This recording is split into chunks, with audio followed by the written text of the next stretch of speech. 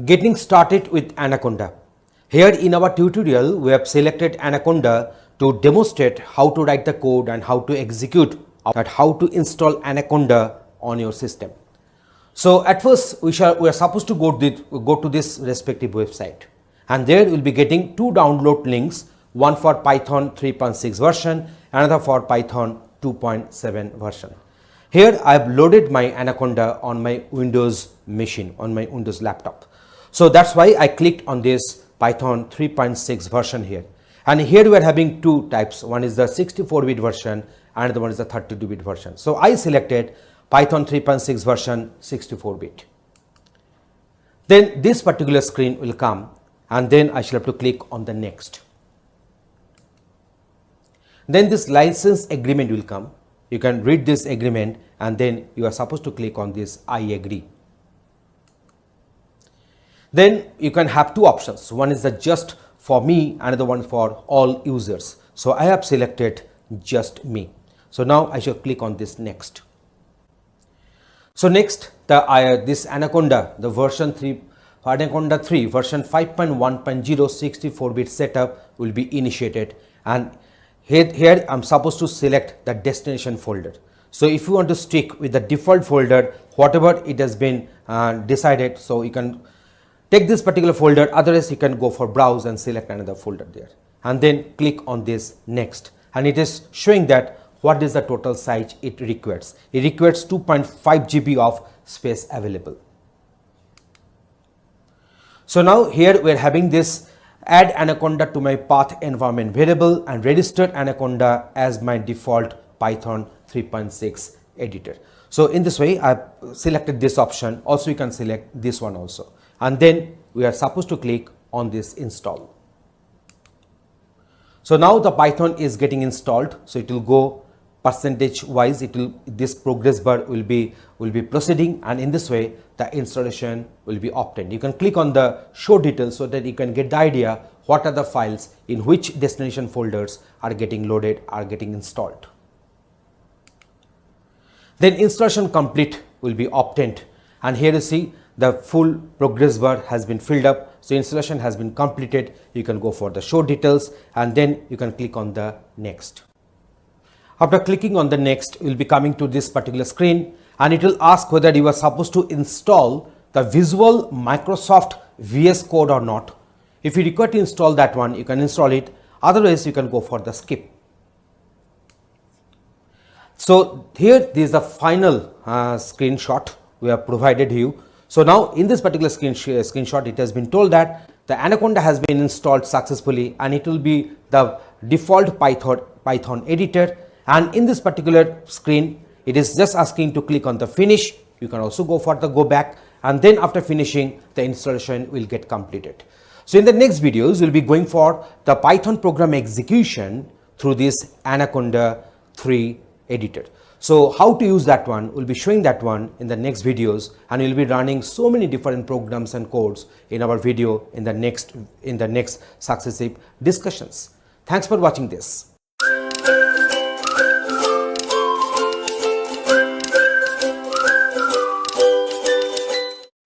In this video, we shall discuss overview of Python.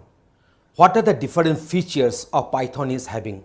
We know that Python is a high-level language and object-oriented language.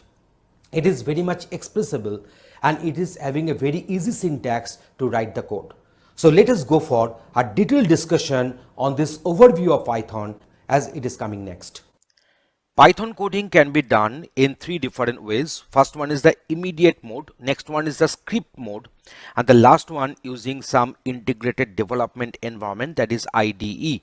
So at first we are going to discuss how we can do the coding in Python in immediate mode. So here we are opening our command prompt, and we are going to the respective folder, that is our C:, users, this is a username, and Anaconda 3. How to install this Anaconda, we have discussed that one in our other video, that what are the steps we require to install this Anaconda. So for this one, we will be requiring this python.exe. So this python.exe, if you click, then this command prompt will open with this respective prompt, that is the triple greater than symbol. So here you can write the code in the immediate mode to run our scripts. You can find this one. So we are writing this one, print hello world. So in this way we can go for this. So A is equal to 100, B is equal to 200, C is equal to A plus B, and then you can go for print C. So it is getting printed as 300. So this is the mode which is known as the immediate mode. That means we can also do the same using our command prompt here. So here we are having our command prompt. So I'm going for this users and this or not, then I'll be going for this Anaconda 3. We can go for this Anaconda 3. Here we are having our Python, so we can go for this. So this is a python.exe is there. We can run it, and we are going to get the same screen whatever we had. So this is known as the immediate mode. So typing Python in the command line will invoke the interpreter in the immediate mode, and you can directly type in Python expressions and press enter to get the required output. And if the Python prompt, it will tell us that interpreter is ready for our input. So let me type some code here. So I'm going for this print, say 100 plus 200. You can easily find it is calculating and giving me the outcome. So this is our immediate mode. Now let me tell you that how to do the coding using the script mode. So for that purpose, we're just opening a notepad for the typing. So here I'm writing the code. There is a print. So we have typed this code here, and we are saving this one. In the respective folder, there is Anaconda 3 and giving the name as say prog1.py. Giving the name as prog1.py. So we are saving this one. So prog1.py is the file name. Now we are coming back to our, I'm getting back my prompt here. So let me check whether the file has got saved here or not.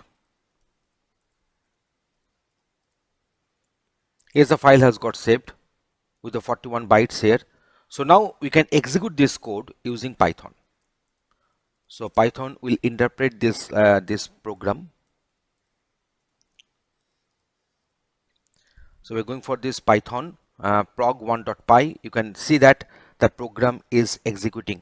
So this is the mode known as the script mode, where we can type our code, and this mode will be used to execute the Python program written in a file, and then we're executing it using Python and the file name. You can get the output here. So this is the program we wrote. Okay, and there is a respective output we're getting. There is another way to type the code, and that is our integrated development environment. So for that purpose, we are just invoking this Anaconda. So Anaconda Navigator. This is Anaconda Navigator. Now here we are going for this Jupyter Lab. It will open it in a browser. So here we are having, so I shall go for this plus. So going for this Python 3. So you can find that this is our untitled.ipynb. So there is the extension. Here you can write the code. So print. You can execute it. Welcome to the world of programming. In this way, you can go on execution. So you see it has opened into our Chrome browser. So on the default browser, this notepad will get opened. There is a Jupyter Lab.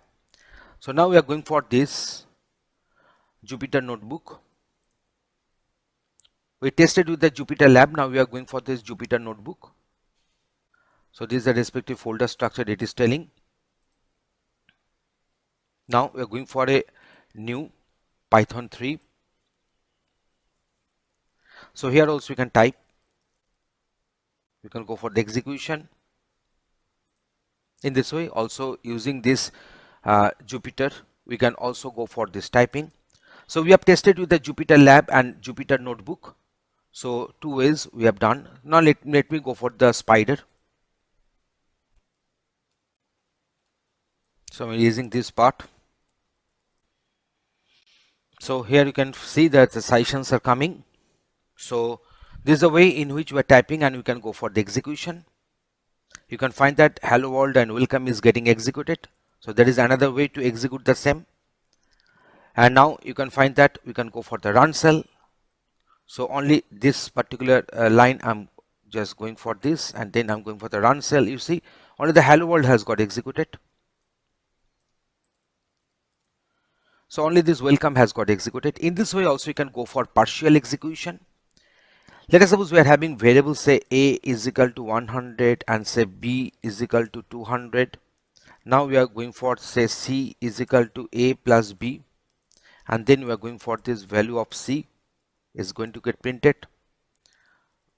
So the sum of and is. So that is another way to type format. We shall be discussing all these things into details. If you go on executing, we can find that so the sum of 100 and 200 is 300. We're having the variable explorer here. You can see the value of a and b and c will be displayed. You can find that the value of a and b and c are getting displayed. So I'm just making this one as 600, making this one as 500. So now if I go on executing, you can find that the values have got updated. So this is another advantage of this. This is a spider. Also here also you can have the line by line execution. As I told you that if I mark this and if you go for run cell, you are getting only these two lines are getting executed. So that is another fantastic way to execute this Python program. So as we discussed that Python is nothing but one cross-platform programming language, and it executes in Windows, Mac OS, Linux and Unix, and also it can be executed ported to the Java and .NET virtual machines. And nowadays Python is available in some Unix and in Mac pre-installed, but in that case obviously the versions might be the older one, so it is our better choice to install it the latest version and explore it according to our requirement. We can explore that one. And now let me discuss some of the different features of this Python. Python is an object-oriented language, which means that it can model real-world objects, and it is also dynamically typed because it carries out type checking at the runtime. So dynamically typing means during the runtime the variables data type will be decided here. The name Python came by Guido van Rossum, and it came after the committee group, that is a Monty Python, and from there this name Python came here. If you consider C Python, then in case of C Python architecture, we are having parser, which uses the source code to generate an abstract syntax tree. We are having compiler, which turns the abstract syntax tree into Python bytecode. We are having interpreter, which will be executing the code line by line, and we are also having the respective three components. So that is our parser, compiler and interpreter. So parser will convert the source code to the, as I told you, that is the abstract syntax tree. Compiler will convert this abstract syntax tree into the bytecode format, and then the interpreter will come, which will execute this code line by line. Python is having multiple different components. There is the functions, classes, modules, packages and so on. We know that functions is nothing but a collection of statements named into one. Classes are nothing but, in case of object-oriented programming, so it supports the classes and the objects. A Python module is a collection of related classes and the functions. We're having the packages, so package is a collection of related modules, and we'll be using multiple different packages in our current tutorial on Python here. If you consider the features of Python, the Python is very easy. That means very easy to learn and understand. It is interpreted, so it is interpreted, executed line by line. So this makes it easy to test and debug. If you consider the respective object oriented, it supports the classes and objects. It is free and open source, so that is another advantage for making the Python so popular. So that is the language, and its source code are available to the public for free. No need to buy a costly license. It is portable, that means we can run Python on Windows, Mac, Linux and other platforms as I discussed. Python supports the GUI programming. That means we can develop a GUI interface for our users, and it is having a large library. That is one of the very important feature of Python. That is, the Python provides us with a large standard library, and you can use them to implement a variety of functions. And multiple different frameworks are available in Python. We're having, they say, Web2Py, we're having NumPy, we're having Pyramid, we're having SciPy, we're having Django. So many different frameworks are available, and these frameworks are required to develop our softwares in multiple different applications for multiple different case studies. So that's why Python is so useful. And the common extension for Python file will be .py. So there is a common extension which we had in our notepad. We know that in our notepad we had that extension, that is the prog1.py. So it is the normal extension for a Python source file. We're having other extensions, that is pyc, that is the compiled bytecode. We're having pyd, that is a Windows DLL file. We're having pyo, that is a file created with optimizations. Pyw, there is a Python script for Windows. Pyz, there is a Python script archive. So now the last question I want to discuss, that why should we learn Python? Because using Python we can go for developing a website, develop a game, perform computer vision, do the machine learning, because in our machine learning we're having this Python and the R programming languages, and Python is one of the most popular language in our machine learning and artificial intelligence domain. Enable robotics, perform web scraping, we're having perform data analysis, automate a web browser, performing scripting, perform scientific computations, build the artificial intelligence oriented applications, and so on. So that's why Python is becoming so useful, and we are having multiple different constructs in Python, like our list, we are having tuples, we are having dictionaries, we are having comments and document string, and we are having series, we are having the sets, we are having sequences, and so on. So many things, and we will be covering all these different aspects of Python in our tutorial. So please go through all the videos in the sequence in which they are appearing in the tutorial. And this is our overview on Python. Thanks for watching this video.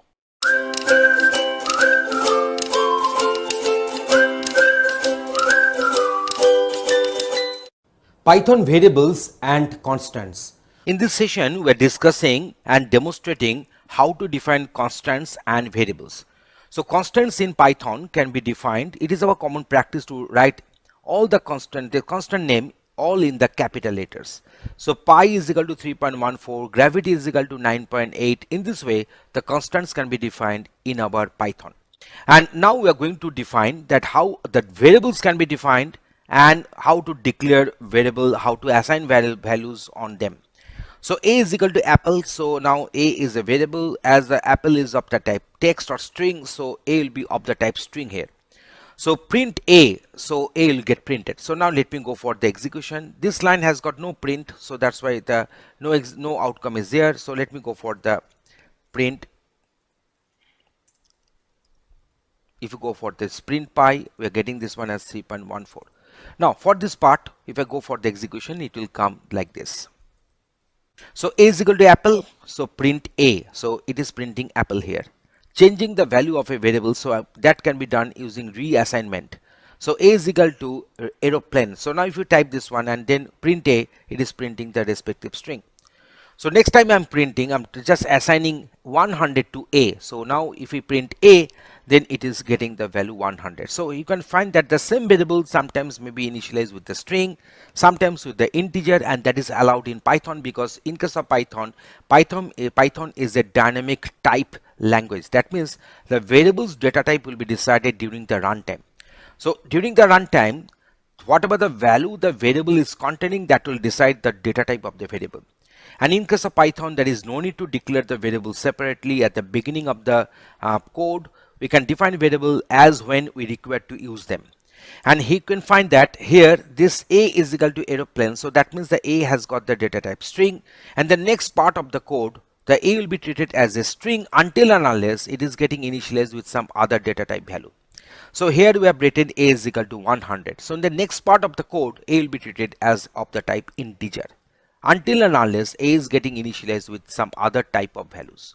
Assigning multiple values to a variable. So b, c, d, all these three variables are getting assigned with this 1, 2.5 and hello respectively in a same single line. So this 1 will be assigned to b, 2.5 will be assigned to c, and hello will be assigned to d. So when you are printing b, c and d, we are getting the outcome as 1, 2.5 and hello. Next one is that assigning the same value to multiple variables using a same statement in the same line, So b is equal to c is equal to d is equal to 5. That means the 5 is getting assigned to b, c and d both at the same time in a single statement, single assignment statement. So 555 is going to get printed here. So in this example and demonstration, we have discussed that how to define constants and how to define variables and how to assign values on them. Thanks for watching this video.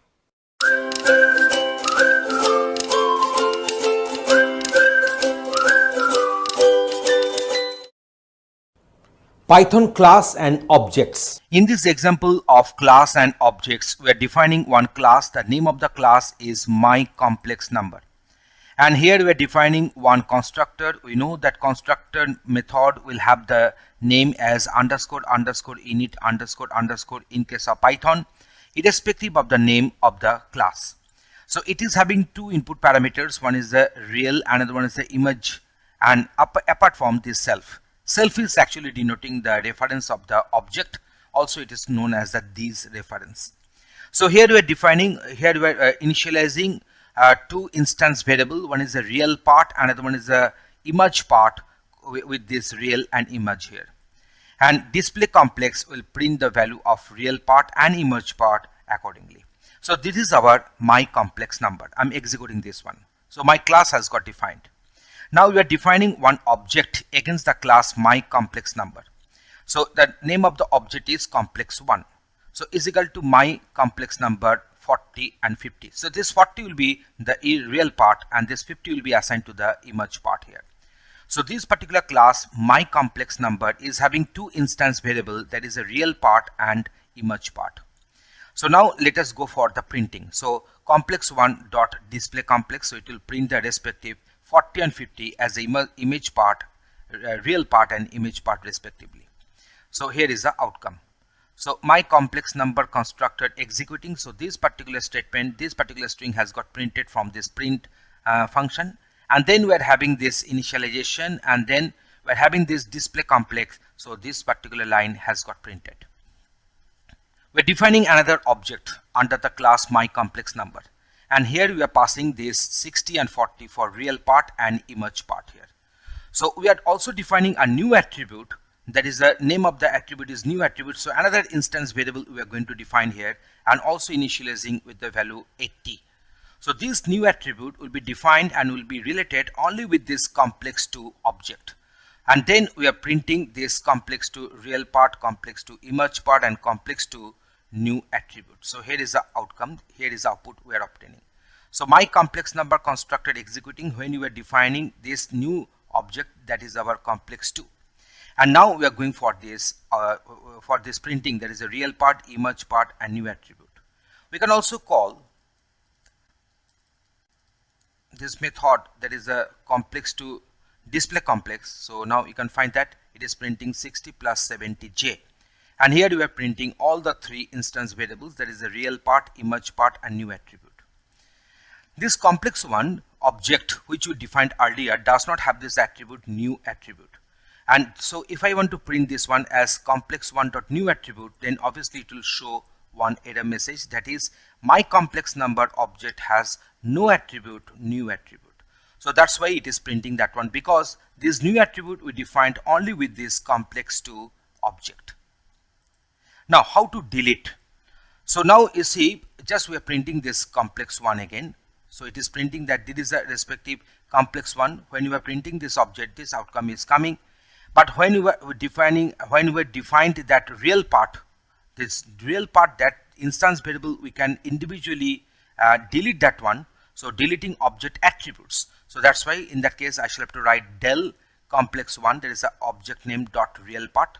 And if I want to delete the whole object, then also we can use this del and complex1.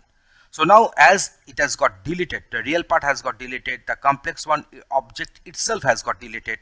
So if I want to print this complex one now, then it will tell me that name error is there and name complex one is not defined.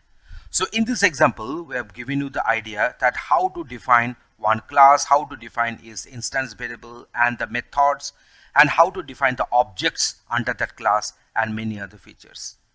Thanks for watching this video. In this video, we are discussing Python arrays implementation. Arrays are fundamental part of most programming languages, and it is the collection of elements of a single data type. And as example, we can consider array of elements like string, array of integers, array of float, and so on. However, in Python, there is no native array data structure. So you use Python list instead of an array. But if I want to create a real arrays in our Python, we need to use the numpy's array. That is the data structure we are having in our numpy module. So for mathematical problems, numpy array will be more efficient. So unlike arrays, a single list can store elements of any data types and does everything an array does. So we can store an integer, a float, and a string instead of inside the same list. So it is more flexible to work with. So let us go for the descriptions and the detailing about this array handling. And at first we are going to discuss how to create one array in our Python. So here we have defined one array. So definition and declaring an array. So these are the set of elements it is having, and print ARR. So it will produce the output like this one. So now if I want to access our array elements, we can use the index. The first element will have the index 0. So ARR 0 will print 10, ARR 1 will print 20 here. So ARR 2 will print 30 here. And here we are having this ARR minus 1. That means the last element will be printed. That is our 50. We are having this ARR minus 2. So that is minus 1. This is my minus 2. So 40 will get printed. So here we are using negative indexing. So now let us go for another array here. So here all these members, all these array elements are of the type string. So if we print these brands, we are getting the output like this one. So finding the length of the array, we are having the method, that is the inbuilt method, that is our len here. So len brands, so it will return 5 here because we are having 1, 2, 3, 4, 5 elements. So if we print a number of brands, we are getting here 5 as output. We can also add some element using the method append. So brands.append intel. So if you go on printing brands, I'm getting this intel as the last element which has got appended to the existing array, that is our brands. So now how to remove elements from an array. So to remove elements, we are having the method like remove, we are having the method like pop. So here we can find that we are having this colors, it is defined there. So let me print the colors here. So going for print colors. Okay. So now if I print these colors, this particular array, we are getting the outcome like this one. So that is the colors I have printed. So now if you go for this del color 4, then after removing this del color 4, if I print, then the outcome will be this one. So that is the color 4 means we are having this 0, 1, 2, 3, 4. So yellow will get deleted because here we have mentioned the index as 4. So now we are having this colors.remove blue. So here I'm just mentioning directly the respective data items. So here we are mentioning directly the data items. So that is our blue. So blue is the member of this particular array. So blue is going to get deleted. So you can find that the blue has got deleted here. So now we are having this colors pop 3. So now here we are mentioning that radically the index we are mentioning. So you can find here that is 0, 1, 2, 3. So orange will get deleted, and in this way I'm getting the reduced number of elements of this array getting printed using print colors.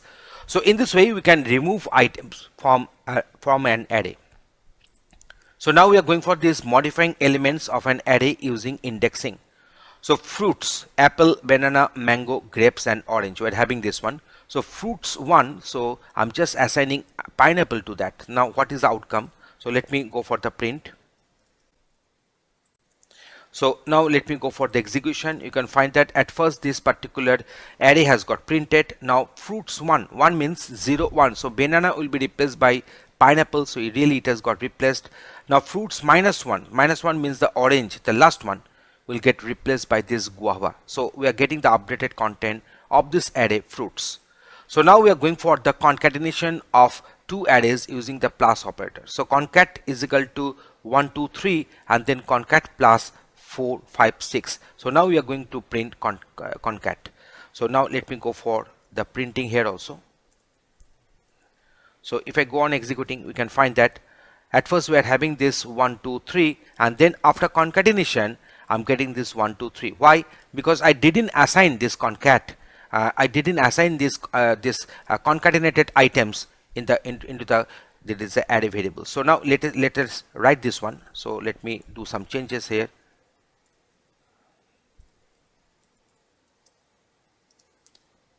So now if I execute, I can find that.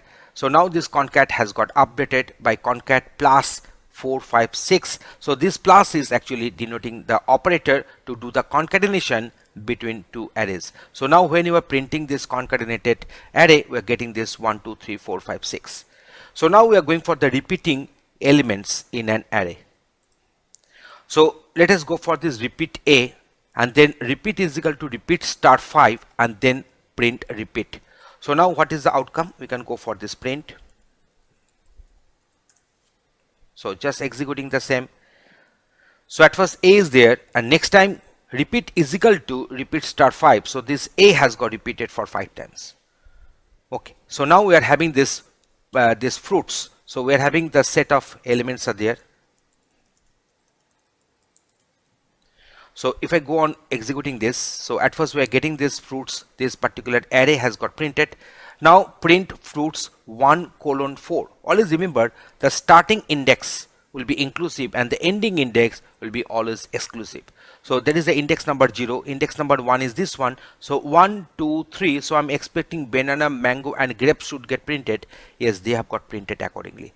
Here the starting index is missing, so it will be considered as 0. So from apple, so 3 means it will proceed up to the index number 2 because 3 will be exclusive. So 0 1 2, so apple, banana and mango should get extracted and should get printed. Apple, banana, mango have got printed. So now it will start from this -4. It will start from this -4. So -1, -2, -3, and here we are having this -4, and the ending index has not been mentioned, so it will go printing up to the last element. So banana, mango, grapes and orange, they have got printed. So here we are having this -3 to -1. So -1, -2, -3, I'm getting here mango, and -1 will be always exclusive because it is the stop index. So that's why it will print up to -2, that is our grapes. So in this way we can have the slicing of an array. Okay, so now we are going for the next one. So here we are going to have our multi-dimensional array. So in case of multi-dimensional array, you can find that we are defining one array. So here the first element is another array that is consisting of 1 and 2. The second element is also another array consisting of 3 and 4 and so on. So if you go and print this multi-dimensional array, you are getting the outcome like this. But if you print this multi-dimensional 0, that means this 1 2, this array will get printed accordingly. 3 means 0 1 2 3. So the 7 and 8 will get printed. So multi-dimensional array 2, 1. So 2 and 1, they are enclosed within the square brackets individually. So 2 means 0 1 2, so 2 means this one, and 1 means 0 1, so 6 will get printed. Similarly for 3 0, so in case of 3 and 0, they are individually enclosed within the square brackets. So 0 1 2 3, that means this particular element and its 0th one, so 7 will get printed here.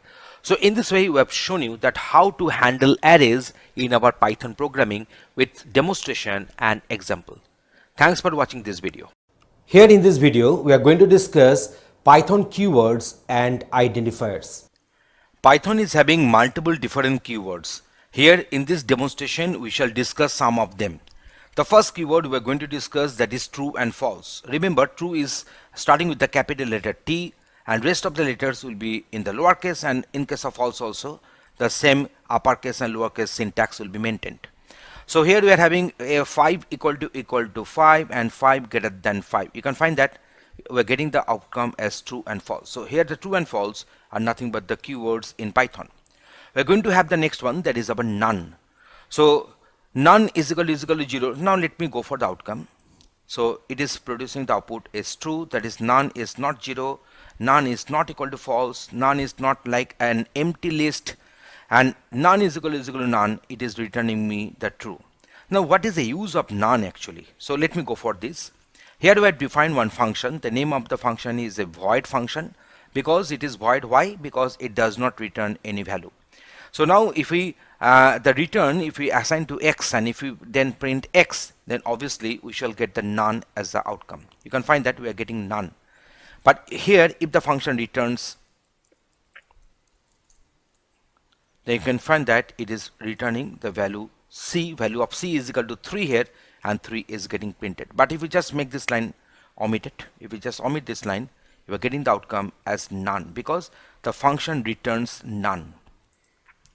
Next one is the and, or, and not. So true and true, true and true, outcome will be true and true, outcome will be true and false rather, outcome will be false.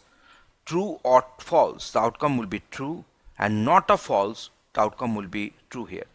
So in this way you can go for other combinations. So let me write some other combinations here. So let us suppose I'm going for true and true. I'm going for true false. So here we're having this true or true, and if you go for the true here, so now let me check what is the outcome we are going to get. So true and true is true, true or true is true, and not of true is false here. So that is another way to get the outcome. And here we discuss, that is the and, or, and not keywords. Now we are going to have this as. So import math as my math. So here we are having this alias of this module math. So here the keyword as has been used, and in the rest of the code we'll be using my math, not the math here, because the math has got, this module has got renamed to my math in this application. So mymath.cos, mymath.py. In this way you can go for the output. Next one is the assert. After assert you usually write one boolean statement. So 5 greater than 5, it is producing assertion error. So that's why it is some assert error is taking place. But if I write 5 greater than 4, so after assert always you should write some expression which will return some boolean output, that is a true and false. So some condition has to be written after this assert, after assert. So now here you can find that no outcome is obtained because both the conditions are true here. Next we are going for the break. Next keyword is break. So in this break what is happening, you can find that for I in range 1, 11. So that means I will have the value ranging from 1 to 10, because this one, that is the lower limit, will be inclusive and the upper limit will be always exclusive. So that's why we are having this I which will be ranging from 1 to 10 actually, if you use range 1, 11.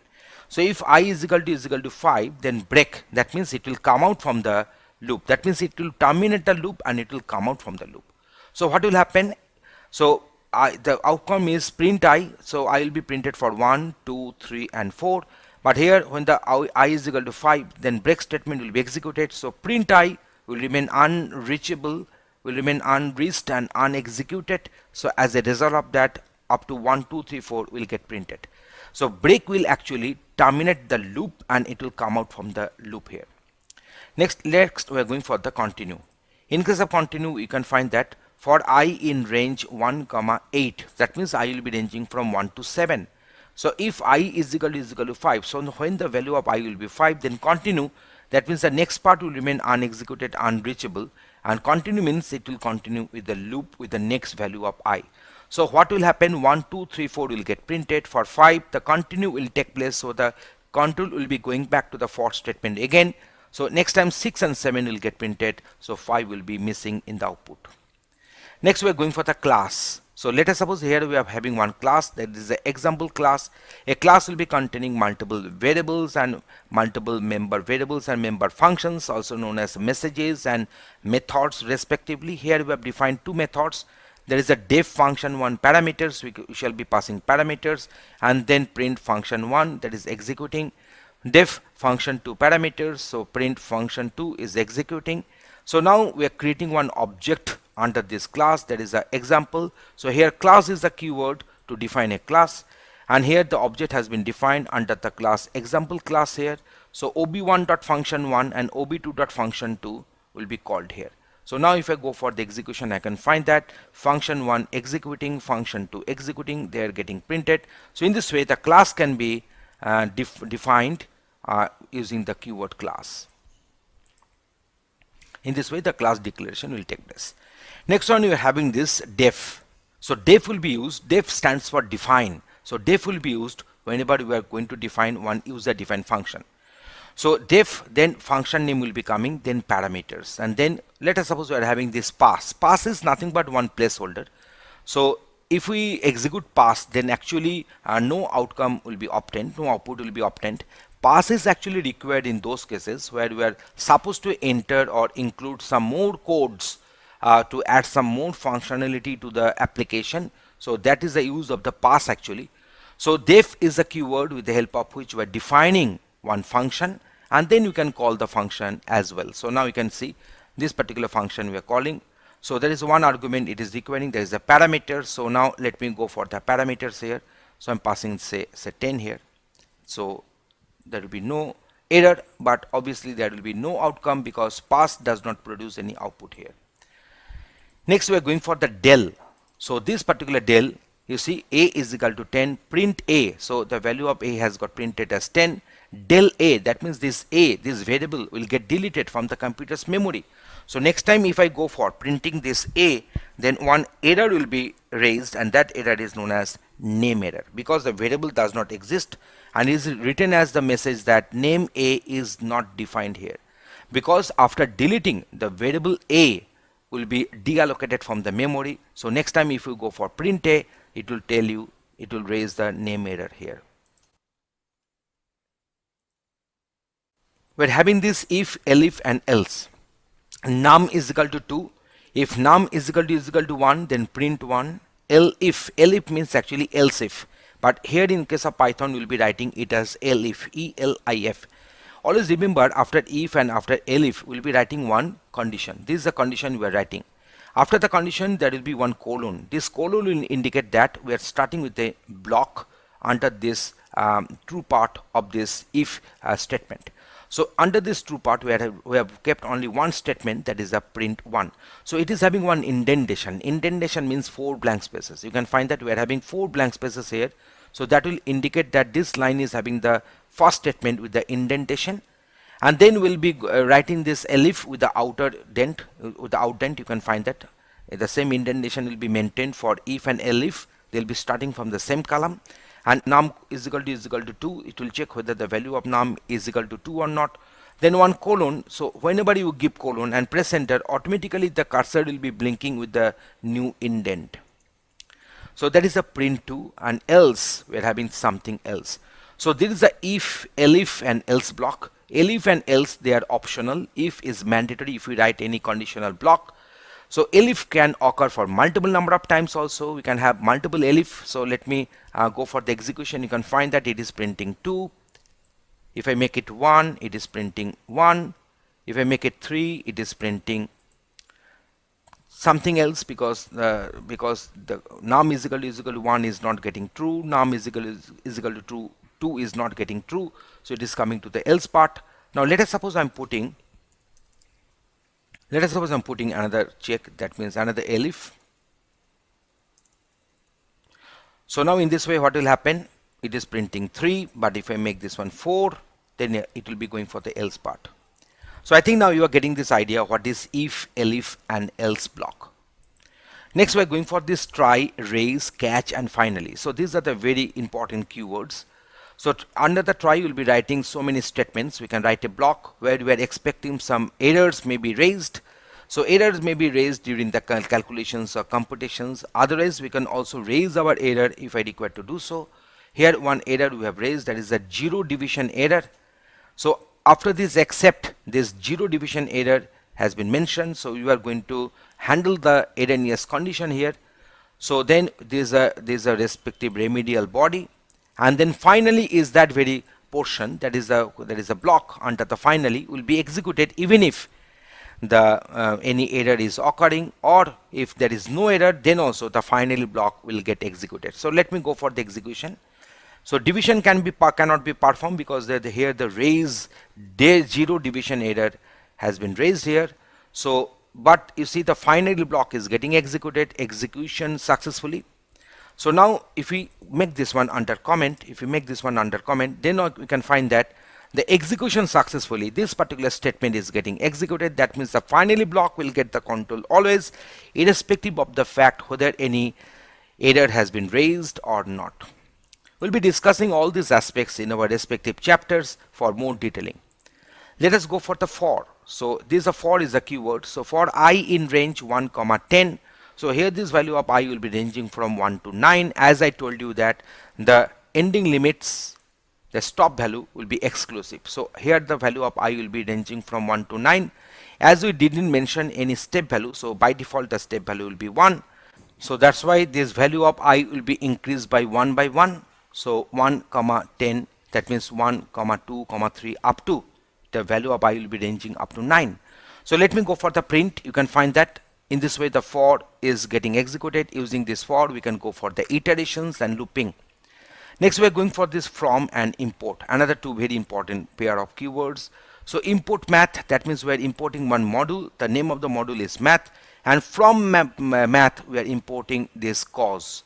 So later we can use this cause as when required, but there in that case we need not to apply. So I am just writing this one. Go for this print, go for cause, say I'm going for say 10 here. So if you go on printing, you can find that it is printing a value. So here I need not to write math.cause. I need not to write because we have written from math import cause here. So I can use this cause method according to the syntax as I have shown. Next we are having the next keyword, that is a global. So here we have defined one variable, that is a global var. There is a read one which will print the value of this global var. There is a write one. Here we are mentioning the global var as a variable with the keyword global. So now this global var is getting updated. Now using the write to, we can also changing this global var with 15. But here you can find that this global var, this particular statement is missing. So this now what will going to happen? So let me go for the execution. See, at first we have called this read one function. So read one will print the global var value, and that is 10. So 10 has got printed. Now it has called the write one function. So write one function will define this global var as a variable here within this write, and this global keyword is actually indicating that this global var is not a new variable, but the same variable which is there as a global variable. So we are doing the update onto that. So next one is the read one function is getting executed. So when you are printing this global var, we are not getting this 10, but we are getting this updated value, that is 5 here. In case of now, we are calling this write to. In case of write to, you see the global var, that statement is missing. We are writing this global var 15. So what is happening? This global var might be having the same name as that of the global variable, but as we didn't write global var here, so that's why this global var is working as a local variable within the write to method. So now whatever the updates we are doing, that scope is confined within this write to method. So this global var, when it will get printed, I'm going to print the 5 again, not 15 here, because we are going for the read one at the last. So in this way you can see that in this code how the global keyword has been used. We're having this in. So in actually used for the membership. So here we have defined one list. The list will be enclosed within the square brackets in our Python. So 4 in A. So now it is checking whether 4 is a member of this list or not. So it is producing the output true.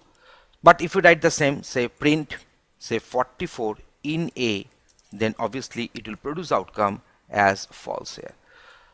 So that is our in, and also you can go for the not in. You can also go for the not in. You can find that. So 4 not in A is false and 44 not in A is true. Next one, you are going for this is. So print true is true. So is a keyword. So its outcome is true here. To define anonymous functions, that is user defined functions, but no name, without any name, we're using the keyword lambda. Whenever we define user defined function with a name, we are using the keyword def. Def stands for define. But in case of anonymous function, anonymous method, the keyword will be lambda. So here you see lambda. So the function has got no name. it will take this x as input argument and it returns it does the calculation, that is x star 2. So that is 2 times it will multiply this value of x, and that will be assigned to a. So for I in range 1, 6, so that means I will be ranging from 1 to 5, and it is printing ai, that means this I will be passed. That means at first the value of I will be 1, then 2, then 3, then 4, then 5, and this I will be passed to this method, and it is returning the 2 into x. So 2 into y will be returned. So I'm going to get, instead of 1 I shall be getting 2. When the value of I will be 2, I shall be getting 4. When the value of I will be 5, I shall be getting 10 here. So I can also print the value of I for the better understanding. Next we are going for the non-local. So this is the outer function. We are having this variable a is equal to 5. This is the inner function. Here we have defined this one as non-local a, and now we are just updating the value of a, and from the inner function we are printing the value of a. From the outer function, inner function has been defined, so now we can call the inner function, and then from the outer function scope we are printing the outer function a. So now we are calling this outer function using this statement. So we can find that inner function has got assigned 10 to a because a is non-local a. That means this a is non-local. That means the a is not local within this inner function. That means we are using this a, and whenever we are doing some update and whenever we are printing this one, I'm getting here 10, and from the outer function also if you print this a, I shall be getting 10 back here. So here we are discussing the keyword that is a non-local. We're having the keyword that is a pass, which I've discussed already. So pass will have no outcome. You can see that I run that code, but no outcome has been obtained because pass is actually working as a placeholder. So in future under this function, if I want to add more functionalities, if I want to add more codes and statements, in that case I can replace pass, because pass is nothing but one placeholder. Later for new code insertion I can replace pass with the new set of codes. So that's why you see it is producing no outcome. So let me call the function also. So I'm passing this 10. You see it is producing no outcome here. Next we are having this return. Return is another very important keyword. So a is equal to 10 within this function. The body is a is equal to 10 and return a. So now whenever we are calling this function, the function will return the value of a, that is 10, and we are printing that value here. So now let me go for the execution. I'm getting 10 here. So now we are having this while. So in the case of while I is equal to 5, I greater than 0, print I, and I is equal to I minus 1. So I have written this one as I minus equal to 1. So value of I will go on printing, and this process will be continued when the value of I will be greater than 0. So if I execute my code, I'll be getting the output for I is equal to 5, 4, 3, 2 and 1. Okay, the next keyword is with. So with open example.txt w as my file. So now what will happen? This example.txt will be opened in the write mode, and here we are using the keyword with, and to that particular file pointer, to this particular file reference, where you calling this write method, and this particular string will get printed onto the example.txt. So now if I go for execution, you can find that the example.txt. So let me go for the checking. Example.txt has been created just a second's ago, and you can find that its body is having only one string, that is the hello world, which we printed here. So in this way, using this with keyword, we can open a file either in the read mode or in the write mode or in the append mode, and we are having a separate section where you have discussed that what are the different modes are possible and operations are possible on our data files. So this is the use of the with keyword. We're having the yield. That is another very important keyword in our generator. So def generator, we have defined one method. The name of the method is generator, and for I in range 6, that means here this value of I will be ranging from 0 to 5. 6 means the value will be ranging from 0 to 5. And here we are not returning anything. You see, in case of generator function, we don't have the return statement. We usually have the yield statement. Yield will go on accumulating all the calculated values. So what is the value here? I star I. I will be ranging from 0 to 5. So I'm going for the square of that I. So it will be having the value 0, 1, 4, 9, 16 and 5 square, that is 25. So now yield will return one iterator. So now generator, the outcome will be obtained in G, and then for I in G I shall go on printing the value of I, and the respective outcome will be obtained here. So instead of having the return, in case of generator functions, we'll be having the keyword yield, which will go on accumulating all the calculated values, and later from this iterator we can, using the for loop, we can pick up each and every element at a time in one loop, in one iteration, and go on doing the computations. But here we have just printed the value of I here. So in this particular example, we have discussed multiple different keywords. You can see there are so many different keywords we have defined. Other than these, other keywords are also available, but these are the most usable and frequently used keywords in our Python code, and on them we have written small example codes, and we have explained that one with the required outputs. Thanks for watching this video. Python tuples. So under the chapter Python data types, we are going to define another new data type, that is known as tuple objects. In Python programming, a tuple is very much similar to a list. The difference between the two is that we cannot change the elements of a tuple once it is assigned, whereas in a list the elements can be changed. That means list is mutable and tuple is immutable. And another difference here is that in case of list, we shall enclose our elements using third brackets opening and closing, but in case of tuple we'll be enclosing them using the first bracket opening and the first bracket closing. So that is another difference we are observing here. So now let us discuss what are the advantages of tuple over list. Since tuples are quite similar to list, so both of them can be used in similar situations as well. And however, there are certain advantages of implementing a tuple over a list.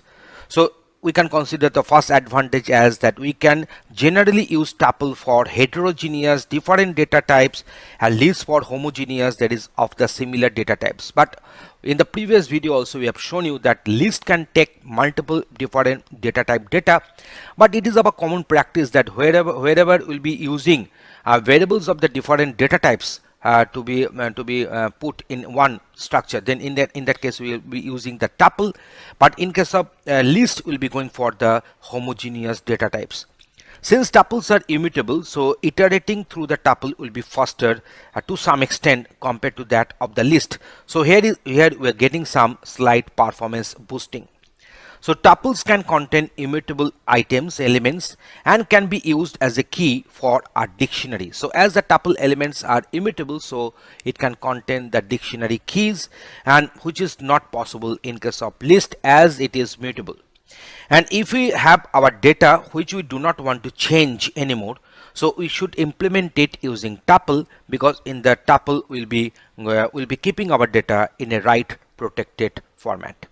So here we are having one tuple we have created, and that is the empty tuple. So tuple 1, so it is empty tuple. If we print, we are getting the output like this.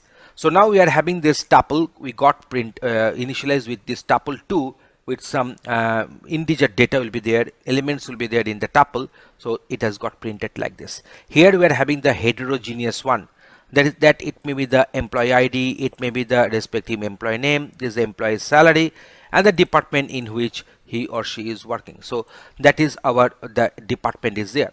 So in this case, if we print the tuple 3, we are getting the outcome like this.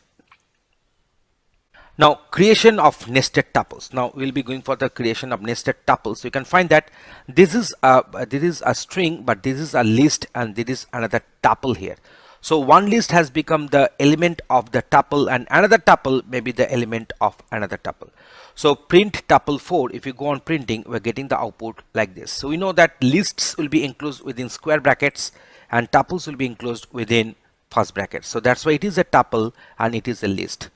So tuple can be created without any parenthesis. So now you can write this one, you can find that the tuples we are going to create here, we haven't enclosed them within the first brackets, but the tuple has got created and it has got printed.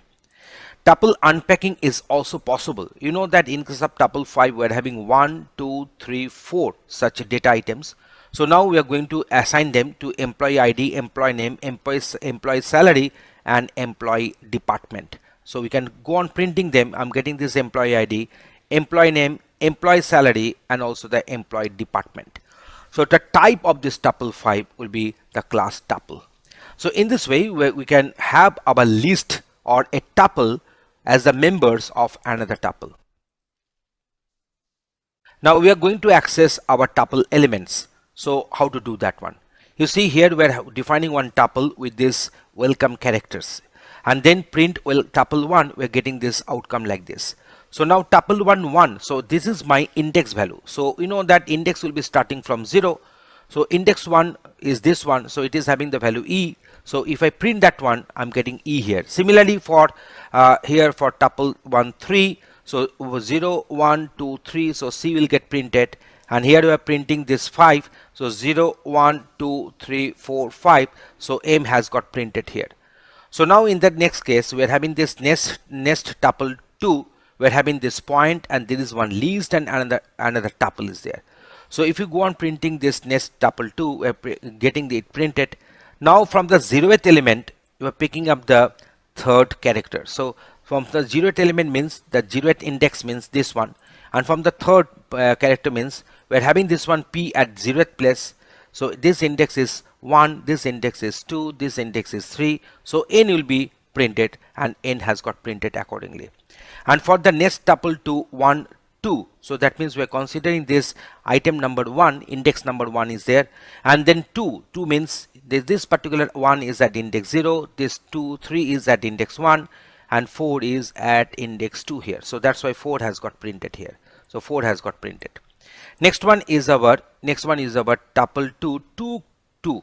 So that means we are considering the second element and the second data. So what is the value here? So value is 9 here. So here the value is 9. So I'm getting here 9. So in this way you can access elements from a tuple here. So let us go for the next example. Now slicing tuple contents. So at first we have defined one tuple which is containing all the characters of the string welcome. So here we are going for the slicing. So index number 1 to 3. So 1 colon 3 means 1 to 3, but 3 will be always exclusive. The terminating index, that is up to which the index we are mentioning, that is a stopping index, will be always exclusive. So here you can pick up the characters from the index 1 and 2. So index 1 is E and index 2 is L. So accordingly the values will be picked up. So here you see we haven't mentioned the starting index, but the ending index will be -3. So this is my -1, -2, -3. So this is my -3. So what will happen? So always remember the ending index, terminating index is always exclusive. So it will print all the members from index number 0 to up to C here. So that's why we are having this one as WELC. So they have got printed. Now from starting from the index number 3, I haven't mentioned any terminating index here. So index number 3 means 0, 1, 2, 3. So from here it will print up to the last element. So that's why the outcome has come like this. Here you see where we haven't mentioned any kind of starting and stopping index values. So that's why the full tuple will get printed here. So that is our tuple 1. So print tuple 1, 1 colon 3 will produce the output like this. Then colon -3 will produce output this one, because we are not mentioning the starting index. So it will start from the very start, and then it will proceed up to -4. So this is my -1, -2, -3, and up to -4. This WELC will get printed, and it has got printed. Similarly, I have explained the other cases. Now we are going for this tuple elements which are immutable. So as a result of that, after creating this particular tuple, so if we print the tuple, it will produce output like this. But if you go on updating its content, so it will produce a one error message. You can find that there is a type error. So tuple object does not support item assignment. So that's why it is producing one error, and the name of the error is type error here. Okay.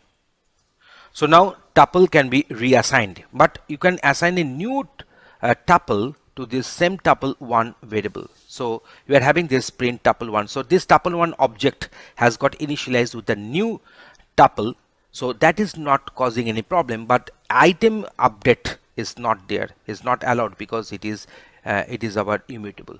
So that's why if you go on printing now, you see the new tuple has got assigned to the tuple1 object.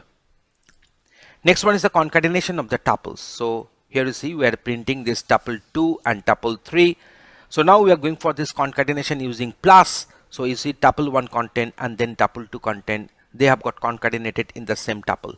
So now here you see we are having this particular tuple, and this tuple will I'm just multiplying it by 4. That means 4 times this again will be there, this particular string again will be there, and that will produce one tuple. So there is a syntax of writing. Deletion operation on a tuple. So here we are having one tuple here. So if you go for delete tuple2, then obviously it will produce some error operation. Why? Because you know that the tuple is immutable. So now what will happen if I uncheck this one, if I go on uncheck, so the error will be obtained is type error, and that is tuple object does not support item deletion. So that is the message is getting printed. So that's why I'm putting this one under comment here. So but we can delete the entire tuple. So del tuple4, so that full or whole tuple4 will get eliminated, will get deleted. So in that case, if we print this tuple4, it will print the name error, and name tuple4 is not defined is the message. So now we are having some tuple methods. We are having some tuple methods. So tuple5, we are having this respective all the characters of welcome, and tuple5.count e. So it will count that how many times this e is occurring here. So I'm getting this one as 2 because e has occurred 2 times in this tuple. So in the tuple members. So now it is going for the index C. So it will find out the occurrence, the index of the C character. So this particular C string rather. So that's why we are getting this 3 here, because it is index 0, index 1, index 2 and index 3. So now let me check if I have this C for another place. If you have this C for another place, then what will happen? If I go on executing, I'm getting 3 back again, because it will just check the first occurrence of this string C in this particular tuple here. So tuple operations. So here we are having this tuple 6. You can find it. So tuple 6 is there. So now we can go for the print once.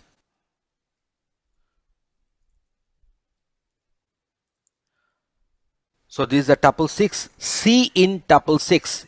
C is there. So that's why it is giving me the outcome true. C not in tuple 6, outcome will be false. A in tuple 6, there is no A is here, so it will return false. A not in tuple 6, it will return true here. So it is checking the set membership. Next one is the iteration through tuple elements. So here we have defined one tuple, here we have defined one tuple, and if you go on using this for loop, that is for letters in tuple 6, we are printing these letters. We are getting that for each and every iteration, we are just picking up one element from this tuple members, and it has got assigned to this letters, and letters is getting printed. So now built-in functions with the tuples. So we have defined one tuple, the tuple has got printed, max of the tuple 7, so maximum element from this tuple, so 77 has got printed, minimum of tuple 7. So here we will be having the value 11, then shorted tuple 7, so they will be remaining in the shorted form. The return one is in the term of list. You can find that they are enclosed within square brackets, and len of tuple 7 will give me the count of the elements in the tuple variable. So in this way we have discussed that what are the different operations, what are the different functions are there, inbuilt functions are there, with the help of which we can operate on a tuple, and also the difference between the list and the tuple we have discussed in this session. Thanks for watching this video. A set is an unordered collection of items. That means within the items, within the members of the set, there is no ordering. The elements, the items can be in any order, and every element must be unique. No duplicate elements will be allowed in a set, and must be immutable. That means those elements cannot be updated, cannot be changed. However, the set itself is mutable. That means we can add or remove items from a set. Sets can be used to perform the mathematical set operations like our union, intersection, symmetric difference, etc. So let us discuss how to create one set. Here we have defined one set of integers. In case of set, the elements will be separated by commas and the whole set will be enclosed within curly braces. So if I print it, you can find that the set has been formed. A set may have different type of data. That means elements will be from mixed data types. So here we are having this 101 of the type of integer, Ognivo is of the type of string, and here we are having one tuple. The tuple can be also a set element. So you can find that the respective my set2 has got printed. If we, while defining one set, if I put some duplicate values, then those duplicate values will be eliminated. Only the unique values will be there in the set ultimately. Now in this case, a set cannot have mutable items. Here you can find that we are defining one set where list is as one of the elements, but list is containing mutable items, so this particular set cannot be formed. So if I go on printing, if we try to define one set here, then type error is coming and unhashable type list is the respective error message. So you can find that creation of a set from the list as one of the elements is not possible. So we can make a set, but we can make a set from a list using the method set. So here we are having one list, we are doing one method set here, and then we are going to get one set accordingly.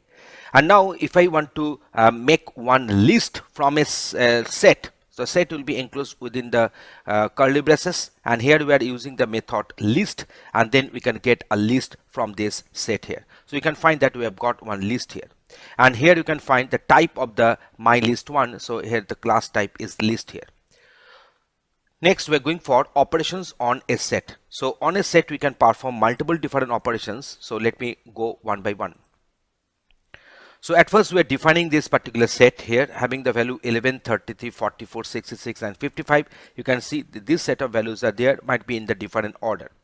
So now the set members cannot be accessed using index. So 0 is the index. So if I want to access the my set 1, 0, if I want to access this one, error will be coming, and the type of the name of the error is type error, and set object does not support indexing is the error message.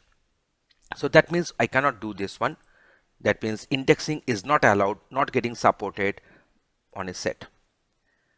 Okay, now next one is that, so if we go for adding one single item, so we can use the method add. So in that case 77 will be added as one of the elements. But if I want to add multiple items, then you can go for the method update, and here the multiple items are to be enclosed within square brackets. That means it is a list. So list of items can be passed as input argument to the method, that is our update. In that case, you can find that 88, 99, and 22, these three values have got added to the set. Now you see, we can go for the update. In that case of update, we can add a list, we can add a set. So here you see 103, 104, 105, they are nothing but a set, and 100 and 102, they are nothing but a list. So looking at the brackets enclosed, we can easily find, and then you can find that this particular my set 1 is having those values included and added. Now we are going for the remove and discard. So you can find that in case of remove and discard, so initialize my set. So at first my set 1 has got this set of values, and we have printed that one. Now we are going for the discard 4. That means discard an element which is not present, but you can find that no error is coming, no error message is coming, because the discard will handle that error near situation.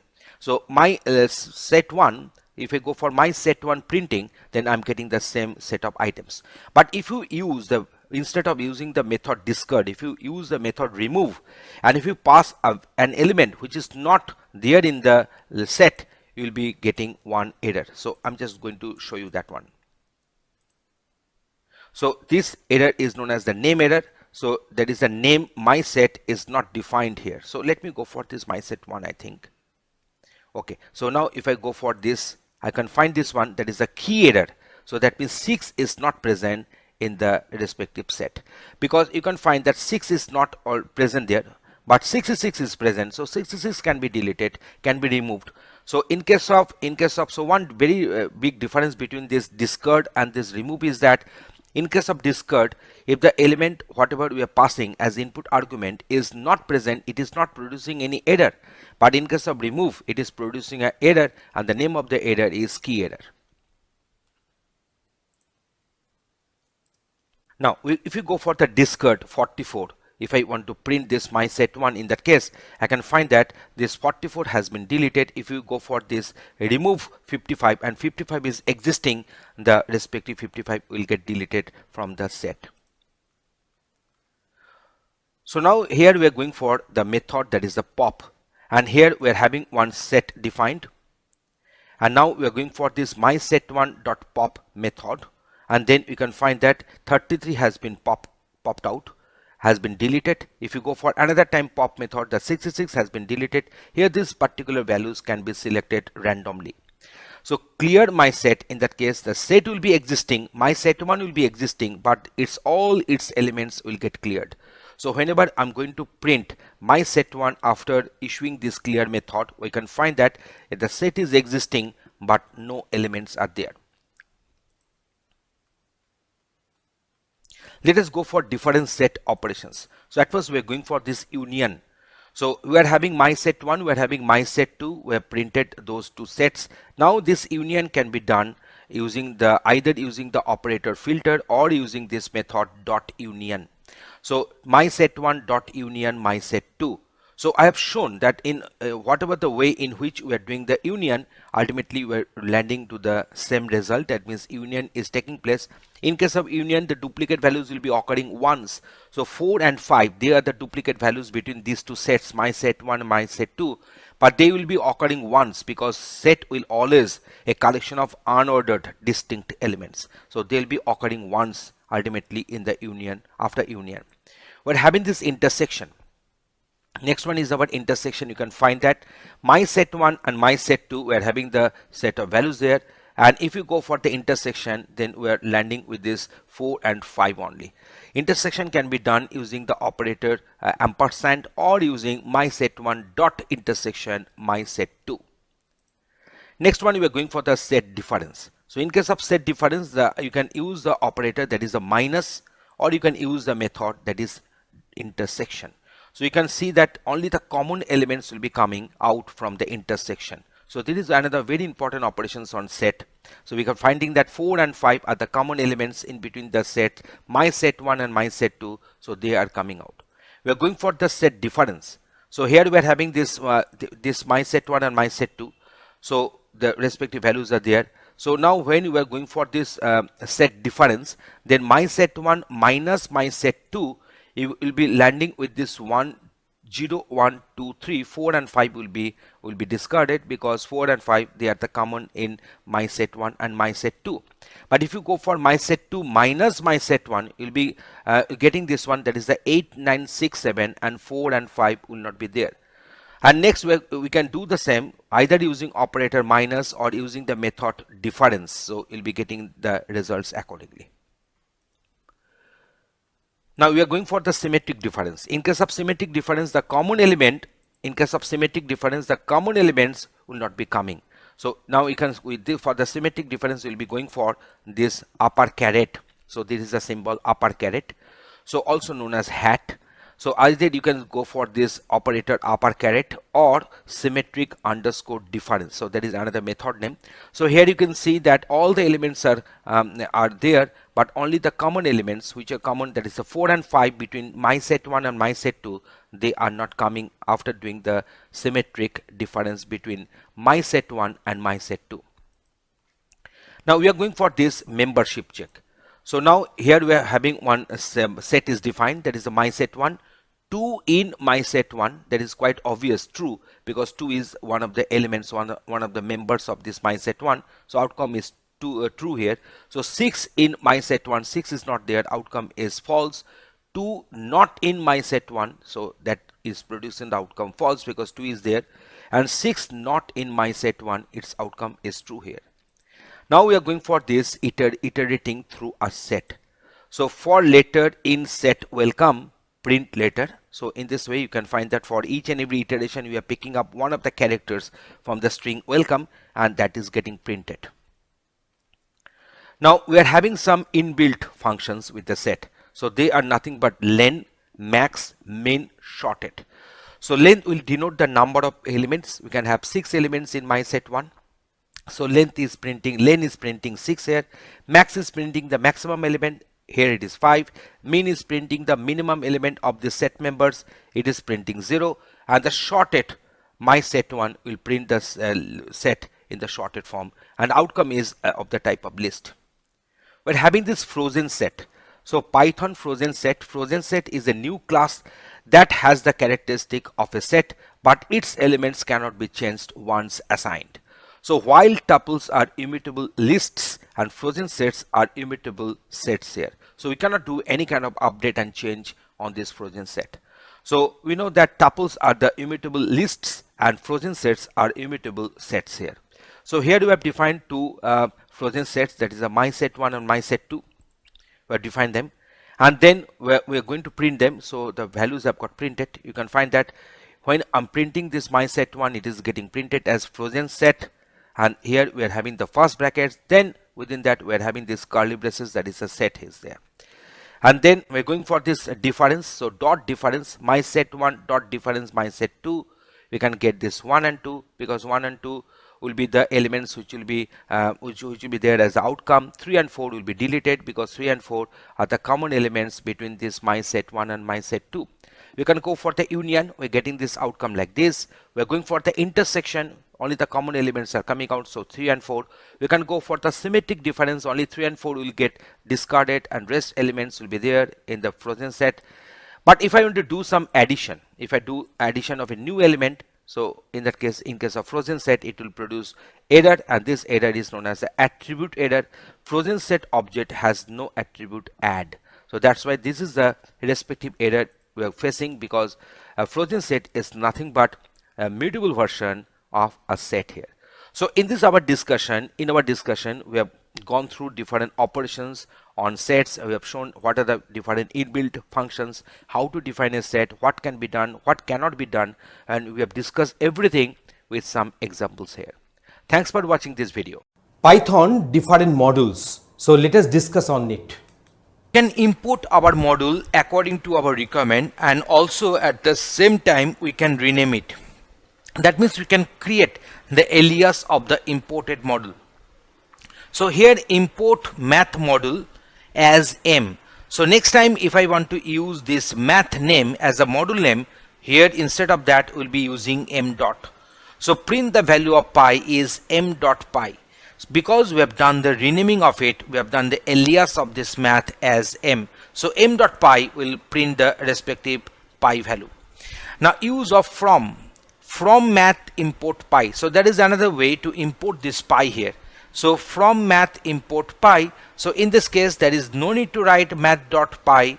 Here you can use directly this pi here in our respective print statement. So if I execute the code, we are getting the output like this one.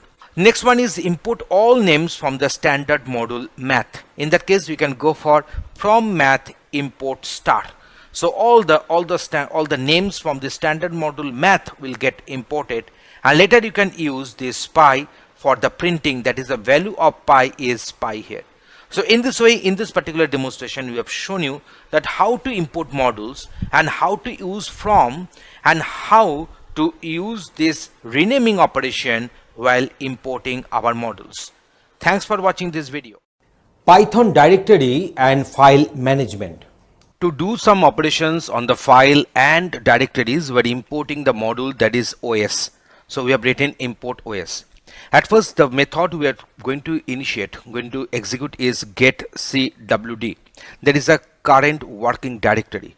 So it returns the present working directory in which we are now existing. And then we print os get current working directory in the byte. That means returns the present working directory as a byte object. So let us go for the execution. You can see that.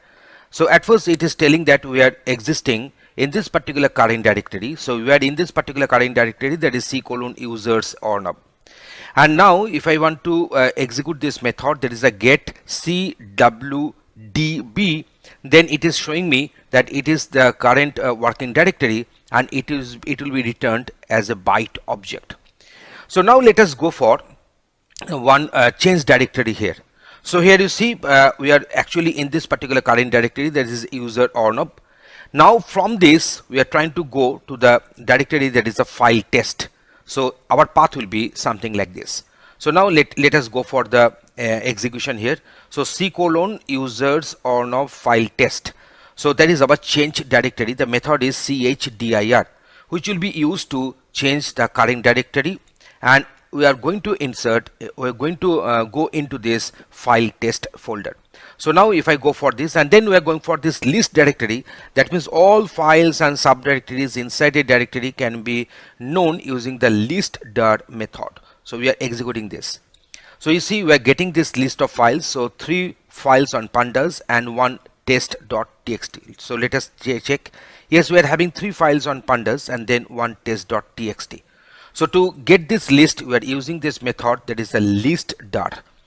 Okay, so we have gone for this particular folder. We are now in this particular folder. So now if I print this one, it will print that in which folder we are actually belonging at this moment. So if I execute, we can find that we are in this particular folder right at this moment. Okay, now we shall make a new directory, that is a test. So the method is mkdir, that is make directory, used to make a new directory under the present directory. So the test will be created. So you see there is no existence of any test folder here. So let us go for execution of the same. So we are supposed to get one test folder, and the folder is empty, but the folder has got created. Next we are going for use to rename a directory. So now we are going to use the method, that is a rename, which will rename this test folder to this new one. There is another folder name we are going to give. So now let us go for the execution, and you can find that the test folder has got renamed to the new one here, and the folder is empty. Okay, now removing a file and a directory. So how to remove a file and how to remove one directory. So here you are removing test.txt and new one folder. So the respective methods are remove. Remove will be used to remove one file, and rmdir method will be used to remove our directory here. So let us go for the execution of the same. So we have executed this one. So test.txt and new one, you can find that they are not existing at this moment because we have executed these two codes. So now again we are going to change to our directory, that is a parent one. We went to under this particular file test. Now when you are coming out, so again we are using the method, that is a chdir. So again we shall come back to my c:, users ornob folder. So in this particular demonstration we have shown you that how to operate with the file, how to delete it, and how to rename one folder, how to create one folder, and so on, and how to see that in which current working directory you are belonging, and other different issues in the proper demonstration. And you see right at this moment we're not having any folder here, not the test.txt, so they have got removed and they have got deleted. Thanks for watching this video. In this session, we are discussing Python dictionary. So what is a Python dictionary and how to define that one?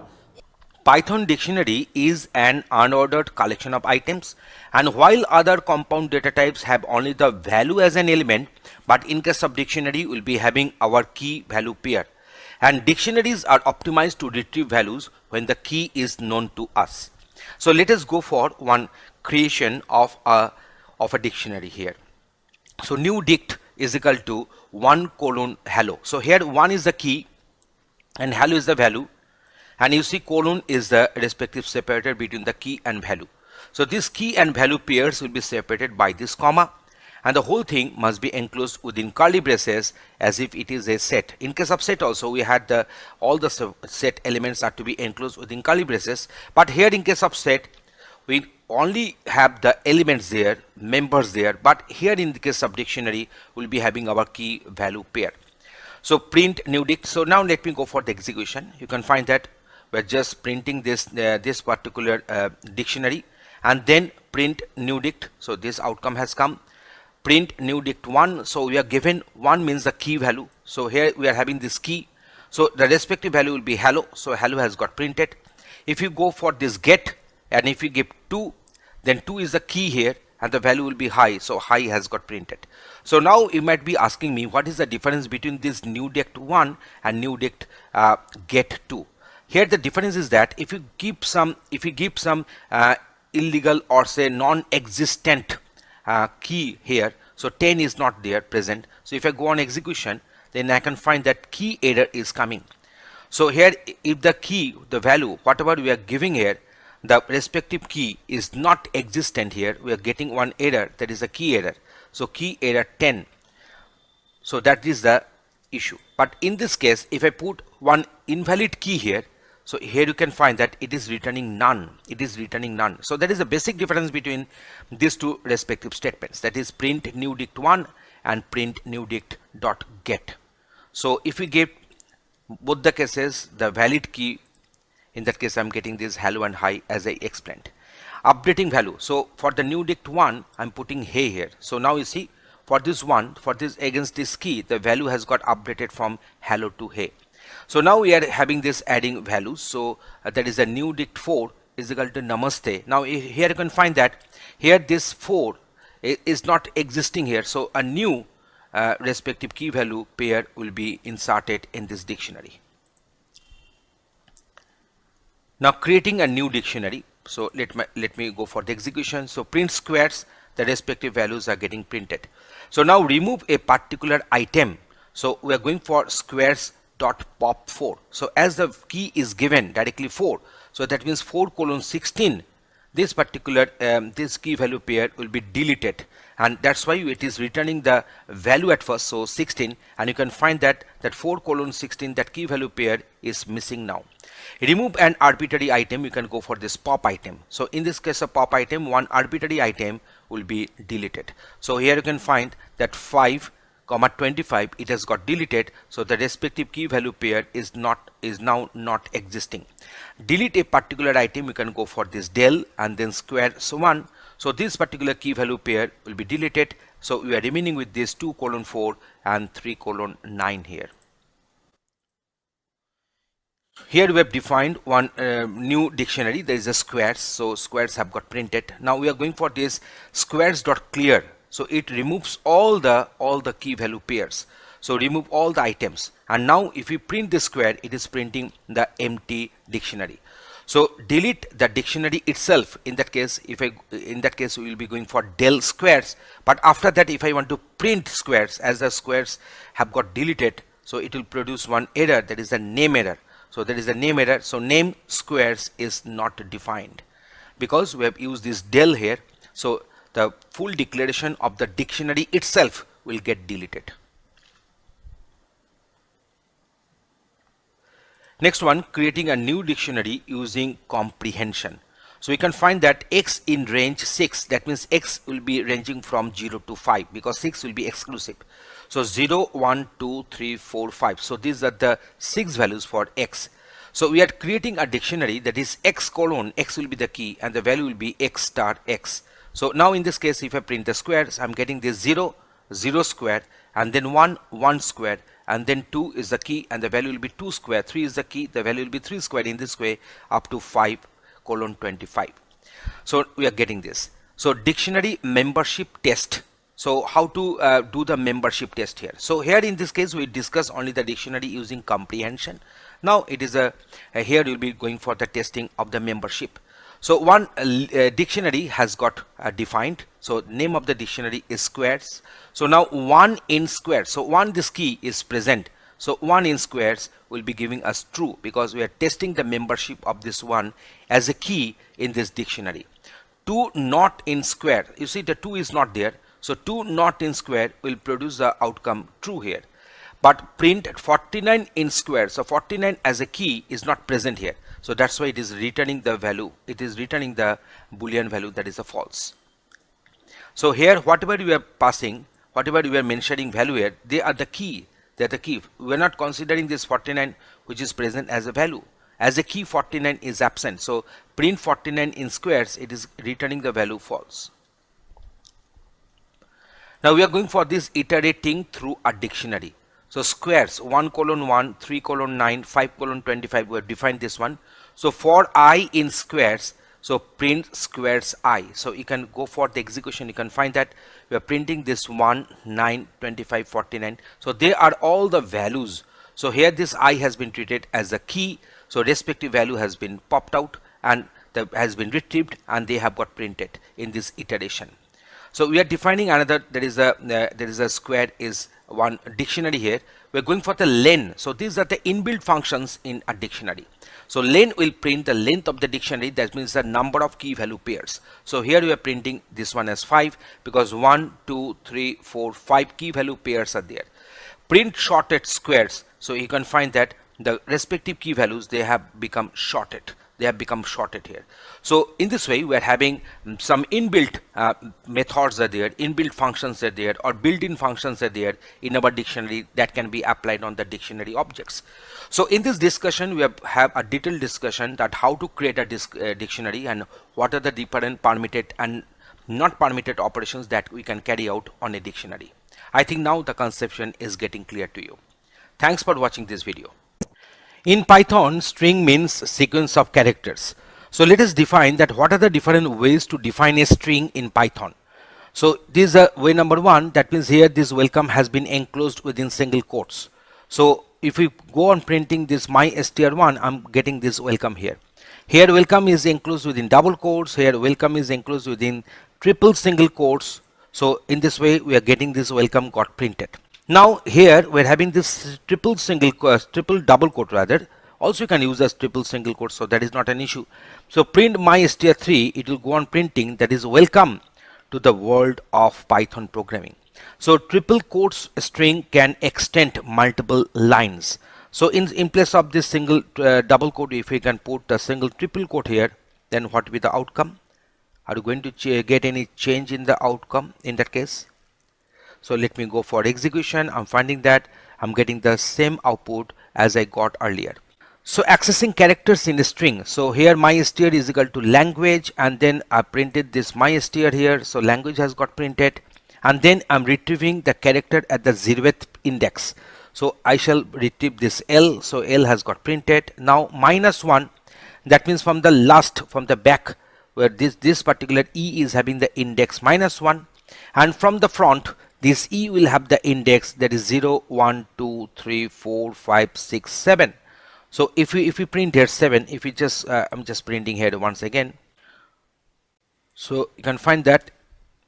So in the both cases I shall be getting this E has got printed as 7 or -1. So -1 means there is a starting character index from the back, from the tail of the string. So next one is 1 to 5. That means index number 1, 2, 3 and 4, because 5 will be always exclusive. The stopping in index number will be always exclusive. So 1 to 5 means 1, 2, 3, 4. So here we are mentioning this 1 and 5, they have got separated by this colon. So that is my 0. So 0 I'm not going to take. So there is a character at the position index 1. So 1, 2, 3, 4. So I've taken this ANGU, and you see we're getting this output like this. So now here we're having this 4 colon -2. Sorry, 5 colon -2. So there is a 5 here. So I'm going to take this one as 0, 1, 2, 3, 4, 5. So that means we're having this one as 5 here. So now we're having this one as -2. So that is -1, -2. You know that we'll be taking this stopping index as exclusive. So I'll be remaining with this A only. So A has got printed. So that means 5 colon -2 means from the 5th character and to the -3 character. So -3 means this is my -1, this is a -2, and this is a -3. So that's why A has got printed. So but if I make this one as 4, then obviously we're getting the output like this. So that is UA in that case. Now here you see this 10, the index 10 is not present here because this language is having we are having say 8 characters. So index will be ranging from 0 to 7. So 10 index is not a valid one. So if I want to access the 10th character, so character at the 10th index, so we are getting this index error. So string index out of range. So that is the error message we are getting here. Okay, now we're going for this. So here we have defined this language. So strings are immutable, that means they cannot be changed, but the different strings can be assigned to the string object. So if we print this mystr, I'm getting this language. But if you want to update, if you want to put another new string to this mystr in the same variable, that is allowed. But if you want to update the third character of the string, that is not allowed as it is immutable. So there is a type error, and str object does not support item assignment. So that is there is the error message we are getting, and there is the error name is type error. Next one, we are going for the concatenation of the string, and that can be done using plus. So mystr1 and mystr2 containing welcome and one blank space and then to all. So now when they are going for the concatenation, I'm getting the outcome this one. So welcome to all. This blank space is essential because otherwise this welcome and to will not have any separation. So they will get concatenated side by side. So now here we are having this, that is my mystr start 3. So what will happen? Mystr start 3. So what will happen? This particular mystr will be occurring for mystr1 will be occurring for 3 times. So welcome, welcome, welcome. So in this way we are going to get the required formed string. So we can do the string concatenation either using star or using the plus operators. Now we are going to discuss, so plus and star both I have discussed. Now iterating through a string here.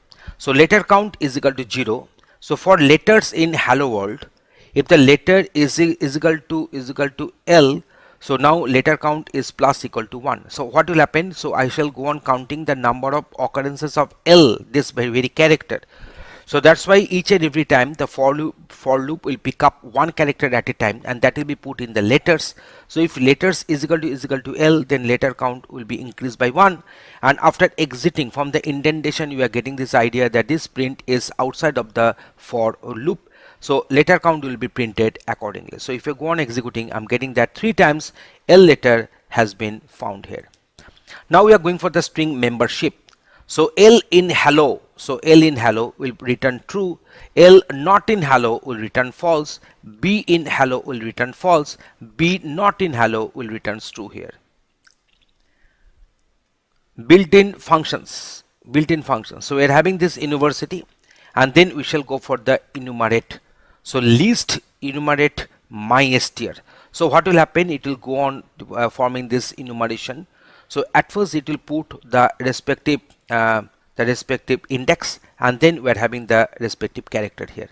So in this way we are having this index 0 u, index 1 n. In this way we are having this index 9. Why? Because university is having 10 characters, so index will be ranging from 0 to 9, and in this way you are getting it.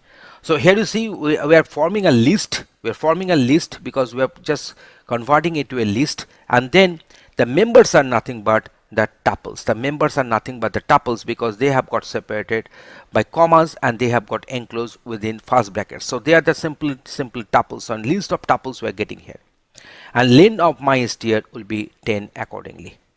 And here we have used the method that is the enumerate. Now we shall deal with this single quote and double quote. So what we shall do, that let us suppose I'm going to print this one. So when I'm going to print this one, it is producing one error. Why error? Because there is a double quote, there is one double quote, so it will take this double quote as a terminating double quote. So that's why it is causing error here. And also this what, you see, it is telling that invalid syntax because the quotes are not matching. So quotes are not balanced. So to write the statement here, to write this string getting printed on the output, we can go for this. So what we are doing, we are enclosing it within triple single quotes, and this particular string is still within double quotes. So now you see we are getting the outcome like this. Otherwise we can enclose the main string within single quotes and putting this one as the double quotes, and here this particular single quote is there, and we are going for the escape character. So that is a slash single quote, and which will be known as the escape quotes, the escape single quotes. So whenever we are going to print, it will print the respective only this single quote here. So now we are having this escaping single quote. So now we are enclosing, we are doing the reverse actually. Here we have put this single quote as the outer one and double quotes as the inner one. But if you go for the double quotes as the outer one and single quotes as the inner one, then obviously this single quotes will get printed here. Otherwise, we can go for this. That means we can escaping double quotes. That means we are going for this slash double quote. So here this double quote will be treated as a character, not the beginning of the ending of a string. So that's why we are going for the escaping double quotes. So when the string will get printed, so slash double quote will be printed as only a double quote, and slash double quote will be printed as only a single double quote. And here we are having this single quote is there, so that will not cause any problem. So in this way, the string can be printed in varieties of ways. So either using triple quotes or using escaping the single quotes, escaping the single quotes once again, and then escaping the double quotes once again. Next we are going for this. So here you see there is a print I want to make it printed. So whenever we are having double slash, it will print as single slash. Here you can find we are printing this one as a single slash, but actually in the string we are having the double slash. So print this is having a new line, that is a slash n. So what will happen, it will go to the next line. We are having this slash t, that is a tab, so that is a separated is there for 8 characters. And then we can also write in this way, that is slash x41. So f41 will be treated as in hexadecimal. So what is the decimal value against this 41? So 4 into 16 to the power of 1, that is 64, plus 1 into 16 to the power of 0, that is 1. So 64 plus 1, that is 65. Which character is having this ASCII code 65? That is our capital A. So it is similarly we are having this capital B. Similarly we are having this capital C. So this ABC will be there. So in this way we can also print the respective string. We are having this format. So default order is equal to, so now here you see these are the different placeholders we are having. Dot format. So today will be coming to this, is will be coming to this, and Sunday will be coming to this placeholder. So here we are having this default order. If you go on printing, I'm getting the output like this one. So today is and Sunday. So we are getting this today is and Sunday. So today is coming to this, is coming to this. So they are maintaining the order. That is the default implicit order. And here we are using this format method. So order using positional argument. So here this is my argument number 0, argument number 1, argument number 2. So the positional arguments, the numbering will be something like this. So here mentioning the argument positional number here. So that is the, so 1 means today will be coming down. So 0 means is will be coming down here, and Sunday will be coming down to this particular placeholder during the output. So you can find that today is and Sunday. So ordered using keyword argument. So here you can mention this one, I as is equal to is, T as is equal to today, and S is equal to Sunday. So here you are mentioning the respective keyword arguments there. So that is TIS, and we are getting the output like this one. So that is another way to print our string. Formatting numbers. So here you see we are having this format 20. So 20 is only one argument is there. So it is the argument position number is 0. So we are printing here 0, and here we are printing 0 but in the binary format. So what will be the outcome in that case? So 20 will be printed along with this 20 in the binary form. That is 16 plus 4, and that is our 20. So now we are having this formatting floats. We can go for this formatting. So now we are having this 0. That means this particular number is going to get printed, and that will be printed in this exponentiation format. And now we are having this 1 by 3, and we are going to print this one. There is a positional argument number 0, and then colon, there is a decimal point 3f. So after the decimal point we'll be going to have our 3 decimal digits. We're having this particular strings, and we are having the string methods. There is a lower, upper, find, and we are having replace. So in case of lower, all the string characters will be converted to the lowercase. In case of upper, all the string characters will be converted to the uppercase irrespective of the initial case here. So find 2. So this 2 will be found at the 13th index. So let me go on counting here. So that is our 0, 1, 2, 3, 4, 5, 6, 7, 8, 9, 10, 11, 12. And from the 13th index, this 2 is beginning, so that's why I'm getting here 13. But if you go on searching this 2, all this T and O in the lowercase, you may not get a match because it is a case sensitive find. So as a result of that, it will give me the outcome as -1, means unsuccessful searching. So replace all by everybody and replace all by everybody. Now here you see if you consider the case sensitivities, you are getting a match, so all will be replaced by everybody. But here this all is written all in lowercase, so ALL. So everybody cannot replace it. So because there is no match has been observed using this replace method. So in this way, we have discussed that how to operate with the string and what are the different string methods and operations can be carried out in this session. Thanks for watching this video. Python data type conventions and typecasting. We are going for implicit and explicit type conversion. So we have defined num int is equal to 123 and num float, that is a flow, is equal to 1.23. So here we are doing this addition in between the integer and the float variable.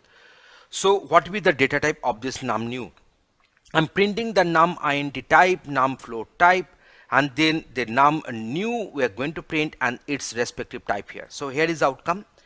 So num int is of type integer, num flow will of the type of float, and here we are having this num new, the respective value, that is 124.23, and the data type of num new will be float here. That means automatically this num int has been converted to the float by the implicit type conversion in Python. So let us go for the next one. So here we are having this integer and next one is a string. So their respective types are getting printed. So respective types are getting printed. So now if I make the respective addition, there is a num int plus num str. If I do this addition, then obviously the implicit type conversion will not take place. That means if I go for execution, that means adding one integer with a string, then it will produce one error, and the error is known as the type error. It has been raised, and unsupported operand types for plus, that is int and str. There is a int and str. So this is the unsupported types we have provided with the plus operator. So that is the source of the error. So this line should not get executed. So I'm putting this one under comment. But if I want to do, so here is, you can find that integer and the string variables are defined, their respective types are got printed, and now I'm converting this num str to integer and assigning to the num str back again. So now we can also change the variable name here, no issues, but here just updating this num str with the integer converted value from the string to the integer, and that will be assigned to num str. And the type of the num str has got printed. So here we are expecting it will print of the type of string, here it will print of the type of integer. So now num sum is equal to num int plus num str. Now the num str is of the type of integer, so the addition can take place. So num sum will print the summation, and type of num sum will be also of the type of integer. You can find this one. So data type of num int is of the type of class int, and num str before the typecasting is class str. So num str after the typecasting class int. After doing the typecasting, if you go on printing the type of num str, it is printing that one as respective integer, and then after doing the addition between these two, the respective sum will be obtained, and that will be of the type of integer, because when you are printing the type of num sum, we are getting this one as class int. So in this way, you have discussed how to do the explicit type conversion and what is implicit type conversion in this particular example. Thanks for watching this video. Python numbers. Numbers in Python can have mainly three different data types. First one is the integer. So here you see the value 1 is equal to 100. So this 100 is of type integer. And then we are having the next one as float. In case of float, value 2 is equal to 100.24. So it is of the type float class. And this particular float will always have some decimal point here, and fractional part will be there. And then we are having another type that is known as a complex, and this complex type numbers will be expressed in the form of the 15 plus 6j. So it is one of the examples we have given. So we are having three different types are there. one is the int, next one is the float, and the last one is the complex class in our Python. And integer and floating point numbers are separated by the presence of or absence of the decimal point. So in case of 5, if you write only 5, it is an integer, but if you write the 5.0, it will be of the type float. Okay, so now here you see we are having this value 1 initialized with the value 100, and then we are going for the print type of value 1, and also we are checking is instance value 1 int, value 1 float, and value 1 complex. If I execute this particular part, we are getting this type as class type of int, and this is instance will always return a boolean. It will check whether this value 1 is of the type int or not, and that is true here, but in case of float and complex, it is returning false. Similarly, we are doing the same type of testing here in case of value 2. If I go on executing, we are getting the required output. So value 2 comma int, if we pass these two parameters to is instance, I'm getting the output false. But here in this case, as this value 2 is of type float, so is instance value 2 comma float will return true, and value 2 comma complex will return false here. So now let us go for this complex. So here we are having value 3 is equal to 50 plus 6j. So if we go on executing, we are getting the output like this. So in case of int, in case of float, with the is instance method, we are getting this false, but with the complex is instance value 3 comma complex, it is returning true here. So in this way, we have tested that how the number instance can be tested, or the number type can be tested using the method is instance. This Python, in case of Python, also we can have other different corresponding representations of data. There is a binary which will have the base 2, hexadecimal which will be having the base 16, and octal which will be having the base 8 here. So numbers we deal with our everyday are having the base 10, that is our decimal numbers. But other than this decimal, you can work with the base 2, that is the binary number system. We are having this hexadecimal with the base 16 and octal with the base 8 here. So to represent one binary number, we can easily write 0b as a prefix to this number. You can write this b in the capital letter also. So if you go on printing this 0b 1101, that means this 1101 is not in decimal but in binary. 0x will stand for the hexadecimal, and 0o will be standing for this octal here. So now let me go for the execution. You can find that if I execute this part, I'm getting 13 because 8 plus 4, that is 12 plus 1, that is 13 here. Because this particular place is having the place value to the power of 0, that is 1. This particular place is having the place value to the power of 1, that is 2. To the power of 2, that is 4, and to the power of 3, that is 8. So 8 plus 4 plus 1, 13 we are getting here. So in case of this 0xab, so a is having the value in hexadecimal as 10. So 16 to the power of 1 into 10, we are getting here 160, and b is having the value 11. So 11 into 16 to the power of 0, so you are landing with 11 only. So 160 plus 11, we are getting the value 171. In the last case, you can find that it is 2 into 8 to the power of 1, because it is represented in the terms of octal. So 2 into 8 to the power of 1 plus 3 into 8 to the power of 0. So we are getting this value 16 plus 3, and that is 19 here. So in place of writing this small b, you can also go for the capital B. This is, I'm replacing this one as capital X and replacing this one as capital O. Then also we are going to get the same output here. Now here you see, here we are having this particular value 10 in terms of integer, and 13.4 is nothing but a float data. So what will happen if you go on printing this one? So you see the result is being converted to the respective float here. So operations like addition, subtraction, which is dealing with this integer and the float, and then automatically it will be converted to the float implicitly. So here you see we are having this integer operand, here we are having this float operand. If any one of the operand is float, then the result will be implicitly converted to the float type. So now we are going to have this type conversion. So 10.5 is of the type float, and if we want to convert it to integer, we can get the output like this. So 10 is getting output, is producing the output. So now here we are having this minus 20.99, so it is a float type. So if we do the type casting to integer, we're getting this one as -20. So you can find this one that when we are doing the conversion to integer, it is not changing the sign of the number. So here we are having this float 10. So this 10 is of the type integer because there is no fractional part, there is no decimal point. But as I did the type conversion here, so the output has become 10.0. Now consider this example. Data 1 is equal to 0.1 plus 0.2, and we are just printing the value of data 1.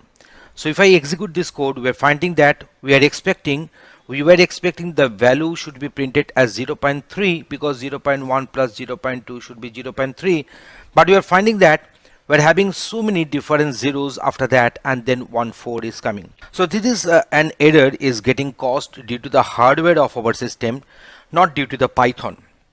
So if we want to check whether 0 plus 1 plus 0 plus 0.1 plus 0.2 is 0.3 or not, then in that case we'll be finding that the condition is giving the output as false.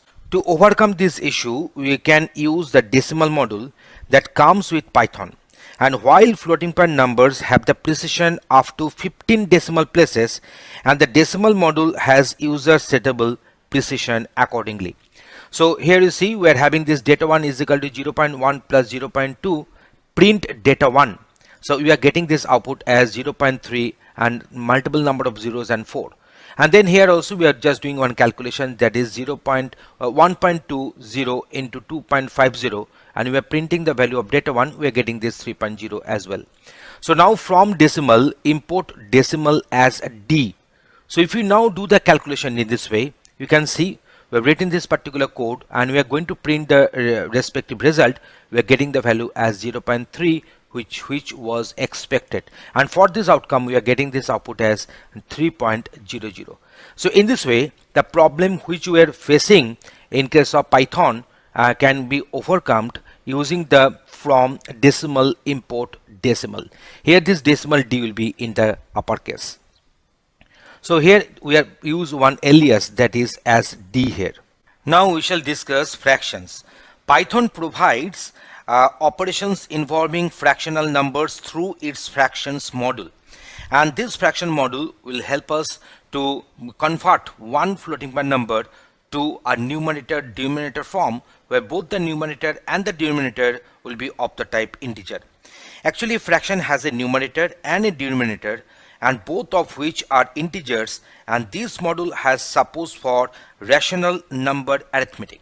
So let us go for this example here. So you see that from fractions, import fraction as f, and this is a respective module we are executing here. So you can find that 1.5 can be expressed in terms of 3 by 2, and this 3 is nothing but one integer numerator, and 2 is nothing but another integer which has been placed as the denominator. So print f5, which will give you the 5, and print f1 comma 5 will give you the value, that is 1 by 5. So while creating fraction from float, we might get some unusual results, and this is due to the imperfect binary floating point number representation.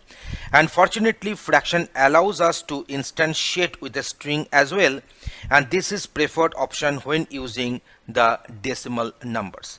Now we shall discuss the math module. Python offers module like math and the random to carry out different mathematics like your trigonometry, logarithms, probability, statistics, and etc. So just consider this set of code. So Python math module. So we have imported the math, and then we used multiple different functions available in the math here. So pi, cos, log, log of 10, exp, factorial, and signage. So here is the respective outputs we are getting here.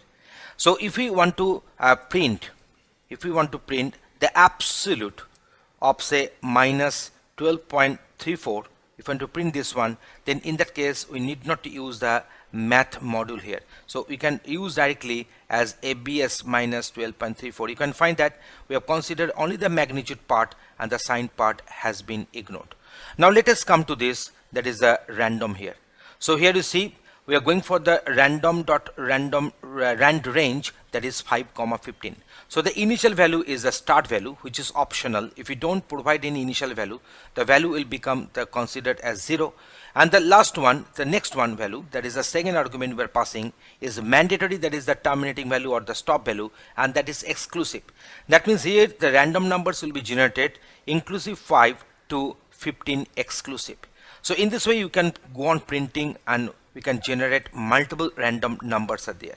So the first value is optional, that is there is a start value.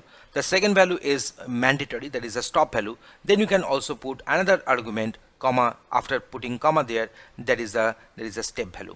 So here we have printed rand range in between 5 to 15 4 times. So now we are having this 11, 8, 14 and 13. If I execute the code once again, we are getting the different set of values. If we execute the code once again, we are getting different set of values.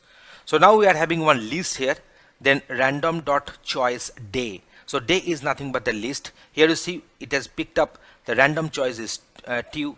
If you go for execution once again, we're getting this value as 2 here once again. So if you go for again, you can find that we're getting here mon here.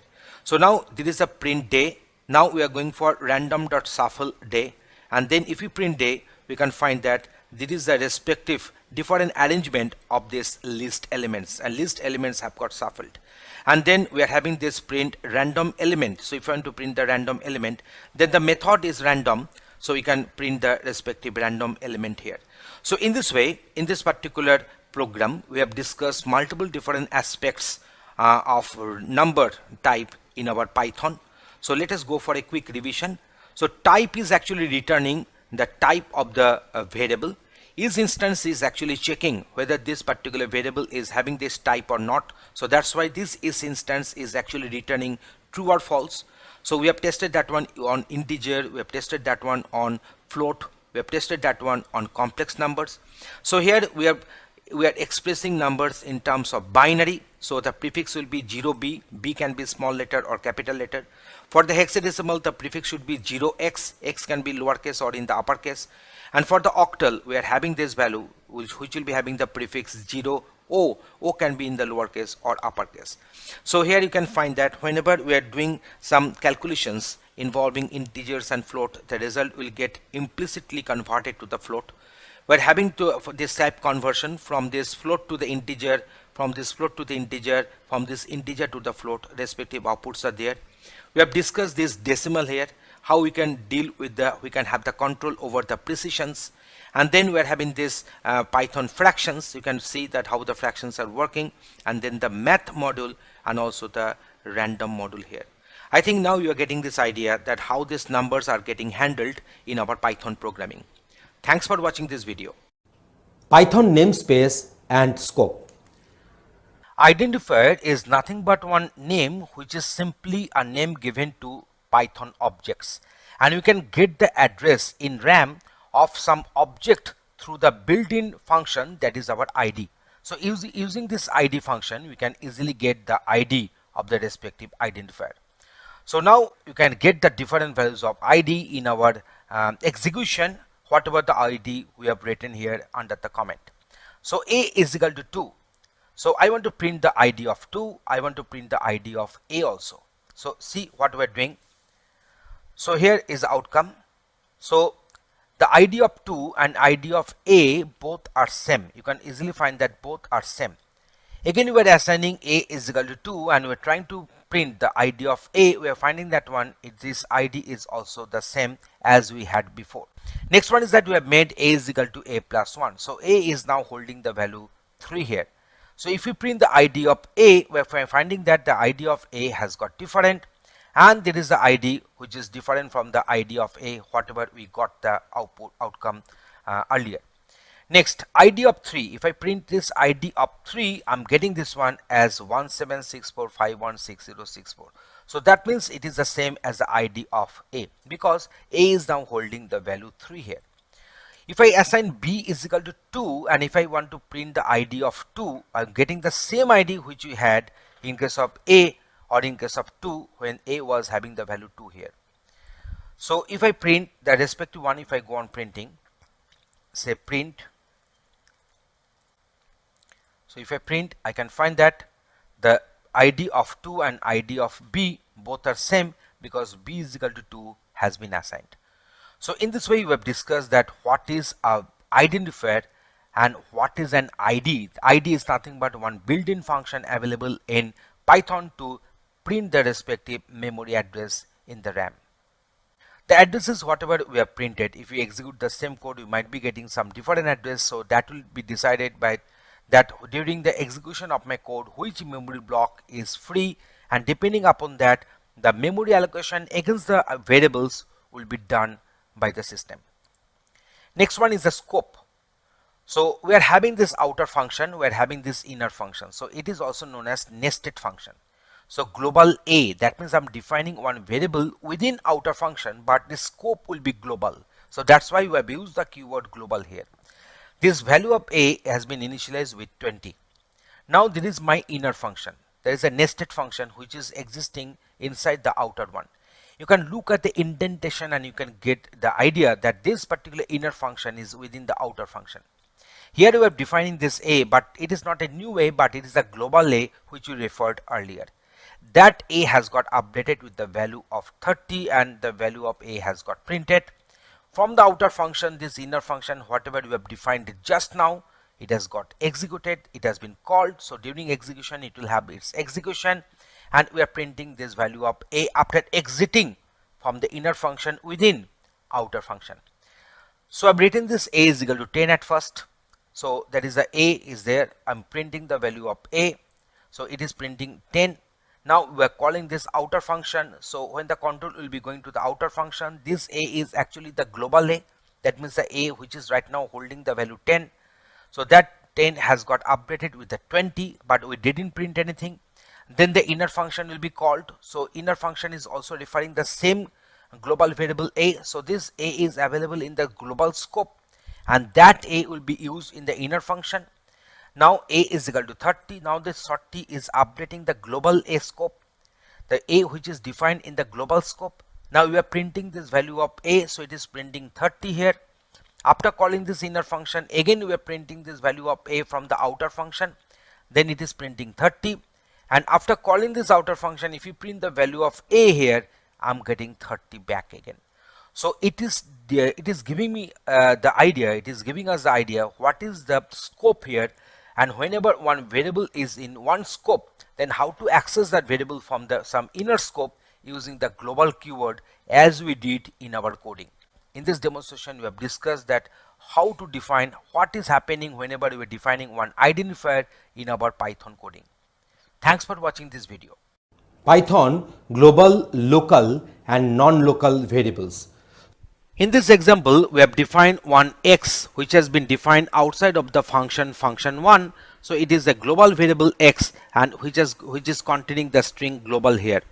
So here within the function1, we have defined this global x. That means we are referring to the same x variable here.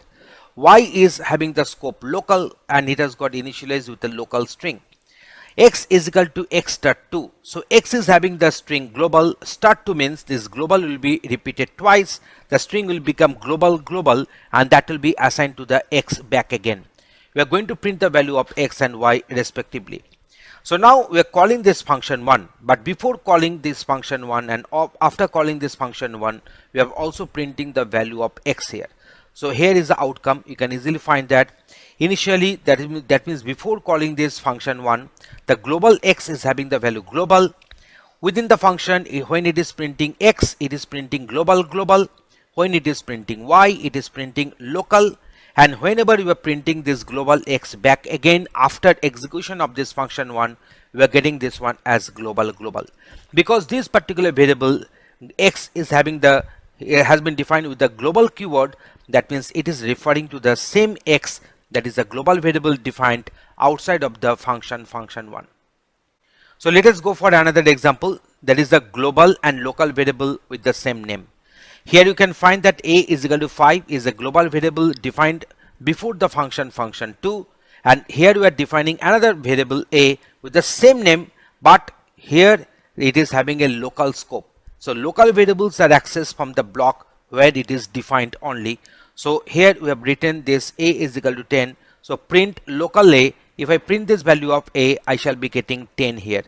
So before calling this function 2, I'm just printing the value of a, that is a global a.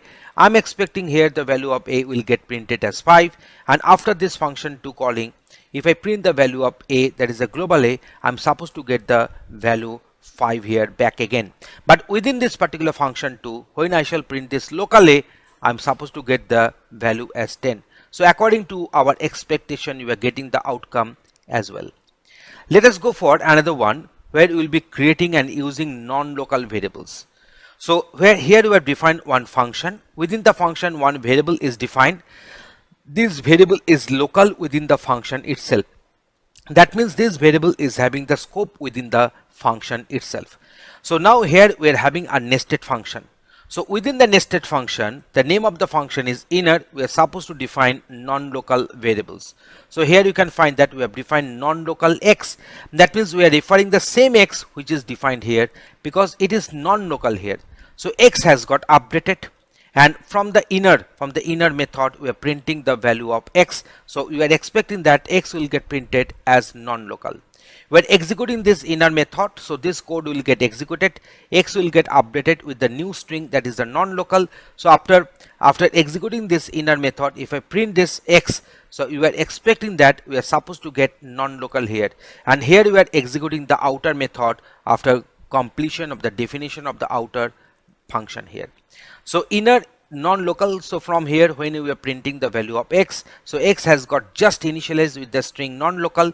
So inner colon non-local is coming, but as x is a non-local variable, so as a result of that, this x will also get updated with the string non-local. So as a result of that, this outer colon x will also print non-local here. But in that same code, if I make this line, only if I make this one line under comment, then we are having this one as x is equal to non-local. So as this particular variable has got defined not without the non-local keyword, so as a result of that, its scope will be local within the inner method only. So that's why it will not update this global x, it will just update the local x only within this inner method. So what will happen? Inner will print non-local from the inner, but when you will be printing this outer colon x, it will print the string local back again. You can find that it is printing non-local and local. So in this video, we have discussed what is non-local variable, what is global variable, how to define non-local variable, how to define global variable into details and with demonstration. Thanks for watching this video. Python global keyword. In this demonstration, we have defined one function, that is a function 1, where one variable has got defined and initialized with the value 20. Within this function, this variable x is having the value 20 here. We are having one nested function. Within function 1, the nested function is having the name function 2. Here we have defined one variable x and with the keyword global. So global x. Actually, the global keyword will be used to modify a global variable.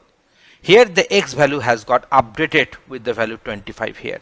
So this x is a global one. So here we have defined one variable which is of the scope global. So now before calling this function 2, we are printing the value of x. Calling the function 2 now, and we have called the function 2, and then after calling function 2, the value of x is getting printed. So now let us see what is the outcome we are going to have. So here you see here this x is having the value 20. Calling function 2 now, after calling function 2, the value of x has still with the value 20.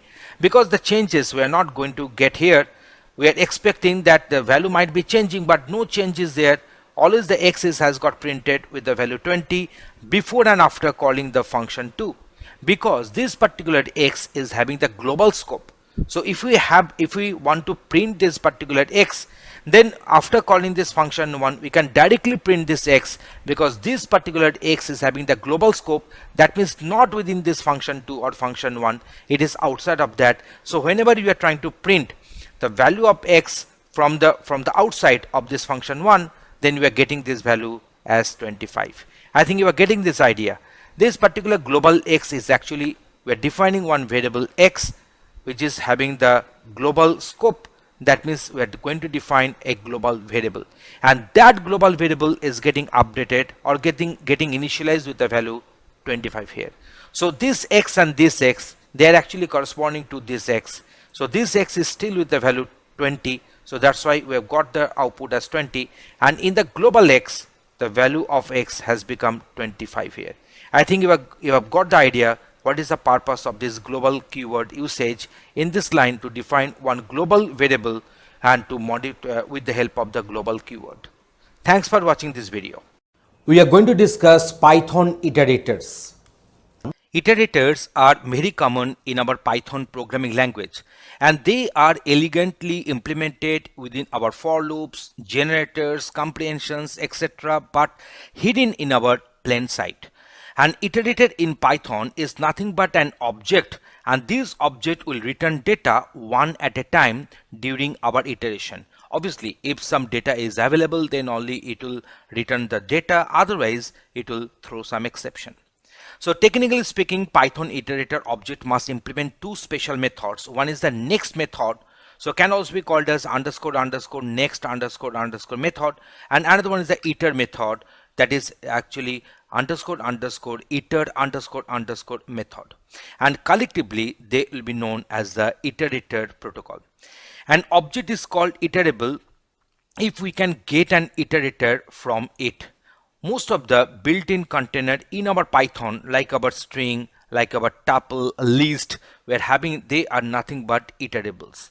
The iter method or the iter function, which in turn call the iter underscore underscore iter underscore underscore method, returns an iterator from them.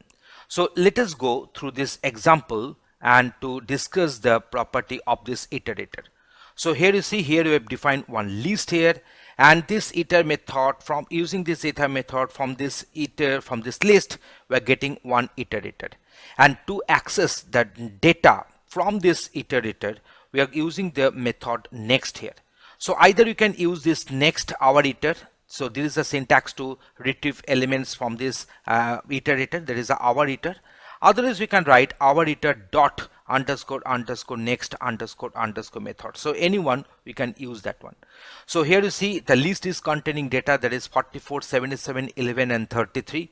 So for the first next I'm retrieving 44, next I'm retrieving here is 77, next element which will be retrieved here is 11, next element which will be retrieved here is 33. So now we have got all the four elements. Now if we go for next our iter, it will raise one exception. So let us go for the execution of this block. So here we are having 44, 77, 11 and 33. Because the elements were 44, 77, 11 and 33, so when we executed print next our iter, then 44 was retrieved, and next print next our iter, when you execute this method, then 77 has been retrieved from this iterator, that is our iter. Next time 11, next time 33. Now if I execute this one, I should not put this one in comment. If I execute this one, then one exception will be there, and that is a stop iteration, and this will raise error no items left, as we mentioned in the comment. And so next our iter will produce this error, that is a stop iteration. So let us go for another one. So create a custom iterator. So here we are defining one class, that is the power of 2, and here we are having this documentation string. In short we can call it as doc string. So it should be enclosed either within triple single quotes or triple double quotes. So it is also known as a block comment, and it should be the first intended statement in our class. So next we are having this constructor, that is our underscore underscore init underscore underscore. So here we are defining this max, and this is equal to 0 is the default argument. So whatever the value will be passing, that will be assigned to this max instance variable. So here we are just defining this underscore underscore iter underscore underscore method, and similarly this underscore underscore next underscore underscore method. So these two methods we are defining here. So self.n is equal to 0. So n is another instance variable, is getting initialized with the value 0. And then we're having this next. So if self.n is less than equal to self.max, then result is equal to 2 star star, that is 2 to the power of self.n. So 2 to the power of n will be assigned to the result, and self.n will be increased by 1, and the result will be returned. Otherwise the else, in the else part we are going for stop iteration. We are erasing this error. There is a stop iteration. So now here at first we are going to print this doc string, that is a documentation string enclosed within triple single quotes, can also be enclosed within triple double quotes. So whenever we are printing this this one, there is a power of 2, that is a class name dot underscore underscore doc underscore underscore. You can see that it is printing. Let us go for this. It is printing this respective string, that is a class to implement an iterator of powers of 2. So the string whatever is discussed or defined here, so it has got printed. So now we are going for this a is equal to power of 2 4. So now this 4 will be assigned to max. This 4 will be assigned to max. So max has got the value 4 here. So now we are going for this I is equal to iter a. So we are going for this next I, next I, next I. It is going on printing, that is 2 to the power of 0, because n is having the initial value 0 here. So 2 to the power of 0, the result will become 1, and return result, so that result will be printed as 1. So next time this n has got increased by 1. So 2 to the power of 1, the result will have the value 2, and return result, that means it will return the value 2 here. So 2 is getting printed because we have called this next I from this print method.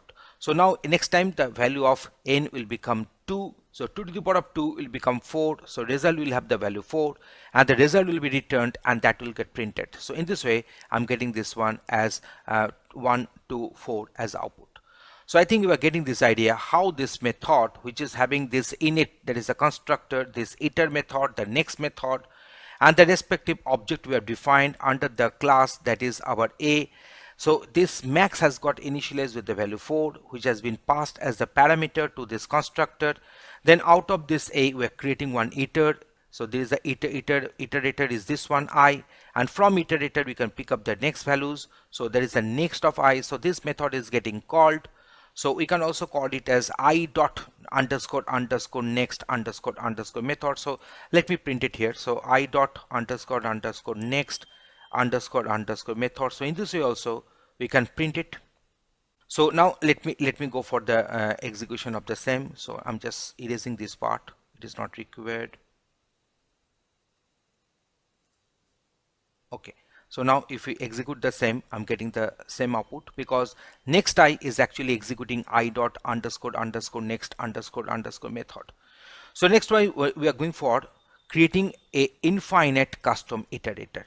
So in this case, this is our doc string. The name of the class is infinite iter, and this here we are having this method iter we have defined, the next we have defined. So this is the infinite iter object. The class object is I. From this I, we are creating one iterator using the method iter, and then we are going for this next a. So here you see the num has got the value 1. So num is equal to self.num. So num has got the value 1 here. Self.num is plus equal to 2.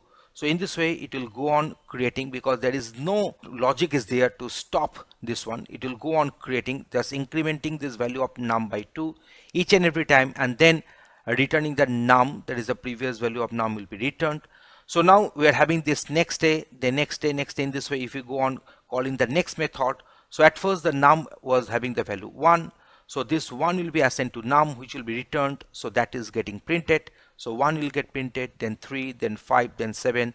In this way the values will go on printing. So it has got no terminating logic. So that's why it is infinite iter. The name of the class has been given accordingly. So from this demonstration you are getting this idea that how this iterator can play its role in our Python programming. Thanks for watching this video. Python iterations using for. So here we have defined one list. We know that list elements are to be separated by commas, and they are to be enclosed within these third brackets. So this is a list here. So printing all elements present in a set, and here this particular set is nothing but a list. So for I in A, print I. That means in each and every iteration, in each and every loop, in this particular for, using this for, we are picking up one element from the list at a time, and the respective element is going to get printed. So here is the outcome for this code. So in the first iteration it is picking up 1, then 2, then 3, and then at last it is picking up 5. So that means all these list members are to be picked up, are to be read from the list in the order in which they are appearing in the list. So that is our for loop. So for I in, so this is a syntax. Syntax means the grammar to write this for. So for I in A, then colon. So colon will indicate that next statements will be under this body. So you can find that if I write here print, say hello, then that is also coming within this for. So we can find that it is printing like this. So I want to print this 1 and hello side by side. So we can go for this int is equal to null. You can write this one and then you can print this hello. So what will happen, this 1 and hello will get printed in the same line. So you can, in this way you can write so many different statements with this indentation to indicate that all the statements are within the for block. Let us go for the next one. Here we are using for but using this range. We know that here you are given the range, that is 6, 11. That means the value of I will be ranging from 6 to 10. So let me go for the execution. You see the I is being initialized with 6 to 10 for each and every time iteration. After that you can put some step value. So here the step value is 2. That means the increment value is 2 here. So now it will go on picking up 6, 8 and 10 because 11 is not inclusive, and that's why it will print the values from 6 to 10 and with this increment factor of 2. In this way you can write this for and using this range function in our for loop. So let us go for another way. So how to write this one? You can find that using for loop for printing the values present in the tuple and using the else command in the for loop. So how to do that one? You can print, see. So this is the outcome we are having. So b is equal to 11, 12, 13, 14 and 15. So they are coming here and this is nothing but a tuple. For I in b, so it will be picking up the values from this tuple, one value at a time in each and every iteration, and when this particular tuple will get exhausted, then else block will get the control, and then printing completed, that message is going to get printed. So that is another way to write the for loop in our Python coding. So in this demonstration we have shown you that how to write for in our Python code to have some block to get executed repeatedly for multiple number of times. Thanks for watching this video. In this session, we shall discuss inheritance and polymorphism, which will be observed in Python in object-oriented programming. Here we have defined one class. So here we have defined one class. The name of the class is myBird. This is the constructor. This is a what type, that is one method, and can swim is another method. The method bodies are very simple. We have just put one print statement there. And here we are having another class that is known as myPenguin, which is inheriting myBird. See, myBird we have defined here. So let me execute the code. So here the class has been defined and myPenguin is inheriting myBird. So like our Java, here we need not to write extends or any other keywords. Just within this bracket we are mentioning the respective class name. The class name which will be mentioned within this bracket will be known as the base class, also known as the super class, and this is our derived class or subclass here. So in case of Python, the class inheritance will be written using this particular syntax. So this myPenguin is having the respective constructor, and here we are calling the base class constructor. So base class will be called by the super method, and its constructor is always underscore underscore init underscore underscore method. So that is the base class constructor we are calling, and then one statement to get printed. And who is this and can run? So these are the other two methods in this myPenguin class. So just remember, in myBird, along with the constructor we are having what type and can swim, and in case of myPenguin we are having this constructor, and along with we are having who is this and can run. So these two other methods are there. We're defining one penguin class object. So it has been defined in a very simple way. So that means we're having this myPenguin, and then we're having the pg1 is the object name.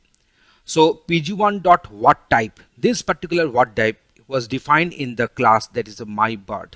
As myBird has got inherited into myPenguin, so myBird methods can be accessed from this myPenguin object. So that's why pg1 dot what type can be executed. We're having pg1 dot who is this. So it is defined in case of myPenguin. You can easily find in myPenguin who is this is defined. We're having this pg1 dot can swim, we're having pg1.canRun. pg1.canSwim was defined in myBird class, and pg1.canRun, this can_run was defined in myPenguin. That means what type and canSwim we are inheriting, we're getting this one from the base class, that is myBird, because there they were defined. So now let me go for the execution. MyBird class constructor is executing, myPenguin class constructor is executing. You can easily find that here you have called the base class constructor, so that's why the control has gone to this. So MyBird class constructor is executing, has got printed at first, then myPenguin class constructor is executing, so that string has got printed. So now we called what type. So what type is having the string, that is I am a bird, so that has to be printed, that has got printed. I am penguin, so now next method we called is who is this, so I am penguin, so that string has got printed. Next we went for this can swim, so can swim is having this string to be printed, that is I can swim, so I can swim has got printed. Now we are having this can run, and I can run faster, so in this way this particular string has got printed. So using this example we have shown you that how inheritance can be implemented in Python. So let us go for another example here. We are having one class, the name of the class is myParrot, and here we are having can fly and can swim. So obviously parrot can fly, so parrot can fly, but parrot cannot swim, so parrot can't swim.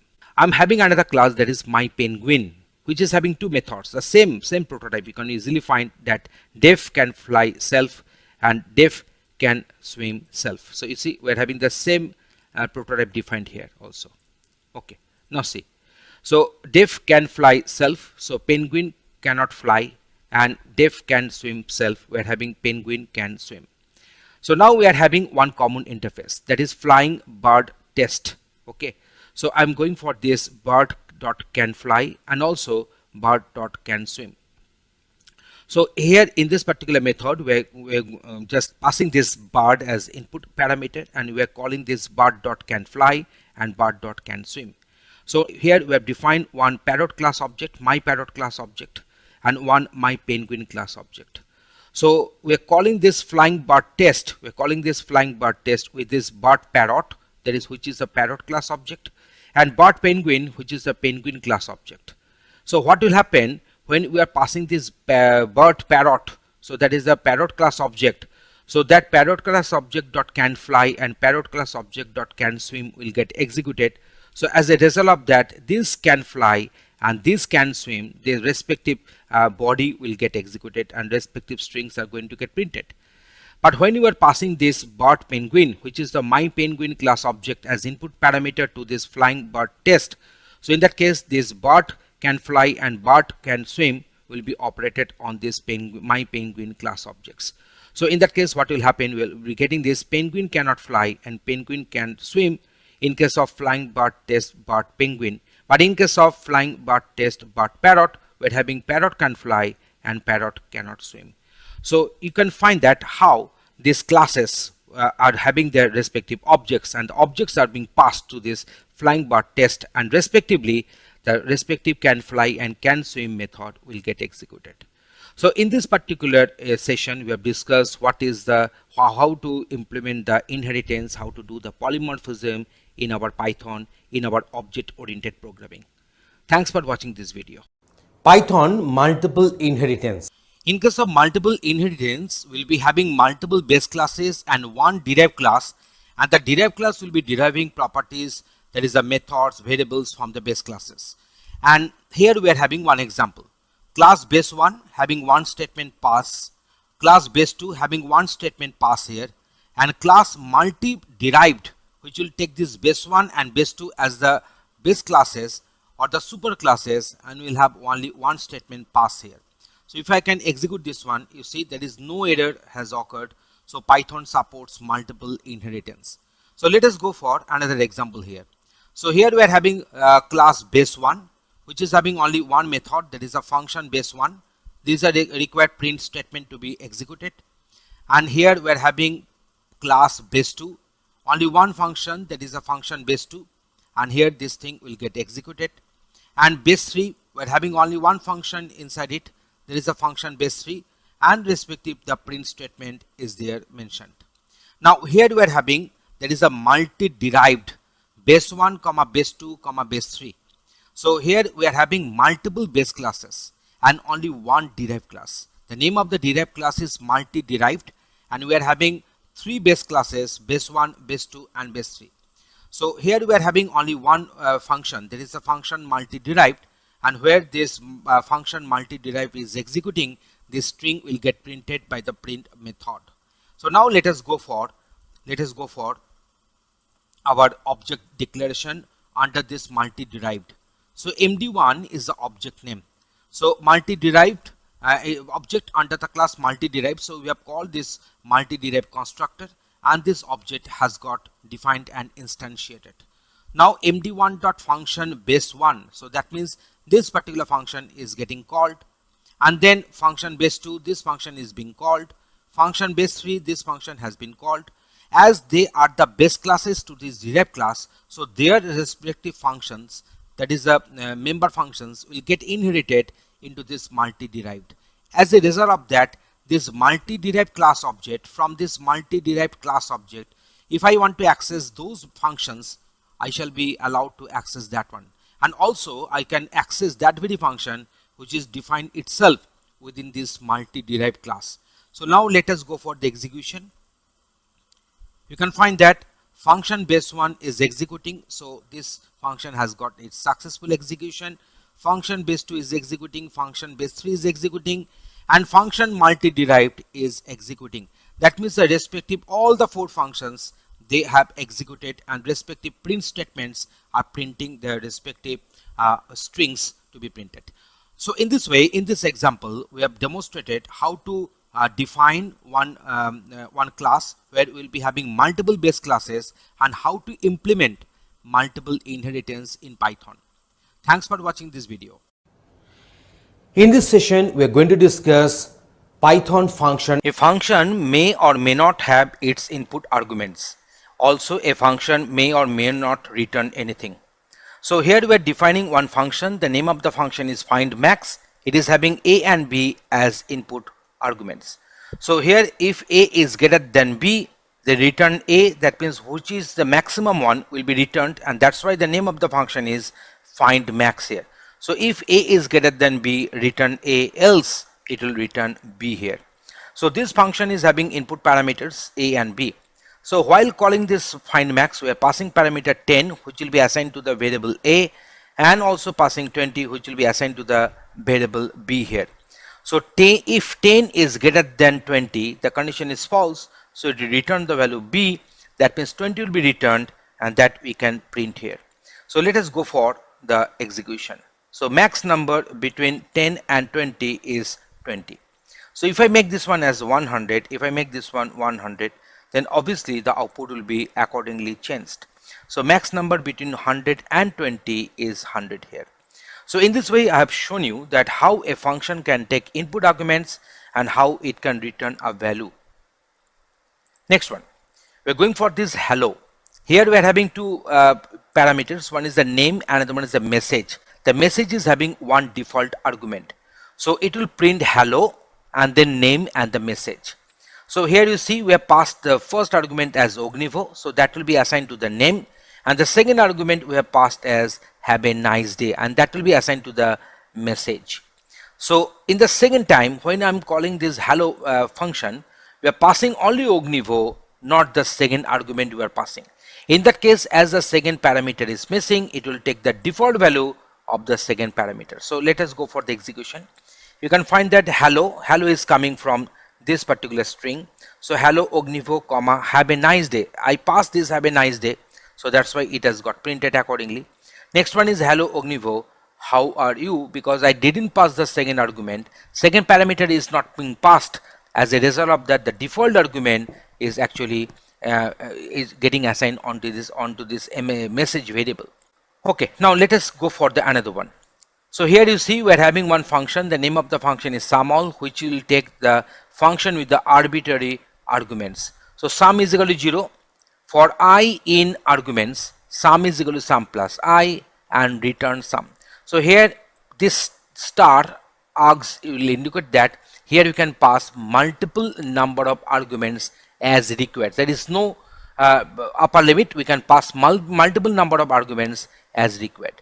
So in that case, for I in arg, so it will retrieve one of the arguments at a time, and that argument will get added with the sum. Before going for this addition, we have made this sum initialized with the value 0, and then we are having this return sum. So let us go for the execution. So with this particular function sum all, we have passed 5 parameters. So 1, 2, 3, 4 and 5. If we just go on adding, you are going to get here 15. So that's why sum of all the integers between 1 to 5 is 15 here. So sum of all integers. So this particular line has got printed. So in this way you can have a function with the variable number of arguments in our Python. Now let us go for this particular method. So here the method name is default argument. It is having 3 input parameters A, B and C, and their values will get printed. So default argument has been called with these values 10, 20 and 30. Okay, now let me go for the execution of the same. I'm finding this one. A is equal to 10, B is equal to 20 and C is equal to 30 here. So now I'm just doing some changes in my code. Here I'm not passing the third parameter. I'm passing only 10 and 20. Then what is the outcome? We are finding one error. There is a type error. It is showing one error. There is a type error, and it is telling that default argument function missing one required positional argument, that is C. Because I didn't pass the third argument, so C has got not initialized. So what we are doing, I'm just here putting here 300. If I execute the code, you can find that as I didn't pass the value for C, so the default argument is getting assigned on this C variable. Okay, now next one. I'm doing some changes here. Here I'm not passing the value for B. If I go on execution, you can find that I'm finding one error, and it is telling that default argument function missing one required positional argument B. So the value for B is missing here. So that is the problem. So we are doing this one in this way. We're retrieving this problem in this way. We're resolving this problem in this way. Now you can find that we're having this 200. The default argument is being assigned, and this default argument is being assigned, and 10 as I passed, that will be assigned to A here. Okay, next one. I'm not passing anything. I'm just making only this one. So if I go for execution, you can find that default argument function missing one required positional argument, that is A. So in that case, what will happen? In that case, I should make some default argument to be mentioned. You see, so all the default values have got assigned here. So in this way, I've shown you that how the default arguments are playing their roles. Now next time I'm going for the another one. I'm just mentioning that B is equal to 222, C is equal to 333, and here we're having this A is equal to 111. We're having this one. So now if I go on executing, you can find that we're having this 111, 222, 333. You can also see that I have mentioned them in different order, not in the order in which we have actually defined them in the function input parameters. So here we can mention explicitly that this 222 will be assigned to B, 333 will be assigned to C, and 111 will be assigned to A, and accordingly the values have got mapped. So I'm just making a copy of it and just withdrawing this assignment. So in that case, as the value of C is missing, so the default value 300 will be assigned to C. So default value 300 will be assigned to C. So in this way, I have shown you that how these arguments can be of different types, how the what is the default arguments, how to write one function which will take multiple number of arguments as required. So we are giving you the demonstration with some examples to make your conception clear on Python functions. Thanks for watching this video. In this session, we are going to discuss functions. And in case of Python functions, the function name should be defined, and here we'll be using the keyword. There is a define, that is a def, and the function name. Within the opening first bracket and closing first bracket, we can write the respective parameters if I want to pass some input parameters there. This is known as user defined function because we are writing the respective function body. always the function should have this opening first bracket and the closing first bracket. That will indicate that it is a function here. As here we are writing the function body, so it will be known as the user defined function. But if you don't write the function body, that means in case of print, you can easily find that this print is a function because it is having this opening first bracket and the closing first bracket, and it is taking a string as input parameter, but we are not writing the body of this print, so that's why it is called library function or inbuilt function. After writing this def and then function name, then opening bracket, closing bracket, then we shall put 1 colon here. Then rest part of the function body will have the indentation, which is the 4 blank spaces are there. So all the statements which will be maintaining these 4 blank spaces beforehand will be treated as a part of the function body. Okay, so in this way there is no begin end, there is no curly brace open, curly brace close, there is no block begin and block end marker. Only this indentation will indicate that these statements are within these function bodies. So this hello1 is a function which is having no return statement. You can find that there is no return statement we have written. But in case of hello2, we are having one return statement, and it is having this string to be returned. Return command returns back the control to the caller and mainly used to return a value to the caller of the function. So whenever you are calling this hello1, then this print statement will get executed because this is the only one statement within this hello1 function body. But in case of hello2, when you will be calling this hello2, it will return one string. So the control will come back to the caller when this return statement will be executed, and then print will print this particular print function or print method will print the string which will be returned here. So let us go for the execution. You can find this is the outcome of hello1 function calling, and this is the outcome of this print hello2 function. So a function can have the first statement which will be in the indentation will be known as the document string or doc string if it is enclosed within triple single quotes or triple double quotes. So I can write this one as this one. So this is a multi-line text. So you see I have written this one within triple single quotes. Now this is known as the doc string, and this doc string is the first statement in this function body which is having the indentation. Okay, so how to access this one? So we can do this one in this way. So in this way I can access this respective doc string or document string. You can easily find this is a multi-line text. Instead of enclosing it within triple single quotes, also you can use them as triple double quotes. Then also it will have the same output as I have shown you. Okay. Next we are going for the other program part. Here one thing has to be remembered. Here this hello1 is a user defined function because we are writing the function body. This hello2 is a user defined function because we are writing this function body. But this print is a inbuilt function or the library function because we are not writing the function body of print, but we are using it, we are calling it according to our purpose. So that's why this print is known as the library function here. Here we have defined multiple functions. So first function is my addition, which takes x and y as input argument. So here the keyword def, that is a defined function name, and then input arguments enclosed within opening first bracket and closing first bracket, colon must be there, and there is the body of the function which is printing this statement, that is performing the addition operation and return x plus y. Similarly we have written the function body for subtraction, performing the subtraction operation, return x minus y. My multiplication, which is taking x and y as input parameters, performing the multiplication operation, return x star y. My division, it is taking this x and y as input arguments, so print performing the division operation, return x by y. So in this way we have defined my addition, my subtraction, my multiplication, my division methods. Now we are going to define another method that is known as the my menu. All these methods are user defined functions. So under this my menu we are having this main menu will be printed, then 4 options are going to get printed, then it will ask for the for the option number. Then it will ask for the option number. Here input is a function, library function, which returns a string.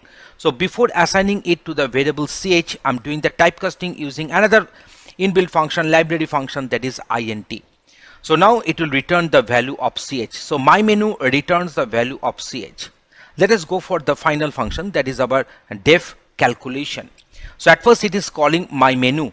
So my menu will print this my menu and the 4 options, and it will ask for the choice, and then the value will be returned. The value which will be returned will be assigned to this ch. It does not mean that here the variable is ch. So here also we are supposed to have the variable ch only. You can also make it as choice. So that is not an issue, because this choice is local within this my menu, and this ch is local within this calculation. So they may be having the same name, maybe having the different name, but in both cases they will have their separate memory space allocation during execution of our code. So here we have read two numbers, num1 and num2. Using the same way, please enter the first number, please enter the second number. Input function returns string, so it has been converted to integer using int here. So if ch, the value which will be returned by this my menu, if ch is equal to 1, then result is equal to, you see I'm calling this my addition function, and num1 and num2 I'm passing 2 parameters. These num1 and num2 will get assigned onto x and y, you can find it, and then it will return the sum of it after printing this line. So that result will be assigned to this variable result. So that sum will be assigned to this result. For choice 2, it will return the respective difference, that will be assigned to result. In case of choice 3, the respective product will be returned, and that will be assigned to the variable result. In case of choice 4, the respective quotient will be returned, and that will be assigned to the variable result here. So print so result is equal to result. So I'm going to print that one. So if I call this respective function, that is calculation, you can go for the calculation, you can find that it is, at first it is calling this my menu. My menu is displaying the options, and it is asking for the option number. If I give the option number 1, then it is asking for the first number, let it be 100, and the second number, let it be 200. So as a result of that, as I selected option number 1, so addition will be done between 100 and 200. So as a result, we are going to get 300 here. If I execute the code once again, so here I'm going for the option number 2. I'm going for the multiplication between 10 and 20. You can easily find. So I'm getting the subtraction. Oh, I've selected option number 2. It is for the subtraction. So I'm getting here minus 10 as the outcome. So let me show it once again. So here I'm going for the option number 2, that is the subtraction. So I'm just giving the value 100 and giving the value 40. You can find that performing the subtraction operation. So because this particular line has got printed, because we wrote that one in our my subtraction method, and then it is returning x minus y, and that will be assigned to the result, and later so result is equal to the result variable's value will get printed. So result is equal to 60 is getting printed, because we have given inputs 100 and 40, so the difference value will be 60 here. So let us go for the third option. So option number 3. So now it is multiplication. So if I give the value say 100 and say 20, so the result is coming as 2000, performing the multiplication operation. So result is equal to 2000 here. So let us go for the last one. So if I give the option number 4, so I'm supposed to perform the division operation, so the quotient will be returned. I'm giving this 125. You can find that it is giving me the result as 4.0. So in this way, you can easily find that we have written some code here for the better explanation and for your better understanding. So a function can return a value, may not return a value. A function should be starting with this def keyword, which is defined, then the function name, then opening bracket, closing bracket will enclose the input parameters, then colon is must, and all the statements which will be written with indent, so they will be treated as within the function body. You can find that how we are writing this code and how the function is getting called here. So I think now the conception is getting clear to you, that how this function can work. So I'm giving you one assignment. We know that division by 0 is illegal. So that's why whenever you are performing this division operation, before performing the division, obviously I should check the value of y. If the value of y is equal to 0, then obviously I should handle the situation carefully. So please modify this code, and so that you can also check whether division by 0 is illegal, is happening or not, and accordingly modify this code and write the program yourself. Thanks for watching this video. Python break statement. In this demonstration, we are discussing the use of break statement in our Python coding. So import random as R.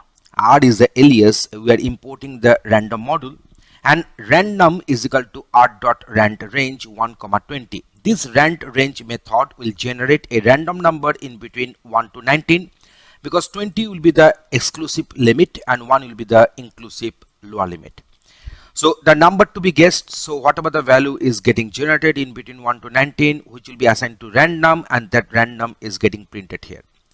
So I is equal to 1 while true. That means we are falling in an infinite loop. So we will be executing an infinite loop while true.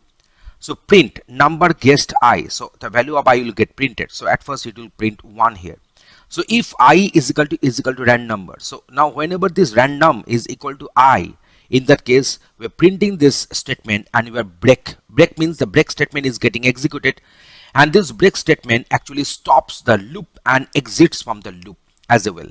And otherwise the value of I will get increased by 1, and it will get prepared itself for the next iteration. So let us go for the execution. So here you can find that the number which has been guessed in between 1 to 19 is 4. So this I is equal to 1, the loop has got executed. For I is equal to 2, the loop has got executed. For 3 also, for 4 also, the loop has got executed. But when the 4 is equal to random is also containing 4. So 4 is equal to 4 when the condition is true. We are just coming out from this while construct. After printing this line, random number has been guessed successfully, and then we are exiting from this while. So now if you write any statement after this, if we write this statement after this, you can find that the respective statement will get printed. So now here the random number has guessed number 12. So loop has got executed for I is equal to 1 to 12. Random number has been guessed successfully, and then end of the program is getting executed. So in this way we have discussed that what is the purpose of break. Break statement is actually stops the looping, and then it will exit from the loop construct. And using this Python code, we have demonstrated the use of break in our respective example. Thanks for watching this video. Python continue statement. In this coding, we are going to explain the use of continue statement in our Python. So for I in range 1, 20, that means the I value will be ranging from 1 to 19, because the upper limit 20 is exclusive and the lower limit 1 is inclusive here. So value of I will be ranging from 1 to 19. So if I %2 is not equal to 0, that means if the number is not a even number, then we are going for the continue. That means when the number is not an even number, that means when the number is odd, then continue. Continue means the next statement will become unreachable, unexecuted, and control will come to the for statement back again. So that is the purpose of the continue. So current iteration gets continued. That means the current iteration will get continued, and the rest part of the code which will be coming after this continue statement will become unreachable, and for that iteration it will remain unexecuted. So let us go for the execution here. You can easily find the execution is producing the outcome like this. So if you make this one as 10, say, so now I will be ranging from 1 to 9. So only the even numbers are going to get printed, because in case of odd number, when the I %2, there is a remainder of the division by 2 is not equal to 0. That means when it is other than any value 0, then it is continuing, so it is going back. So for the only for the even numbers, I %2 will become 0. So that's why this condition will be false. So print I, this statement is getting control. As the condition is false, the continue is not getting executed. In this way, in this particular example, we have demonstrated that how to use the continue statement in our Python coding. Thanks for watching this video. In this session, we are discussing Python errors and exceptions. Under the try block, we have written a is equal to one string here, and we are trying to convert this string to the integer, and the assigned value will be assigned onto the variable b. But here you see one exception will be raising, because we cannot convert high to an integer. So let us execute this code and let us see that what will happen. Here you see this particular try block has got followed by the except block. So this except block will be initiated whenever we are having some error, within the try block. So what has happened, you see, whenever you are trying to convert this a to the integer, it has produced one error, and that's why the control has come directly to this exception block. So here this exception block will be denoted by except and colon will be there. If I write here one statement,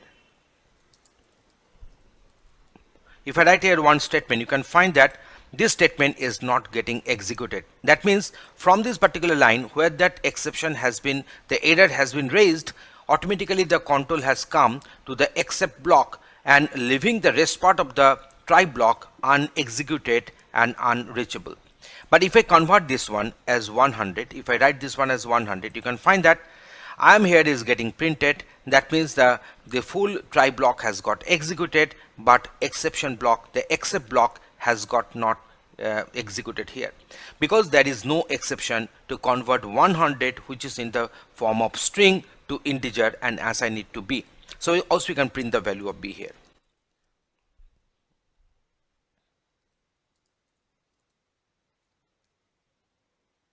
You can find that the b is equal to 100 is getting printed. So in this way we have shown you that how this try and except blocks are working here.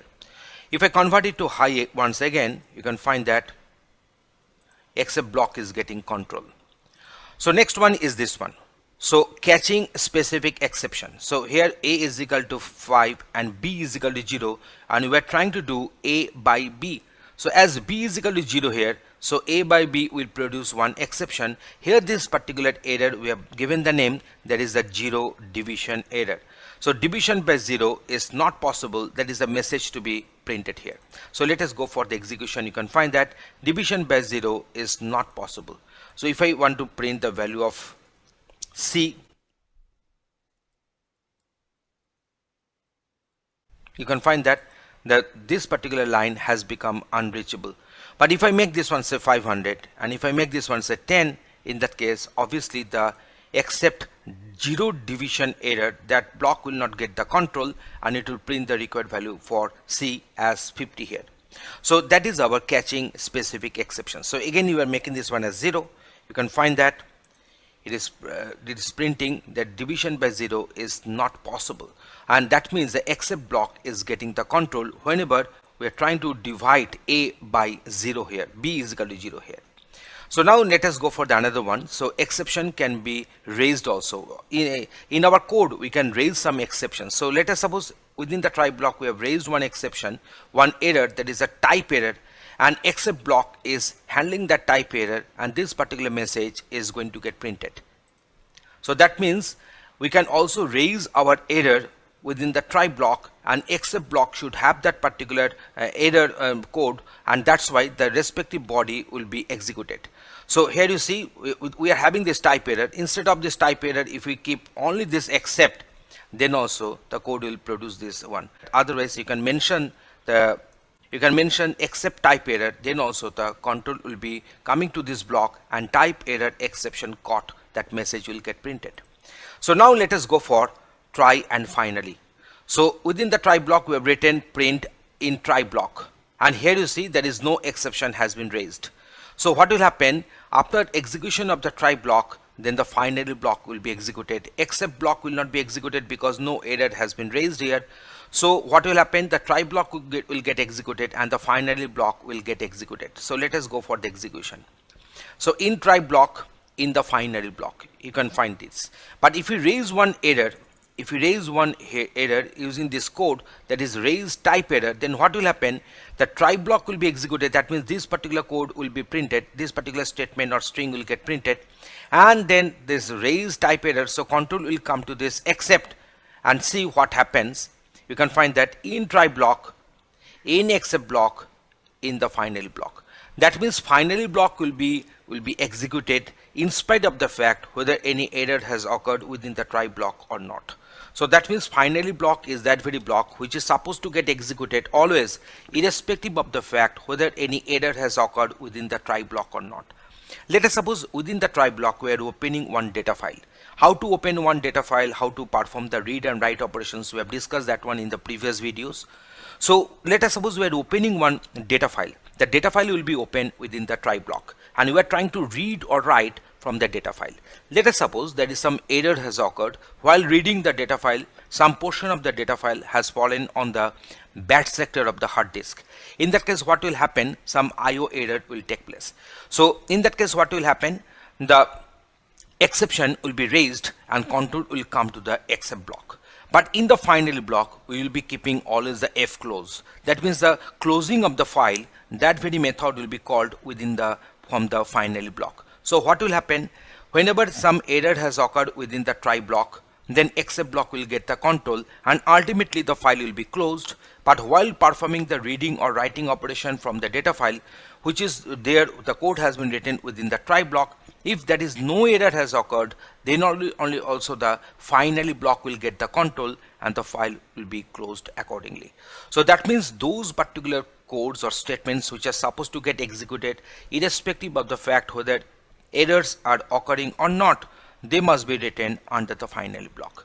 So in this way, in this particular demonstration, we have given you the idea what is the purpose of try block, except block and the finally block.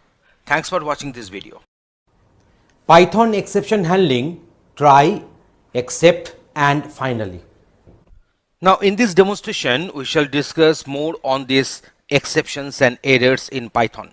So here you see, here we are having one try block. A is equal to 100, B is equal to 20, C is equal to A by B. So here we are having one except block, that is the zero division error. So except on this zero division error, and division by 0 is not possible. But here you see the B is having the value which is non-zero. So we are expecting that this particular division, zero division error will not be raised. So let us go for the execution. You can find that this particular code has got not printed. So let us print it. So now if I go on executing, we can find that this 100 by 20 is equal to 5.0. So it is giving the output because there is no error has occurred. But if I make this one, as 0, then obviously the division by 0 is not possible. That means the control is coming directly from this particular line to this except block, and this particular statement is getting printed, which is written under the except zero division error block. So now you can find that whenever one exception is occurring, then from that line the control is coming directly to the respective except block, and the rest part of the code in the try block will remain unreachable and unexecuted. So let us suppose I'm just writing this one in this way.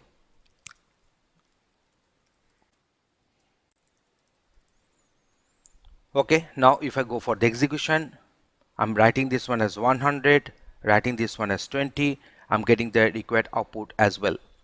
So now if I go for the execution, you can find that I'm giving the value ABC and giving the value, you see, whenever I'm writing this value ABC, I've given the value ABC, it cannot be converted to the integer using the type conversion method, that is int.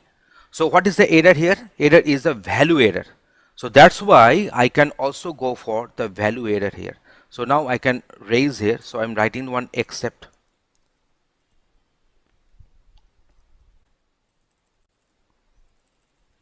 The data types are not proper. So I've given this value error here. So now if I execute my code and if I get 100 and then ABC, you can see I'm getting the this particular statement got printed, that is the data types are not proper. So if I execute and if I put ABC at the first, then also it is this particular value error will be caught here. So you see, whenever you are performing this conversion to integer and whenever I'm giving the input string as ABC cannot be converted to integer. So that's why the data types are not proper. This particular statement is getting printed because the control is coming directly to this except value error. So it is not going for this zero division error because that exception, that error is not happening. So let us go for say another one. Say I'm going for say I want to have one restriction on this A. So I'm just writing this one, if A is if A is below this 0, that means if A is negative, then I shall have one raise, say I'm going for say a name error, say type error. Okay, so I'm just writing this one, raise type error. So here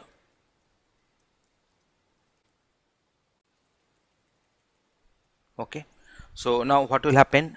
See, I'm putting the value 100, I'm putting the value 20, it is giving me the outcome. I'm giving the value minus 90 and giving the value say 16. I'm getting the output that the data is not in range. So in this way also you can raise your type error here. So now I'm doing another check. I'm just going for x by y.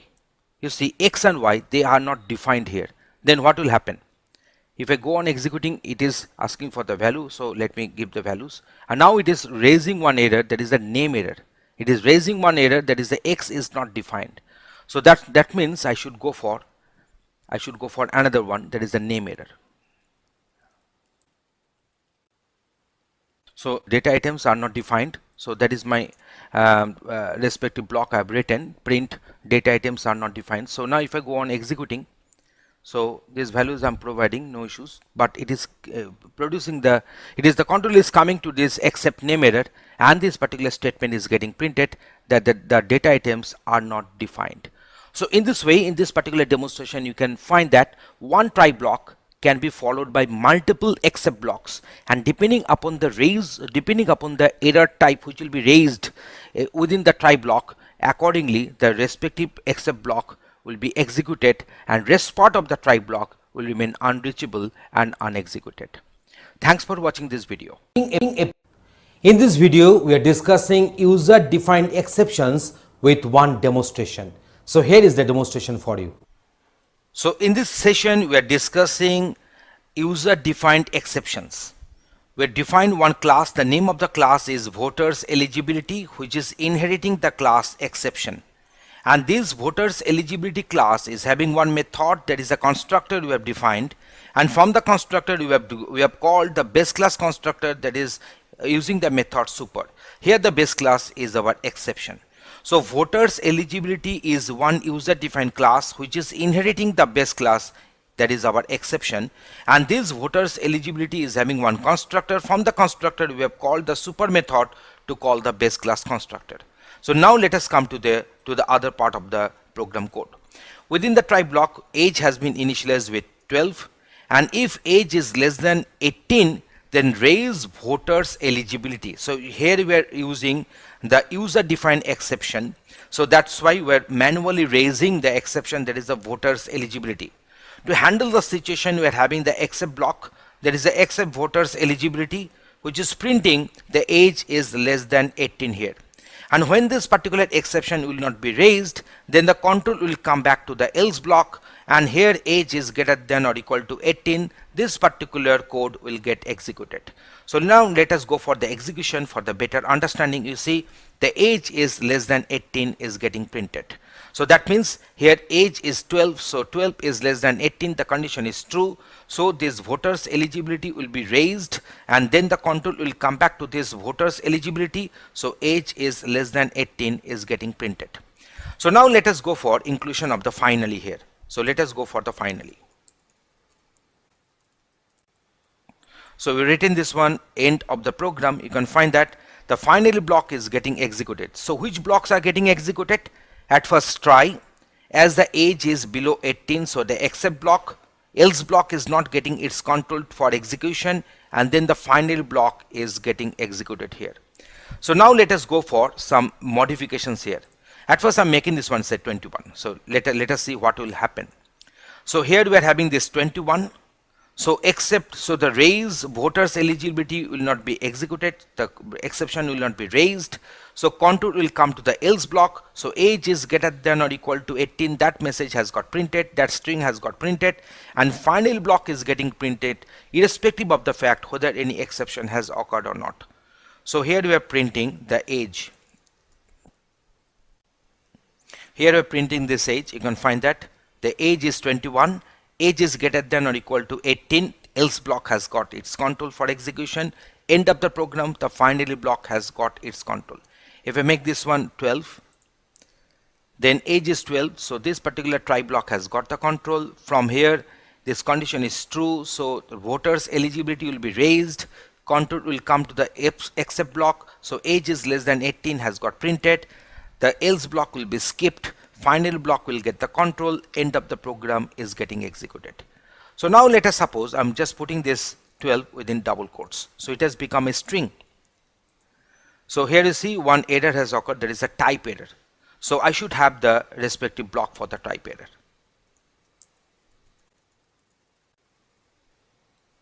So age is not numeric, so that is a type error. You can find that age is 12, so the try block has got its control and got the execution. Now you see here we are performing this check, that means age is less than 18, so age is a string, so this comparison cannot be done.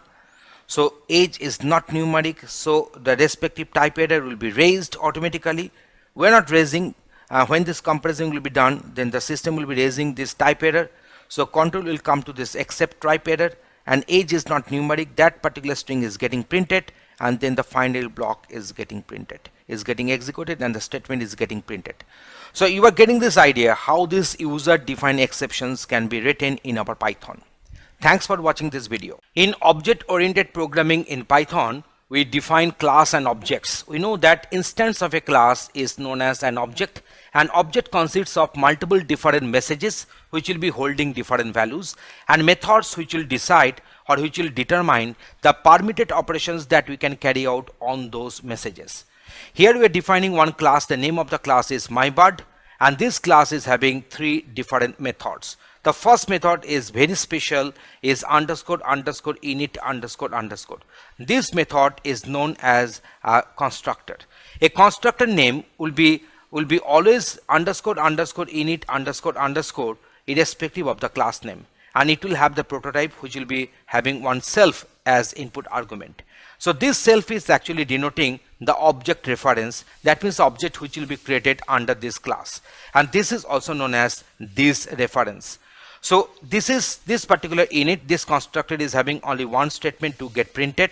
Also we are having other methods, that is the what type, and we are having the method that is can swim. What type method is having this string to get printed, and this can swim is also having this string to get printed here.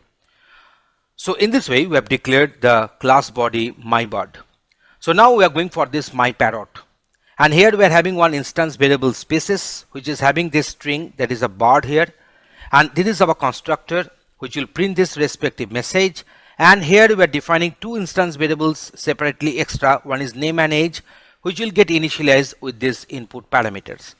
We are having another method, that is the can sing, and this from this method we are returning one string, and this is the string which will go on returning. And you see here we are passing this self.name as a first placeholder content, and this song as a second placeholder content.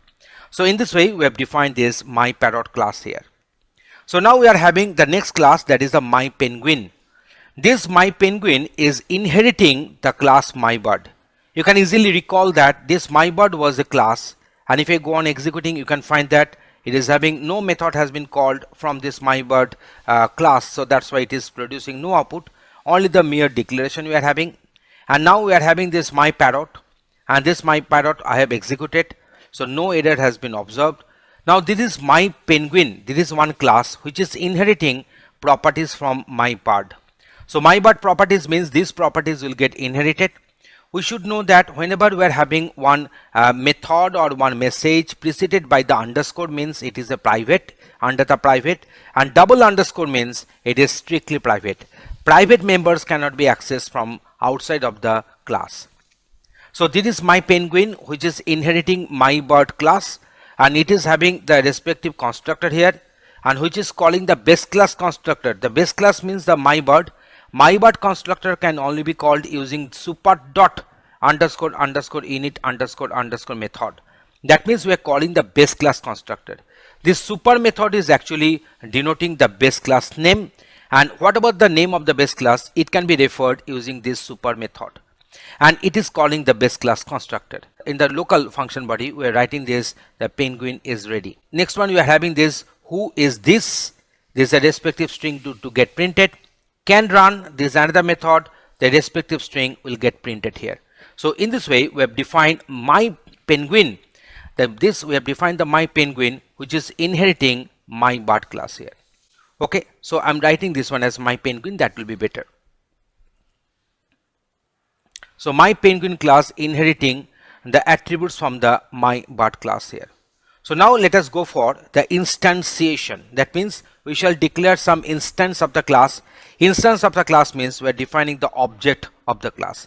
Here the class name is my parrot. So we are calling the constructor. So mp1, that is the my parrot 1, is equal to my parrot.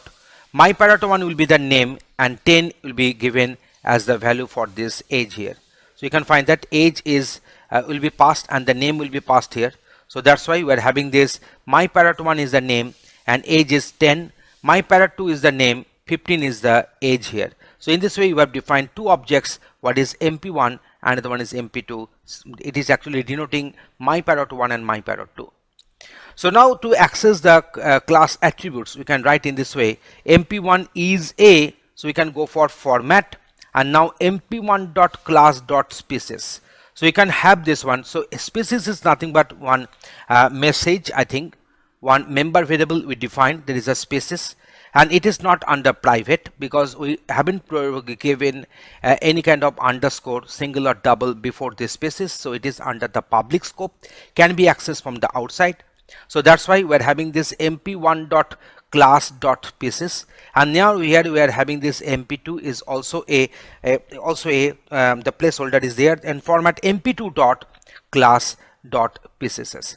So now we are going for this, that is the instance attribute. So now we are going for this mp1.name and mp1.age are going to get printed using this particular placeholders and dot format method.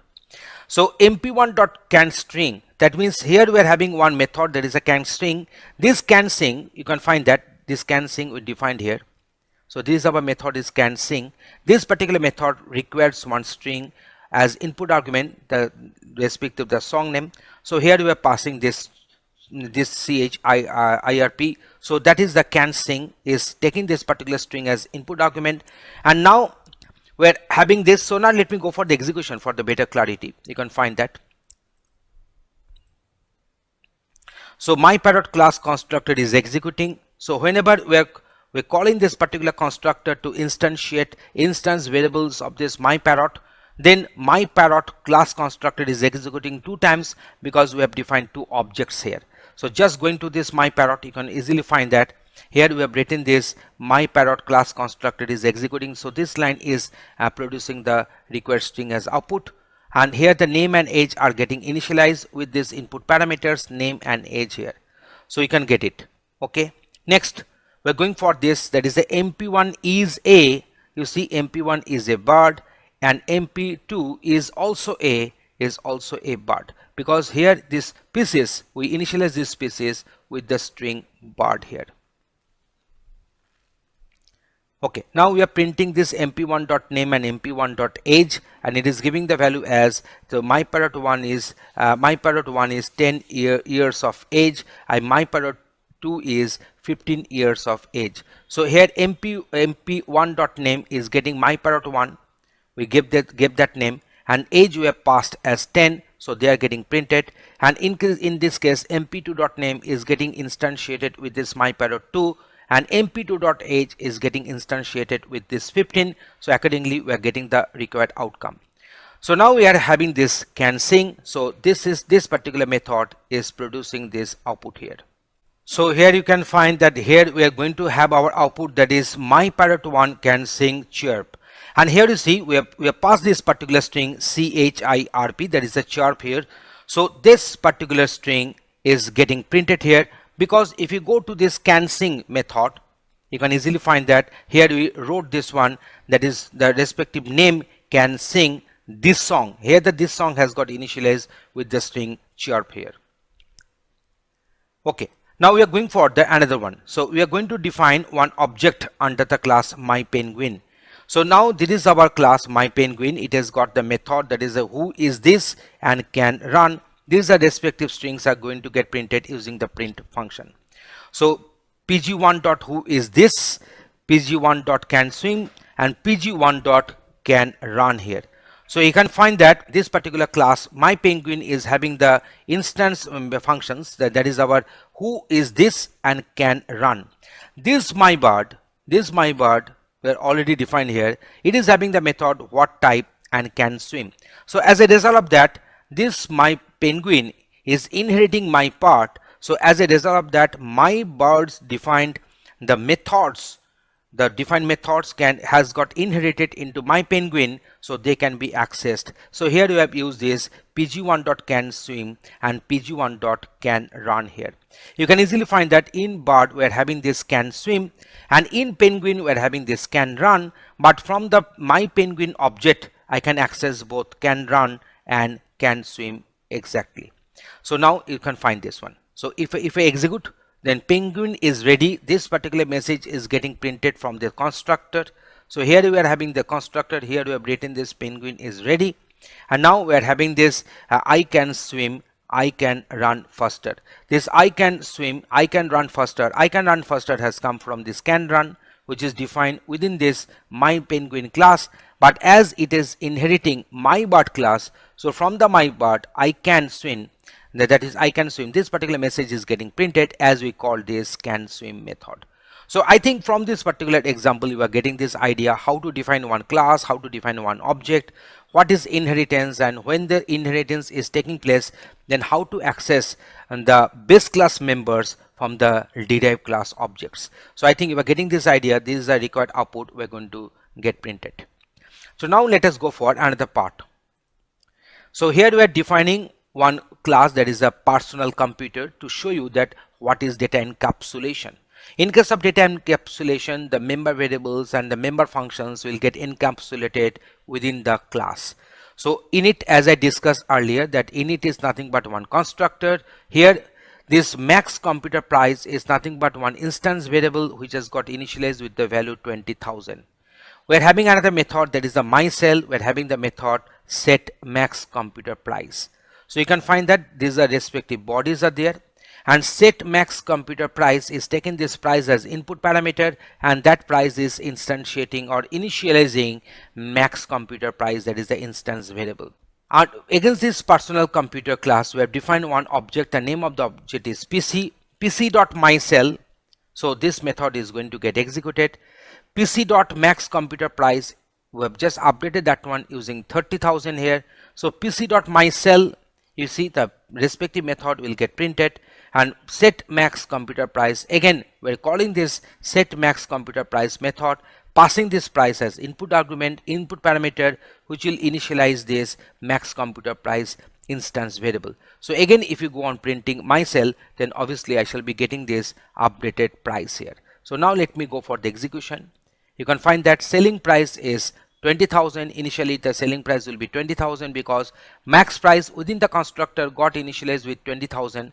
So whenever we call this pc.myCell, so max price has got printed as 20,000. After that we did some update directly using the instance variable. Then we did some update using this set max computer price method, and here the price has become 30,000. So myCell has printed the selling price as 30,000. After doing the update with the 40,000, pc.myCell, this method is printing the selling price as 40,000. So you are getting this idea how these classes are having the respective messages and the methods encapsulated within the class. So I think now you are getting the idea in case of Python how we can implement object oriented language features. Thanks for watching this video. In this session, we are discussing Python nested dictionary implementation. Now here we'll be declaring and defining a nested dictionary. So people is equal to 1 : so 1 is the key here, and here we are having the value, and the value is also having the key value pair. So again we are having this there is a key is 2, and this is my value, and value is another dictionary which is having the key value pairs. So that's why it is called nested dictionary. So if we print people, we'll be getting the outcome like this one. So now we are trying to access elements of the dictionary. So print people 1. So 1 means the key will be 1 here. So now we are trying to retrieve from the value, we are trying to retrieve the value against the key name.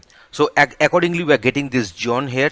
For the age we are getting this 27, and for the sex we are getting here male. So in this way we can access elements of this nested dictionary.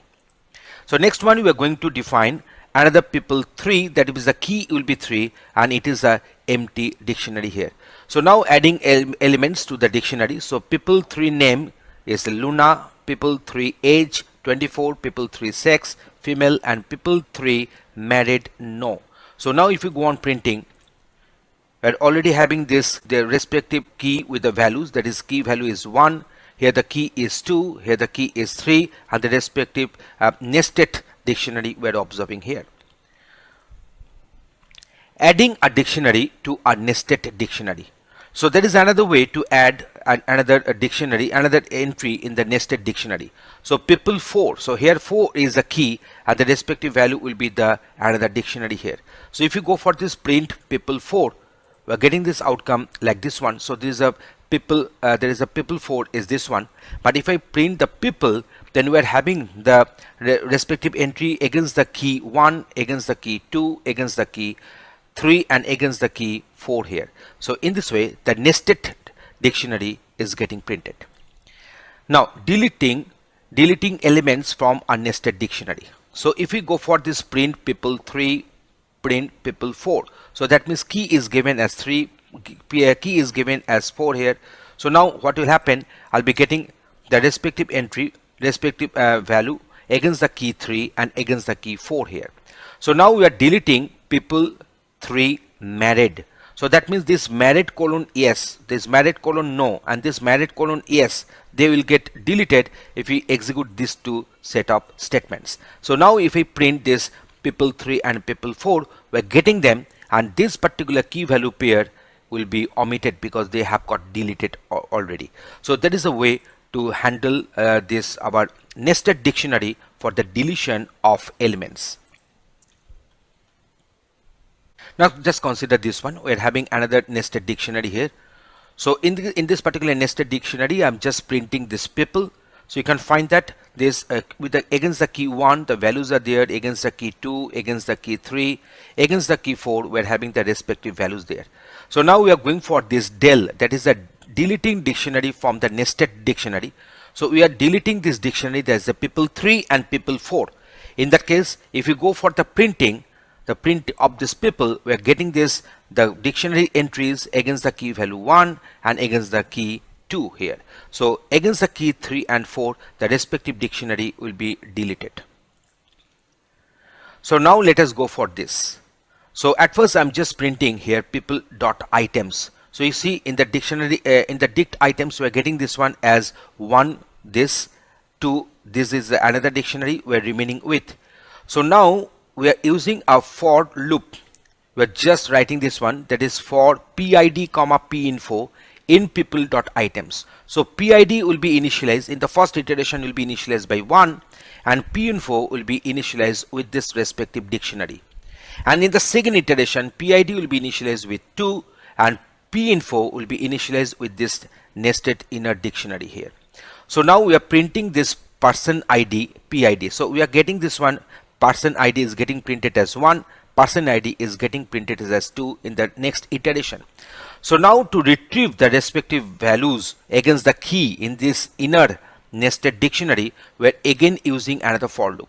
So for key in pinfo, we are printing this key, then concatenating with a colon, and then we are printing this pinfo key here. So we are getting this person ID colon 1, so that is getting printed from here, and within this loop, within this for loop, we are printing name colon John, name age colon 27, and sex colon male here. So in this way the things are getting printed. So we are having this name, we are having this age, we are having this sex. So the three values have got picked up against the respective 3 keys from the inner nested dictionary, and in the next iteration we are retrieving the values, key value pairs accordingly in this nested for loop. So in this way, in this particular discussion, we have discussed that how to handle with the nested dictionaries and how to tackle with the key and the value pairs according to our requirement. Thanks for watching this video. Python operator overloading. In this session, we are going to demonstrate and illustrate operator overloading which has to be done in our Python programming. We have defined one class, that is the name of the class is myPoint. We know that here we will be considering a two-dimensional point which will have two coordinates x and y.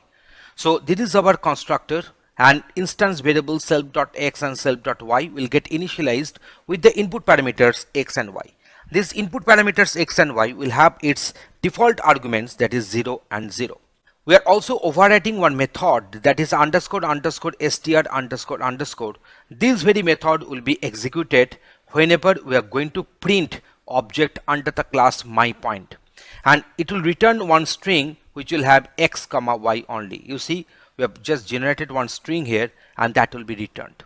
We are also overriding one method. This is known as the overloading, and that is plus operator. So this plus operator, here you see we have defined one method, that is underscore underscore add underscore underscore. So this method will take one object, that is the other, as input, and it will do the addition in this way. Self.x, that is the instance variable x, and other.x will be added. Self.y and other.y will be added. They will be assigned to x and y, and then the object will be returned with this particular, which will be defined with this particular constructor myPoint, keeping this x and y as input argument. So actually we are calling the constructor of the class myPoint with x and y as input arguments here. Next, we are going for the overloading of this less than operator. So here in case of overloading, we are just defining one method, that is underscore underscore lt underscore underscore. It will be having the self and the other, that is another myPoint class object as input argument. So how we are calculating whether it is less than or greater than. So it will be calculated in this way. You see, self.x square plus self.y square will be calculated, and that will be assigned to self underscore magnitude, and then other.x square and other.y square will be calculated, and then the sum will be kept in other underscore magnitude. So now we shall return self underscore magnitude less than other underscore magnitude. That means it returns a boolean if self underscore magnitude is lesser than other underscore magnitude. In that case it will return true, otherwise it will return false. So this underscore underscore lt underscore underscore method will return one boolean. So here we are overloading this plus operator, here we are overloading the minus operator, minus less than operator. Okay, so now we have defined two objects, that is p1 and p2 under the class myPoint, and here you see this p1 and p2 under the point myPoint. Here we have passed this x and y values as 1 and 2. So in case of p1, the respective instance variable x and y will get updated with 1 and 2 respectively, and in case of p2, the x and y will get updated with the values 4 and 5 respectively, because we have passed these parameters to this parameterized constructor myPoint. So at first we are going to print this p1 and p2. When we are going to print this myPoint class objects, then underscore underscore str underscore underscore method will get executed, and it will print in this way. So let us go for the execution. You can find that it has printed 1 comma 2 within enclosed within first brackets, and then for this against this line it is printing 4 comma 5 enclosed within first brackets there, and print will leave one blank line here. Next, p1 less than p2. So p1 less than p2, it will be calculated, and it is returning true. Why? Because here we are having 1 square plus 2 square. What is the value? That means 1 plus 4, that is 5, and here we are having 16, that is a 4 square plus 25 square. So that is quite larger compared to this 1 square plus 2 square. So that's why it is returning true here. Now this particular operation can also be done using this underscore underscore lt underscore underscore method directly.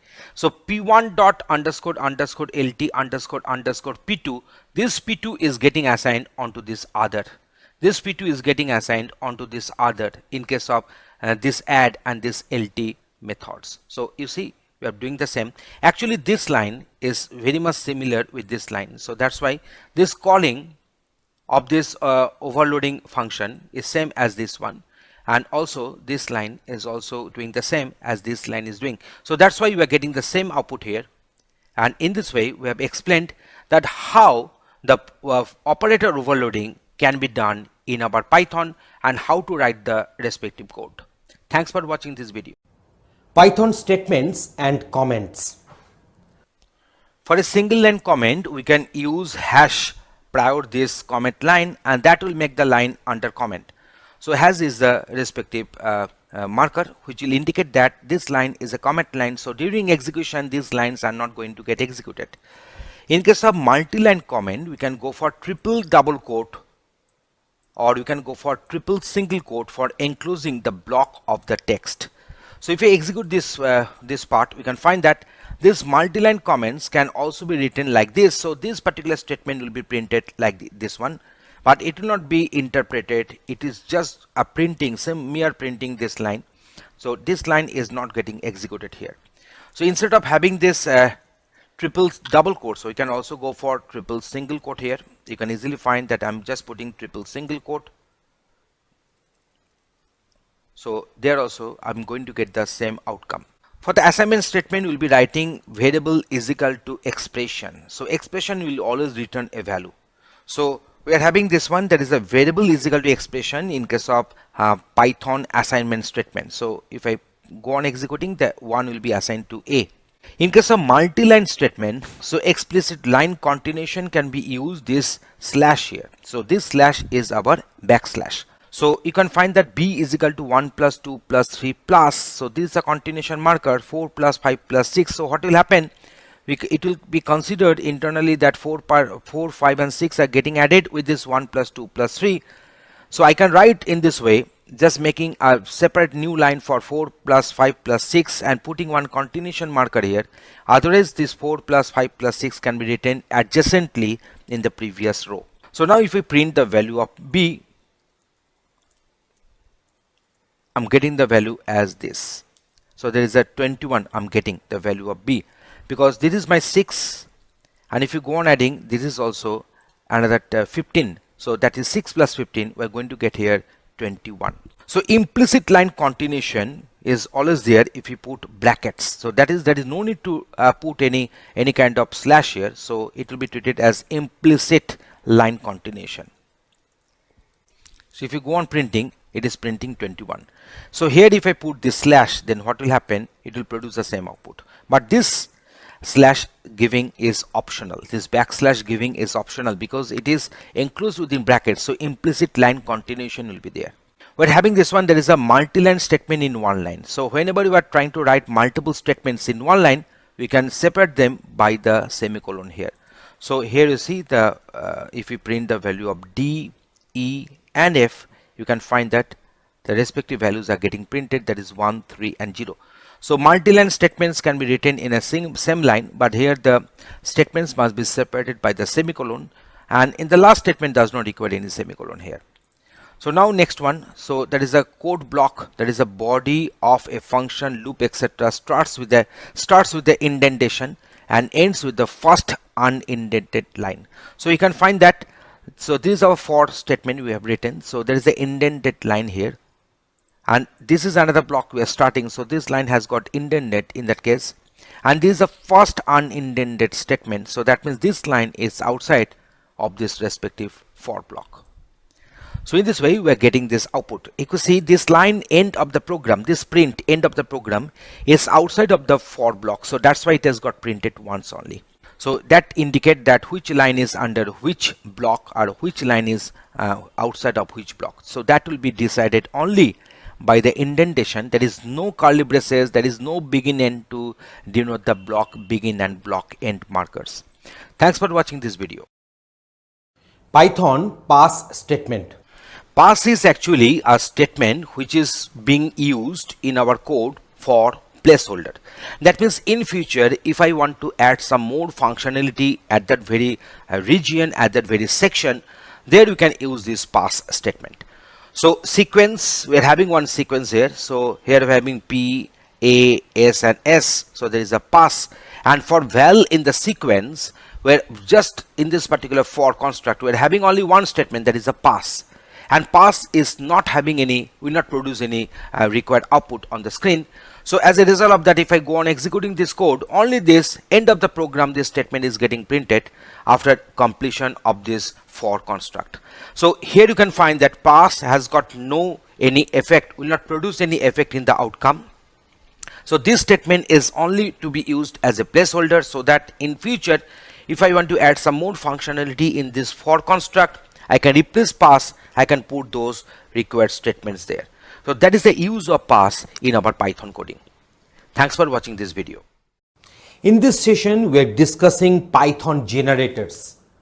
In the previous video where we have discussed this iterator, there is the iterator feature in our Python programming, we have seen that we are supposed to deal with huge overhead. We are supposed to define the iter method, we are supposed to define the next method, we are supposed to keep the track of the internal states, the raise, the stop iteration when there are no values to be returned, and so many different issues. And this will make our code more lengthy and counterintuitive. And generator comes into rescue in those situations. Python generators are a simple way of creating iterators, and all the overhead we mentioned here in our discussion will be automatically handled by the generators in Python. And simply speaking, a generator is a function that returns an object. There is an iterator object which we can iterate over. That means we can return value one at a time. So it is fairly simple to create a generator in Python, and it is as easy as defining a normal function with the yield statement instead of having the return statement. The difference is that while a return statement terminates, a function entirely terminates at that very statement. But in case of yield statement, the yield statement pauses the function, saving all its states, and later continues from there on successive calls. And that is the basic difference between the return and the yield statement. So let us go for this practical example for the better understanding. Here we have defined one method, that is a my generator. N is equal to 1, this is printed first, yield n. So this particular state is getting saved here. So n plus equal to 1, print, this is printed second, yield n. And then we are having this n plus equal to 1. So n is getting increased. Now it has got the value 3 here, because initially it was having the value 1, and next time it has got increased by 1. So yield n. So now the n has got the value 2. So n is equal to n plus 1. The value of n has become 3. This is printed at last, and yield n is there. So here you see, instead of using the return statement, we have used the yield statement. Now what is the purpose of this? So now using this particular method, the returned we are assigning to this a. So a is nothing but one iterator object. So to access the elements from this a, we are using two ways. One using one for loop, and another one using the next method. So next of a, so let me execute the code so you can get the output. So next of a is printing, this is the printed first. Next a, it is printing that this is the printed second. Next a, it is printing that this is printed at the last. Now we are going for this using for loop. So this particular message has got printed here. So now iterating using the for loop here. So for item in, I'm just calling this method. There is a my underscore generator method we are calling, and it is returning the respective iterator. So print item. So I'm going for this printing this item. Here we are having this for each loop. So each and every time it will retrieve the next element from this iterator, which is being returned by this my generator method. So it is printing in this way. This is printed first 1, this is printed second 2, and this is printed at last, that is our 3. So in this way you can find that in this generator method, I didn't define any iter method or next method. The iterator is getting handled automatically by this generator. So let us go for another example for the more clarity. So generator with a loop. So here we have defined one method, that is a reverse string, which will take this my string as input parameter. So length of the my string will be kept in length. We have used the method len here.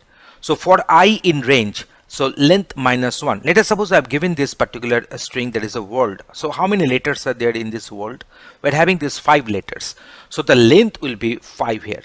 So now length minus 1 means what? So that is our 4.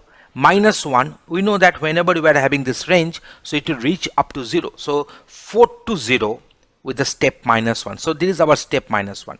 So 4 to 0 it will range, and because that's why I've given here the next parameter as our minus 1 to this range method. So now here this length is having the value 5. So 5 minus 1 is 4. 4 to 0 with the step minus 1. And then the respective character will be retrieved from this my string, and that is we are returning it using this yield. So now we are just accumulating the return states of this particular method, that is the reverse string. So now if we go for card in reverse string world, and if we go for this print card, you see the reverse string is actually returning one iterator, and this iterator, from this iterator we are retrieving character by character using this for each loop, using this for loop, and we are printing this DLROW. That is the reverse of the that is the characters, reverse order of the characters existing in the world text. So in this way I've shown you that there is no need to handle or raise any stop iteration. There is no need to handle this next method or override this or define this iter method. Everything will be handled by this generator, and there is a nice way to handle our iterator in our Python. Thanks for watching this video. Python decorators. Python is having a very interesting feature which is known as the decorators, and which will add functionality to an existing code. And this is also known as metaprogramming, as a part of the program tries to modify another part of the program at the compile time. To discuss more about these decorators, let us consider this example. Here we are having one simple function. The simple function name is also simple function. So print I am a simple function. Okay. So now if I execute this code, obviously this line will get printed. But here we are defining one decorator.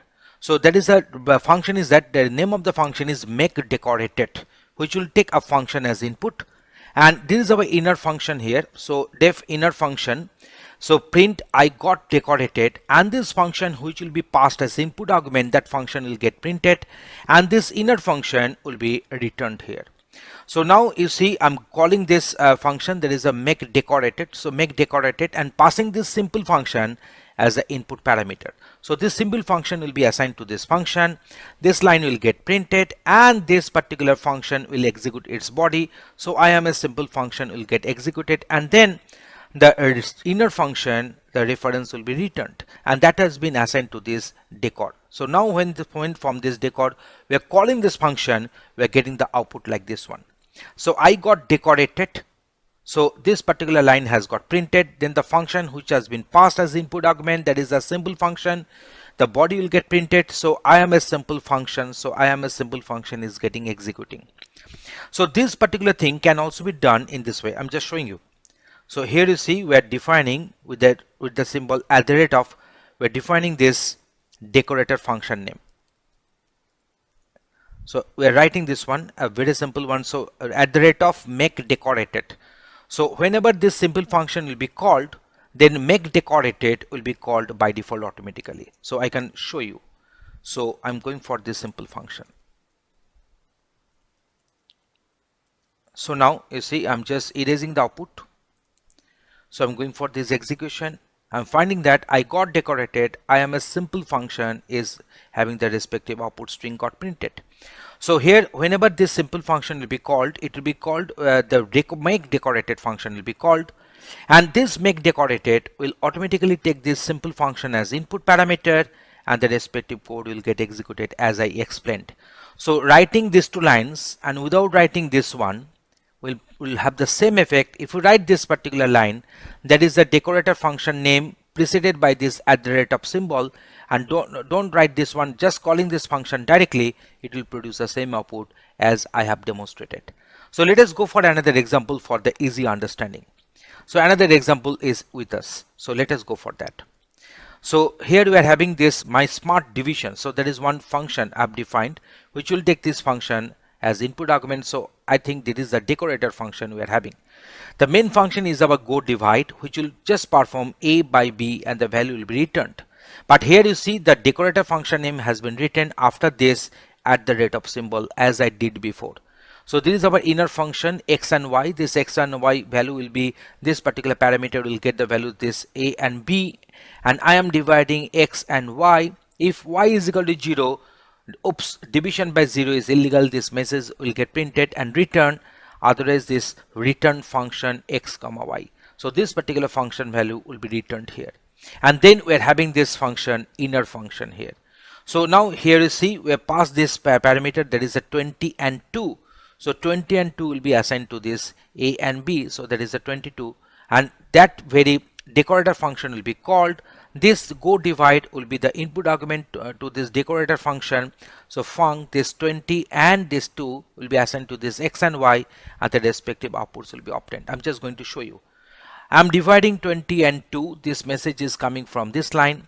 Here you see the 2 is not equal to 0. So this particular line, this particular block is not getting executed. So return function xy. So xy, the division will take place and the value will be returned, and the value will be 10.0.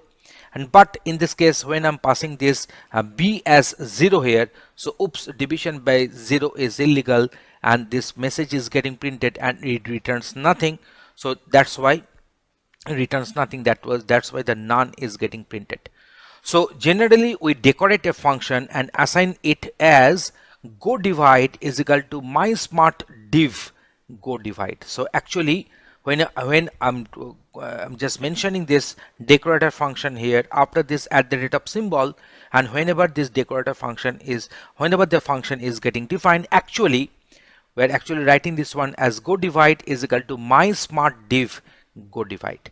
So in this way, in this particular demonstration, I have shown you that how to use these decorator functions and decorators in our Python coding. Thanks for watching this video. Python while loop. In this demonstration, we are discussing the use of while loop in our Python coding.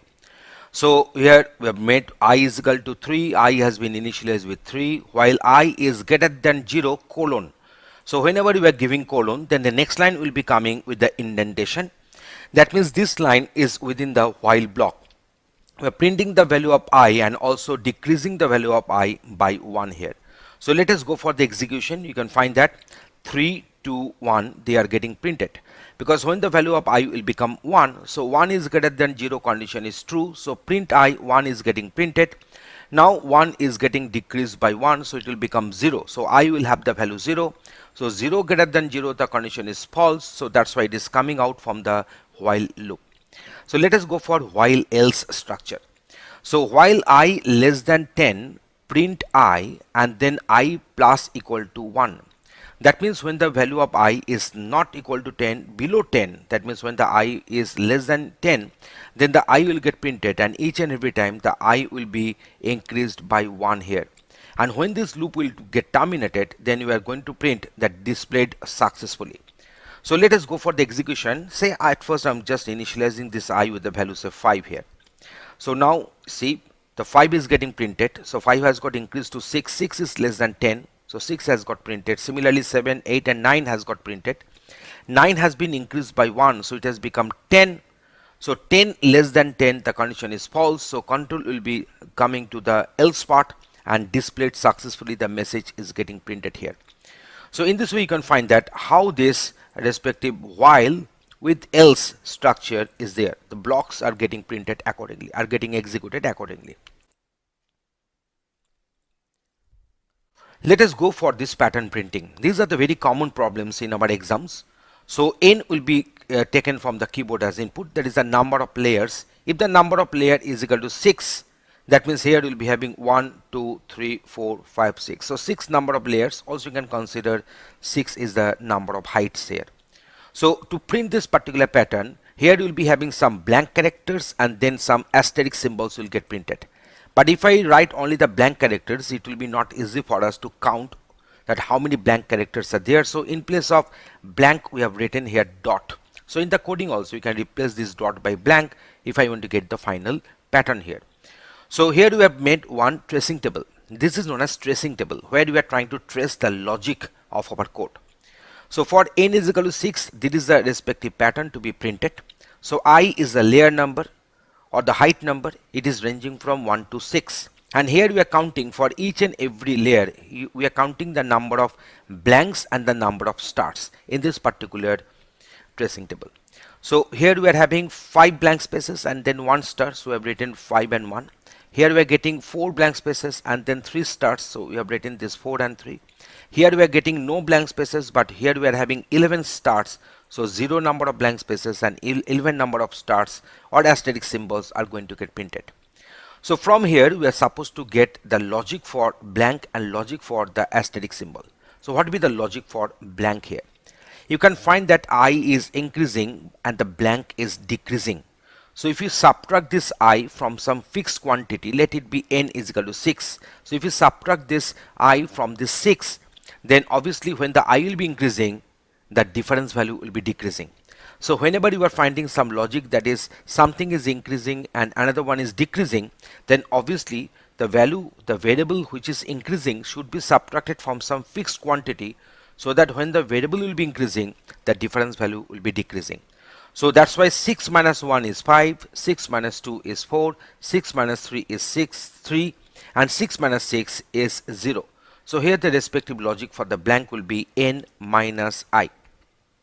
Next one, I is increasing by 1, star is also increasing but by 2. So what we shall do, if I is 1, star is equal to 1, I is 2, number of star will be 3, I is equal to 5, number of star is equal to 9. So we think that here the logic will be 2 star I minus 1, because 2 into 1 2, minus 1 is 1, 2 into 3 is 6, minus 1 is 5, 2 into 6 is 12, minus 1 is 11 here. So here the respective logic will be 2 star I minus 1. So we have got the logic. Now we are going to implement it here. So n is equal to int input, please enter the number of layers, and then I is equal to 1 we have put, and when this value of I is less than equal to n, that means I will be ranging from 1 to 6 if the value of n is equal to 6 given. So here we have put that one everything in the while loop construct. So j is equal to 1, j we are considering another loop control variable. So j will be equal to 1, and while j is less than, so now what will happen, for each and every layer we will be printing a certain number of blank characters and then certain number of asterisk symbols, then we shall go for the continuity break. So that will be the skeleton of our program. So at first we are going to print some blank characters and then we are going to print some asterisk symbols. So how many blank characters we are having? We are having n minus I number of blank characters. So here we are putting this one as n minus 1, n minus I. So j is equal to 1, j less than equal to n minus I, print. Here we are printing this dot, and int is equal to double quote means here we are just omitting the trailing new line character. So all these dots will get printed in the same line. So now again we are making this j is equal to 1 and j is less than equal to, so here we are putting this star logic, that is a 2 star I minus 1. So we are putting this logic here, and then print star and continuity will be there. All these stars will get printed in the same row. So that's why end is equal to double quote. So this is the print which will break the continuity. So we'll be printing certain number of dots, certain number of stars. So the next dot will be coming from the next line. So that's why to break the continuity, here we are putting another print statement. So print function has been called here. So now let me go for the execution. We can find that if we give the value as 6, I'm getting this pattern here. So I think, so I should make this one 2 star I minus 1. I should go for I increase. So that statement is missing. So let us go for this I increase. So I is equal to I plus 1. So here this I has to be increased by 1, and also let us put the same in our while.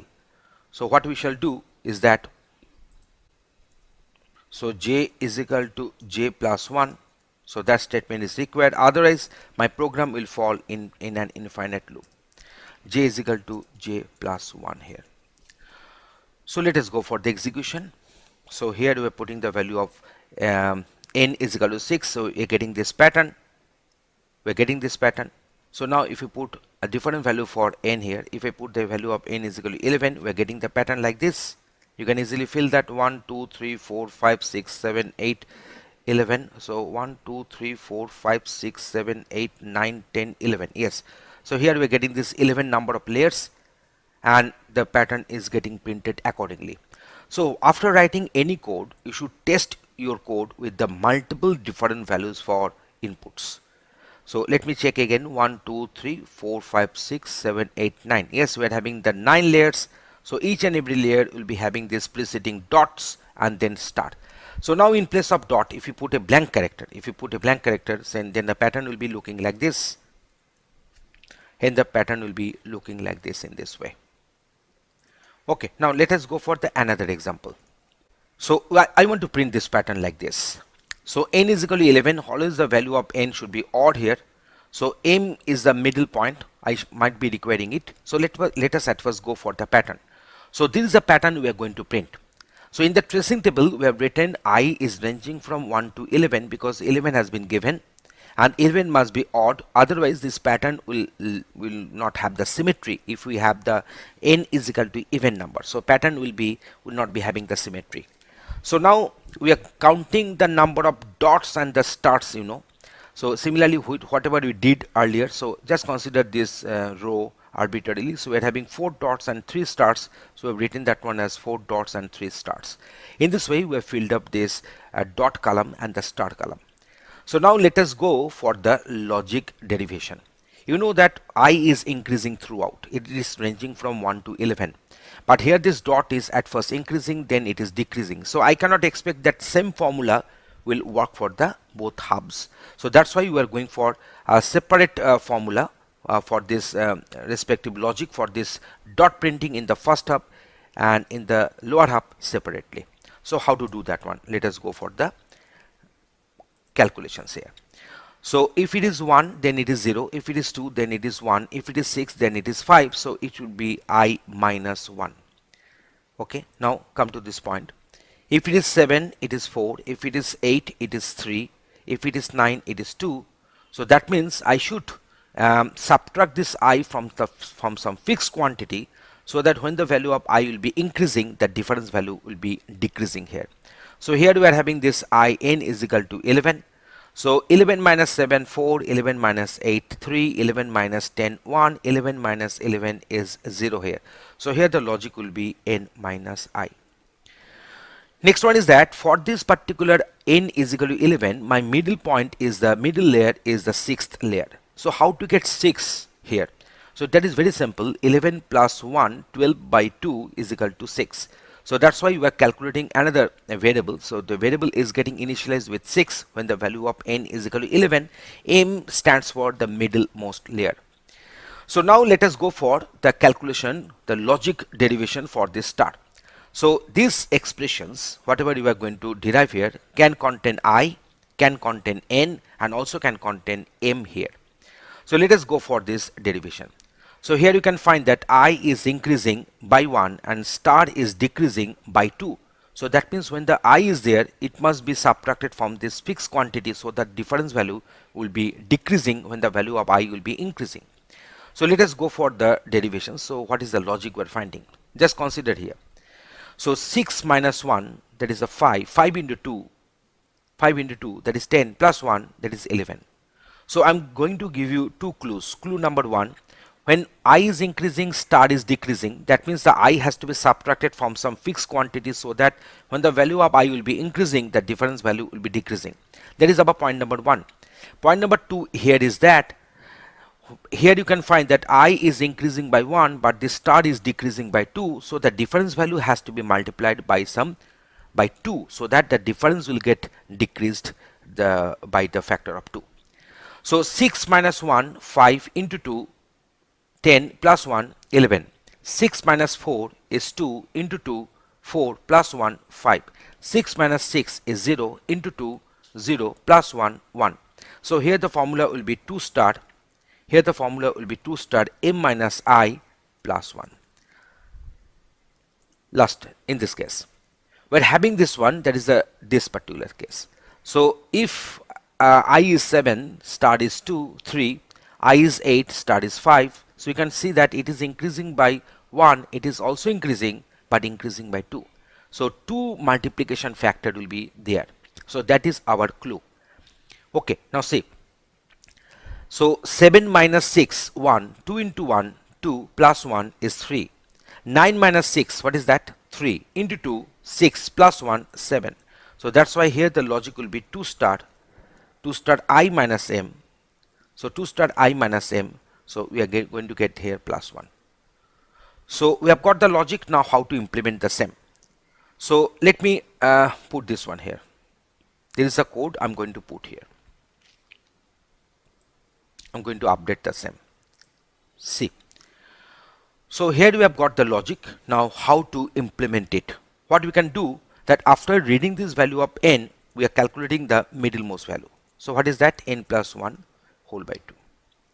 Okay. Please enter the odd number of layers. Okay. Next.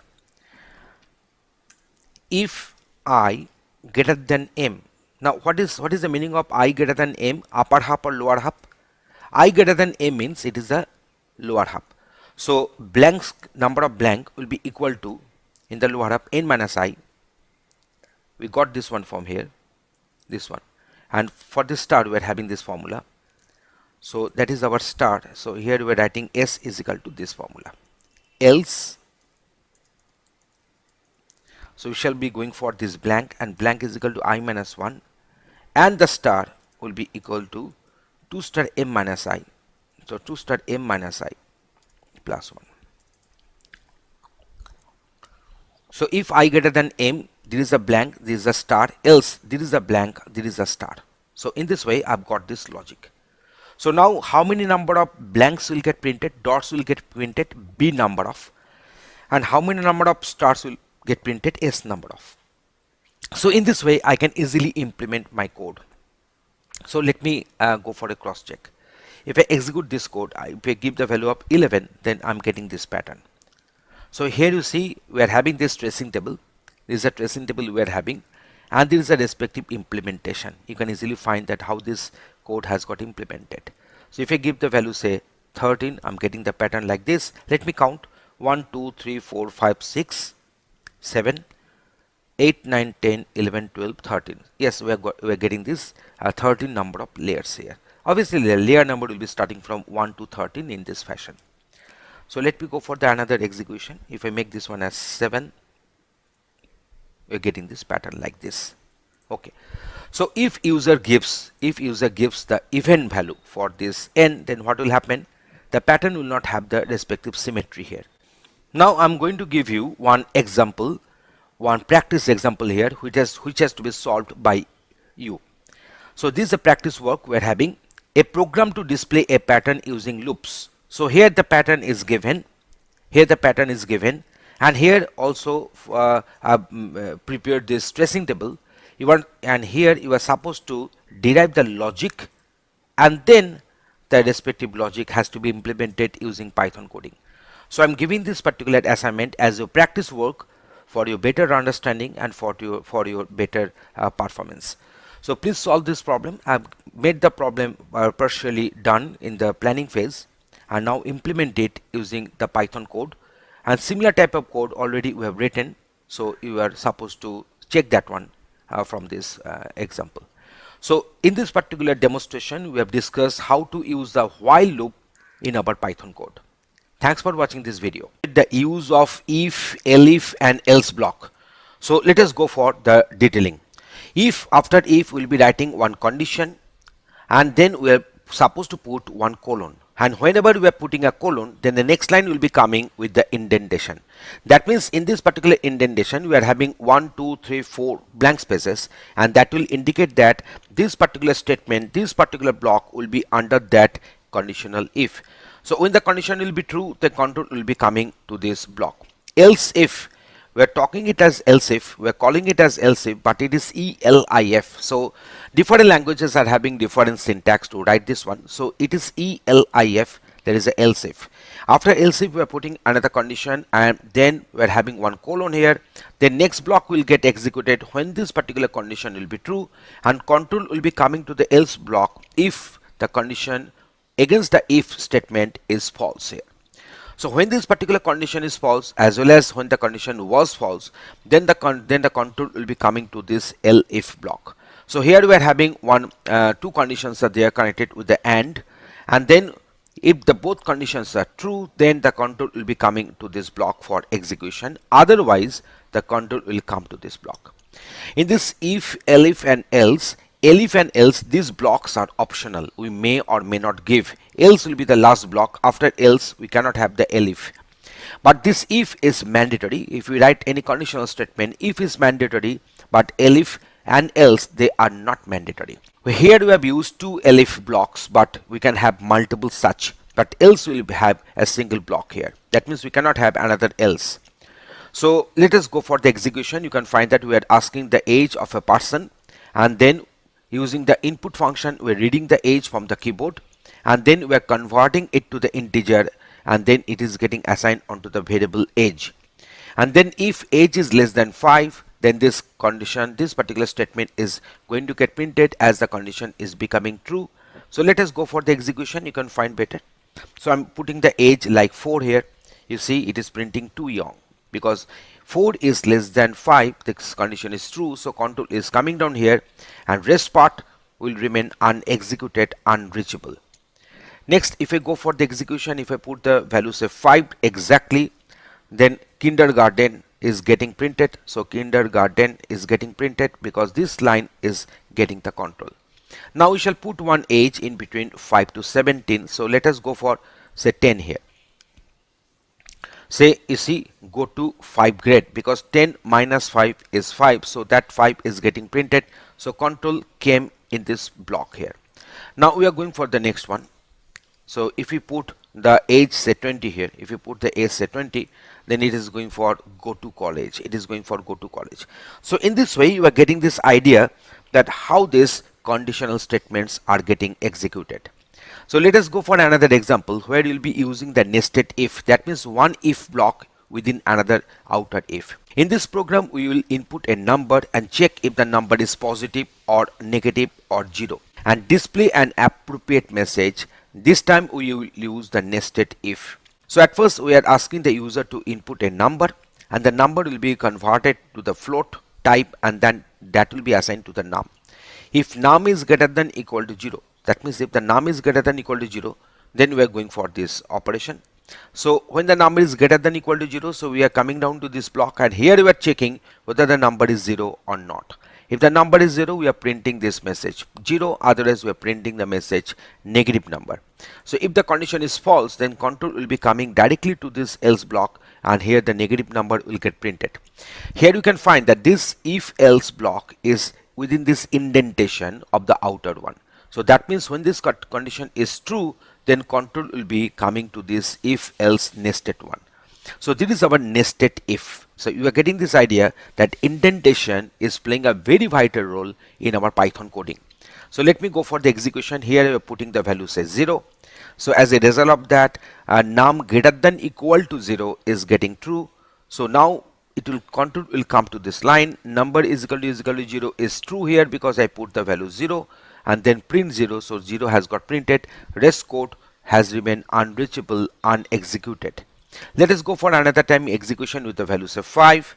We can find that 5 is greater than equal to 0, the condition is true. 5 is equal to 0, the condition is false. So it is coming to this positive number here. So that's why the positive number string has got printed. So now if I go for this minus 10, you can find that negative number is getting printed because minus 10 greater than equal to 0, the condition is false. So control will come directly to the else part, and the negative number will get printed. So in this way we have demonstrated that how to use the if, elif and else block, and what is nested if, and how to write that one with the proper indentation. Thanks for watching this video. In this session, we are discussing Python matrix implementation. A matrix is a two-dimensional data structure. In the real world, we often have to define one rectangular data table to store our data, and obviously in this particular data table we'll be having multiple number of rows and multiple number of columns. So let us discuss in our Python how we can define a two-dimensional matrix. So here you see, here we are defining a two-dimensional matrix. Here we are defining one list, and the list is having 3 elements, and each element individually is another list and consisting of say 1 string and 5 integer data. So this is known as a two-dimensional matrix with integers and obviously with some strings here also.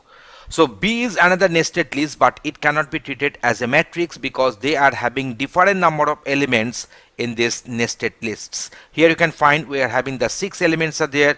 we're having 6 elements are there, but we're having 4 elements have got listed here.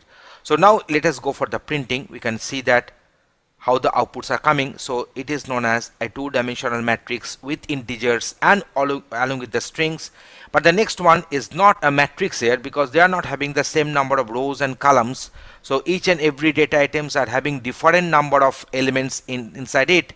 So here we are having 6 elements, here we are having 4 elements, here we are having 6 elements back again. So it is not a matrix, it is a nested list, but it can be considered as a matrix. So having 3 rows and 6 columns, we can consider it.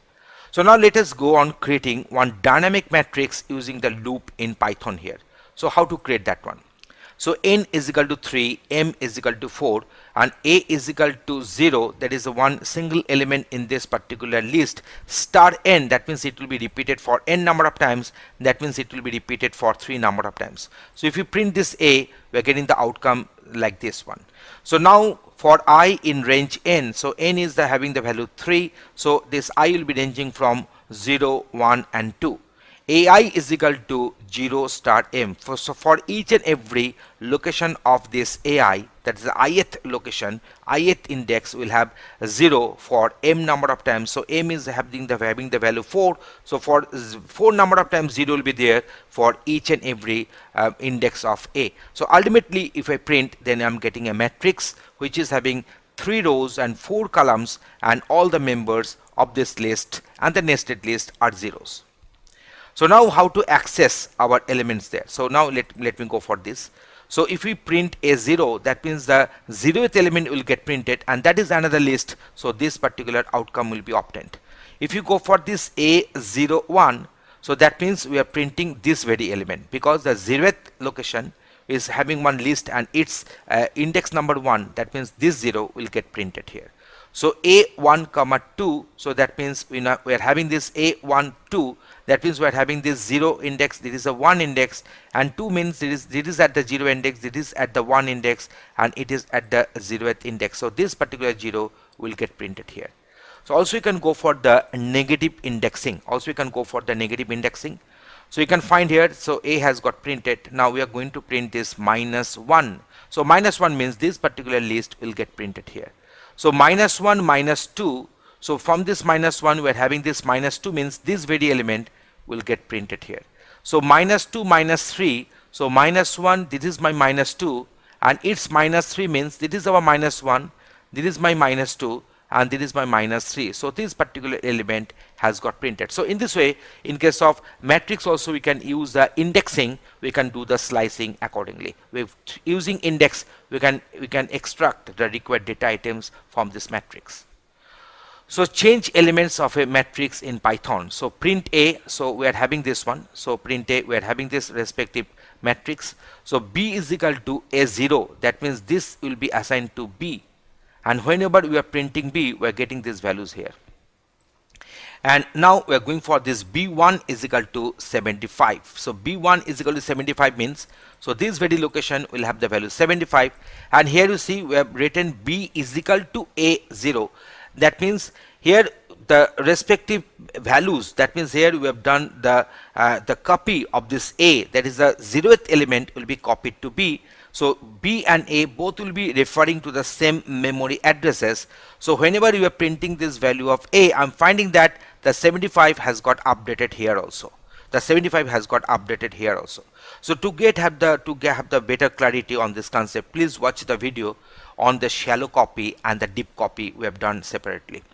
So now B1 is equal to 75. So print B, so it has got the updated content of the B. But if you go for the print A, we are finding that the 0th element is having this 75 has got updated in this list also.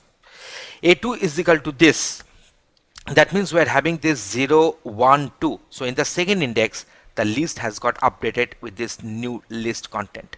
So in this way, we have shown you that how to do some changes of elements of a matrix in Python. So in our discussion, we have discussed what is a matrix and how to implement it and how to do operations on this matrix. Thanks for watching this video. Python regular expressions.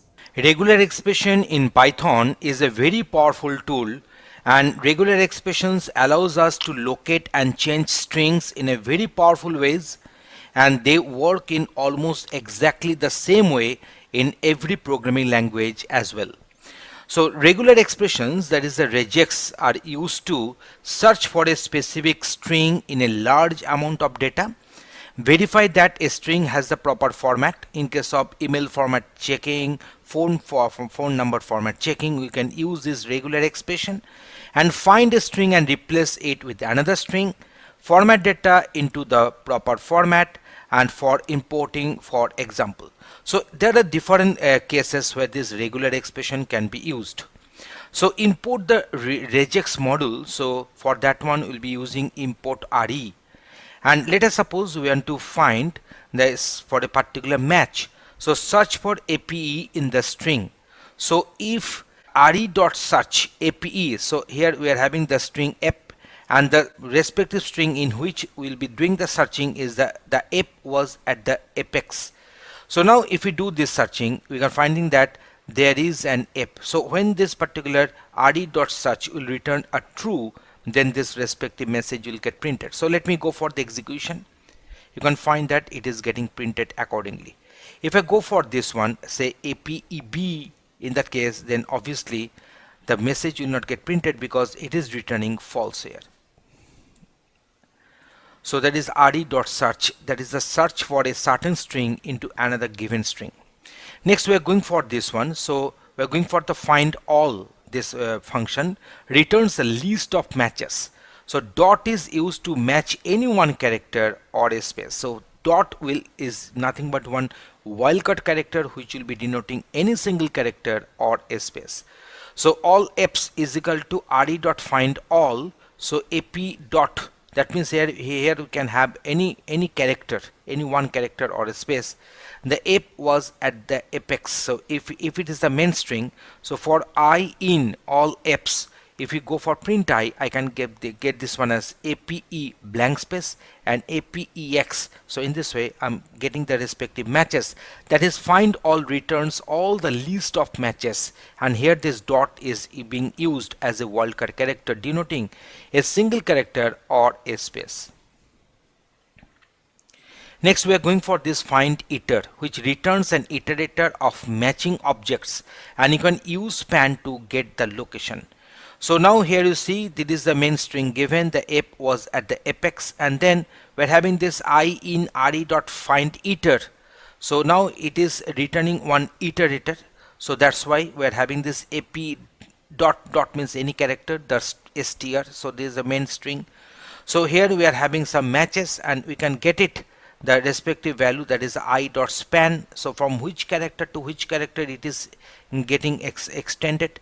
So that is a lock tuple, and then print lock tuple. You see they are getting printed as the tuple here. So now you are also printing the substring from the str. So there is a lock tuple 0 colon lock tuple 1. So in this way you are just going for the printing. Lock tuple 0 means the first index, and the lock tuple 1 means the second index, and the second index is always exclusive and the first index is inclusive. So let us go for further explanation once again. So let me execute my code here. You are getting the output like this. So now you see when you are printing this lock tuple, so first time I'm getting this match ranging from character number 4 to character number 8. So just come to here. So it is my character number 0, 1, 2, 3. So 4, 5, 6, 7. So 8 is exclusive. So here we are having the search string, that is the APE dot. So that's why I'm including this blank space here. So that is my 7. So 8, 9, 10, 11, 12, 13, 14, 15, 16, 17, 18. So now we are having this 19, 20, 21, 22. So 23 is exclusive. So that's why I'm getting this one. So whenever you are going for this lock tuple 0, I'm just retrieving 4 colon lock tuple 1. I'm retrieving 8 here. So 4 to 8, that means all the characters ranging from location number 4 to 7 will be printed, will be retrieved as a substring. Now match one or several letters. Square brackets will match any one of the characters between the brackets, not including upper and the lower varieties unless they are listed. So now here having one string, that is the animal str. So all animals is equal to re dot find all. So now you can see here we are having list of characters, so any one of them can be picked up. So CRMFP, so the strings actually, the substrings for the matching actually are passed as CAT, RAT, MAT, FAT and PAT. So that will be searched in the main string, that is the animal str. So for I in animals, all animals I'll be getting, I shall go on printing this I. So you see we're getting this one as RAT because RAT is there, and RAT is the substring to be searched. MAT, FAT and PAT, we have got this one, but capital CAT is not coming because capital C is a different character from the small c. So in this way we are getting this idea that how we can enclose multiple characters within third brackets, which will indicate that any one of the characters can be taken from these characters enclosed within the third bracket. We can also allow for characters in a range. Remember to include upper and the lowercase letters as required. So animal str is equal to this, and some animals is equal to re.find all. So C to M, that means C, D, E up to M lowercase, and C to M in the uppercase, and CAT. So now AT. So now we are having this AT. So CAT will have the match here, and then we are having this MAT will have the match here, and FAT will have the match here. So but PAT is not having the match because P is not included in this ranges. So now in this way, if you go on printing, I'm getting this CAT, MAT and FAT are getting printed. I'm just executing my code, you are getting my output. Use this upper caret to denote any character but whatever characters are between the brackets. So that means any character but whatever the characters between the brackets. So now here you see we are having this C and R within the third bracket, and this not symbol is there. So other than C and R, so rest of the patterns will be searched here. So as a result of that, CAT will not be coming and RAT will not be coming in the output, but MAT, FAT and PAT can have their matches. So for I in some animals, so if you go for print I, I'm getting this output, that is MAT, FAT and PAT. So I'm executing my code, you are getting the output. Replace all matches. So replace matching items in a string. So all food is this, that is a rat, cat, mat and pat.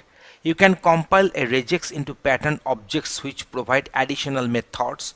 So that is a re.compile CRAT. So actually we are having this CAT and RAT. So now we are having this sub, that is actually substitute. So sub replaces items that match the regex in the string with the first attribute string passed to the sub. So now you see in case of owl food, the regex.sub, that is a substitute. So this owl food, actually this owl food is the main string here, and owl will be the replacing one, and regex has got initialized with this, has got compiled with this CAT and RAT. So this CAT and RAT will be replaced by OWL, but MAT and PAT will remain as it is. So now when you are printing this owl food, I'm getting this owl, mat and pat. I think you are getting my idea. Next one is about solving backslash problems. So regex use the backslash to designate the special characters, and the Python does the same inside strings, which causes issues. So let us try to get this / stuff out of a string. So now here you see this is my string to be searched. There is a / stuff, the string to be searched. So random str is equal to, here is / stuff. But if you go for this rd.search, there is a / stuff into rand str. If you go on searching, it will find nothing here. I can show you. So it is find nothing, because here this / stuff is not the same whatever we are thinking about. So in that case, what you can do, that to have a slash in my pattern, I should use double slash. So to have double slashes in my pattern, I should use 4 slashes. So you see 4 / characters we have included, and then stuff. Now we are going to get our output here. So now we are getting a match here, and the span is 8 to 14. So this thing can also be written using this one, where R stands for the raw string. So you can get around this by using the raw string, and which don't treat backslashes as a special character. So now you see here R stands for the raw string. So now when you are putting this, you are getting the same output as we had in case of 4 times slash before stuff in the search string. So matching any character, we saw that dot matches any character, but if we want to match a period, there is a backslash period will be used there. So just consider this one. We're having this f dot b dot I dot r dot s dot and cia. So now we are going for this match. That is the dot means any character and slash dot means a dot. So then dot is any character and the slash dot means a dot and slash means any character. So this is a pattern I've given. This is a regular expression I've given. So I'll be searching in this random str. So rand str. So here we'll be searching, and here we'll getting two matches, and they're nothing but f dot b dot I and I dot r dot s. So obviously CIA, they are not having the dots in between, so that's why that is not getting a perfect match. So the first dot is indicating any character, so as a result of that f is getting matched here, and then slash dot is actually denoting a dot here, so this dot is there, and then another dot is denoting any character, so b is having a match there, and slash dot denotes another dot, so this dot is getting matched here, and here we are having this dot, and that is denoting that can be matched with this I here. So that's why f dot b dot I and I dot r dot s, I dot r dot s, two matches I'm getting here. So now going for this matching white space. So you can match any white space character. So here we are having this rand str is equal to this, so we have gone for this multi-line here. So print rand str, so it will print the respective string here. You can find that it will print the respective string. So let us go for this. Yes, the string has got printed. Now what we are doing here, that means we are going for this re.compile slash n. So there is a new line character, and then regex.substitute. This particular the slash n will be replaced by this single space here. So as a result of that, when I shall print this rand str, the total line will get printed in the same line, in the same row, with the blank space as a separator. So you see the same row, the full line has got printed with a blank space as a separator. So here you see in between long and string there was a slash n, now it is being replaced by a blank space, and then between the goes and on we had one slash n here, but it has been replaced by a single blank space. So now let us go for the next one, that is match any single number, So slash d can be used instead of 0 to 9, and slash capital D is same as not 0 to 9. So here we are having this rand str 1 2 3 4 5. So if you want to have a perfect match here, then I can go for this re.findAll slash d. That means we are searching for this any digit here, any digit in this random str. So I'll be getting a match for the 5 times. I'll be getting match here for the 5 times. So now you see if I print this one again without this len.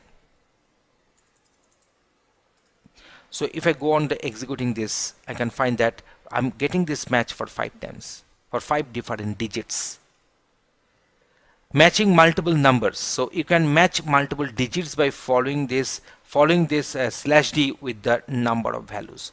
So here you see we are having the match 5 numbers only, so we can go for this slash d 5 and then 1 2 3 4 5. So now if we go for the execution, you can find that it is a zip code. That means here we are having this particular match here. So that's why re.search is returning a true. Here slash d denotes any digit and 5 denotes the 5 number of digits. So here we are having 5 number of digits are there, so that's why here we are going to get a match here. If you put a character here, so if you go for the execution, you see it is a zip code, that text is not getting printed. So because that is not a perfect match, we are having one alphabet in between. So you can also match within the range. So the match values that are between this 5 to 7 digits. So here we are having the main string here. So now we can go for this find all, that is a slash d, that is a any digit the range will be 5 or 7, 5 or 7. So as a result of that, here we are having these 5 digits. So now let me go for this match. So in between this 5 and 7, that means in between 5, 6, 7, we're having 3 lengths are feasible. So that's why I'm getting this match of 3. So here you see we're having, this is a perfect match, this is a perfect match, and this is also a perfect match. It has got a length of 5, it has got a length of 6, it has got a length of 7. So 5, 7 means 5 to 7. That means all the numbers consisting of digits only and having 5 to 7 digits, that means 5 digits or 6 digits or 7 digits will have the match here. Matching any single letter or number, in that case we can go for a/w, that is the same as A to Z small letters, A to Z in capital letters, and 0 to 9. So that is any letter or a number, but /W denotes a not of them. Not, that is a not we are having here. Okay, so we are having also the underscore is included here, also the underscore. So now we are having this phone number, that is 412-555-1212.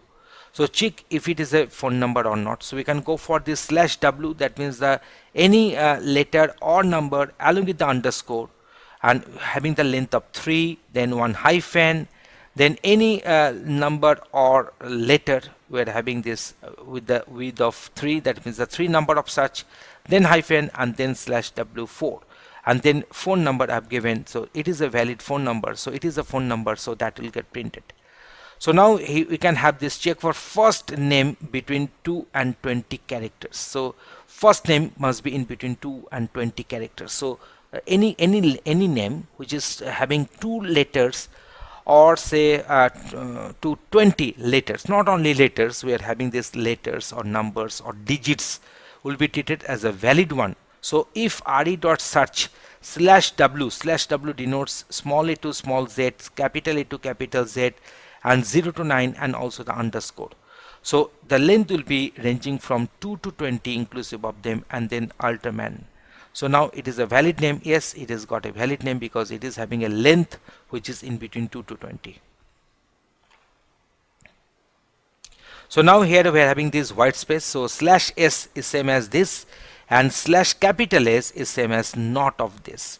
So you can go for this. So re.search, there is any letter or any digit inclusive of underscore having the length in between from 2 to 20, and then /s, that means any one of them we can have, and then 2 to 20 will be the next number of letters or the digits or underscore. Now here this is the name we are giving. So now I shall have to print whether it is a valid full name or not. Yes, it is a valid full name because it is having the length in between 2 to 20. It is also having the length in between 2 to 20, and there is a blank space is there. So there is a white space we are having here.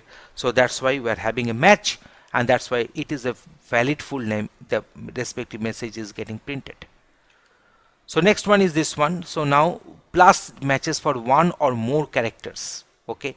So now we are going for this A plus. That means a single letter A or more than that. So here we are having this A, AS, APE, BUG. So obviously BUG is not starting with this A. So now if you go for this re.find all, if you go for this re.find all, you can go for this. You can have the 3 matches for A, for AS, for APE, and you can print matches like this. So because they are having the first letter A and next it may or may not have the 1 or more characters. So here we are having this import RE. Now here we are going for the email address checking. So that is very important in our most of the projects. We might be requiring these regular expressions. So let me discuss them into some rules. So create a regex that matches email addresses from a list. And the first criteria will be that 1 to 20 lowercase and uppercase letters, numbers, plus, and then dot, underscore. We are having this percentage, plus and minus. So it will be represented in this way. So that is a /w, then dot, underscore.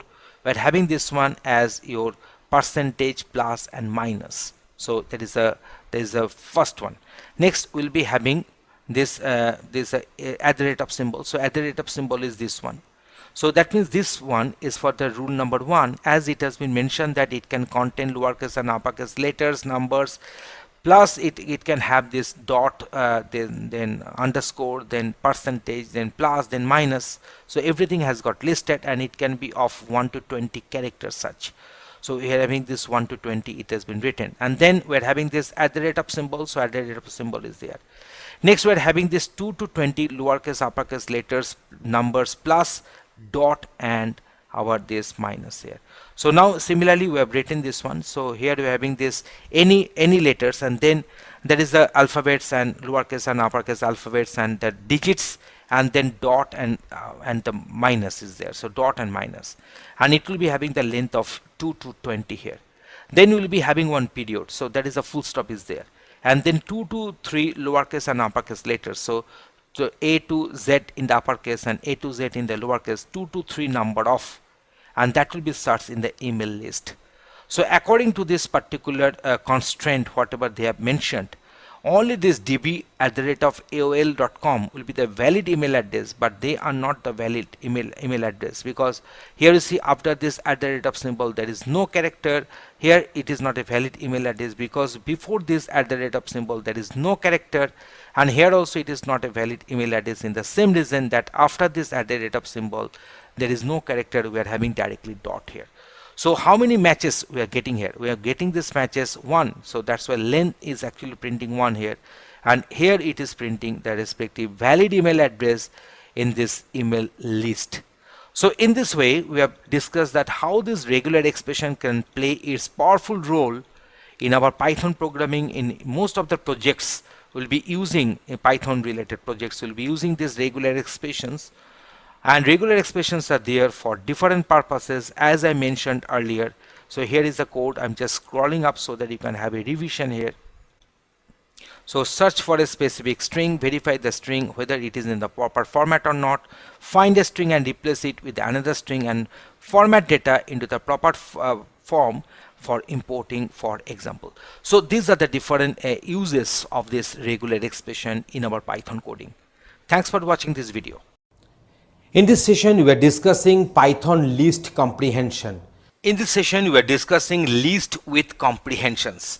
So we are discussing multiple different examples to clear your doubts and conception.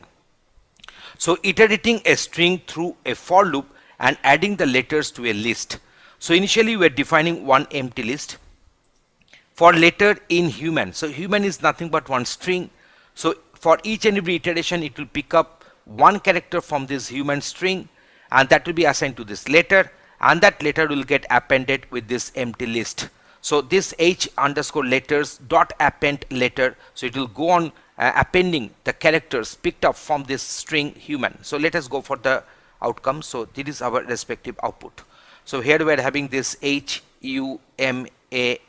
So that means this particular for loop has executed for 5 times, and each and every time it is just going on adding our respective characters picked up from this list.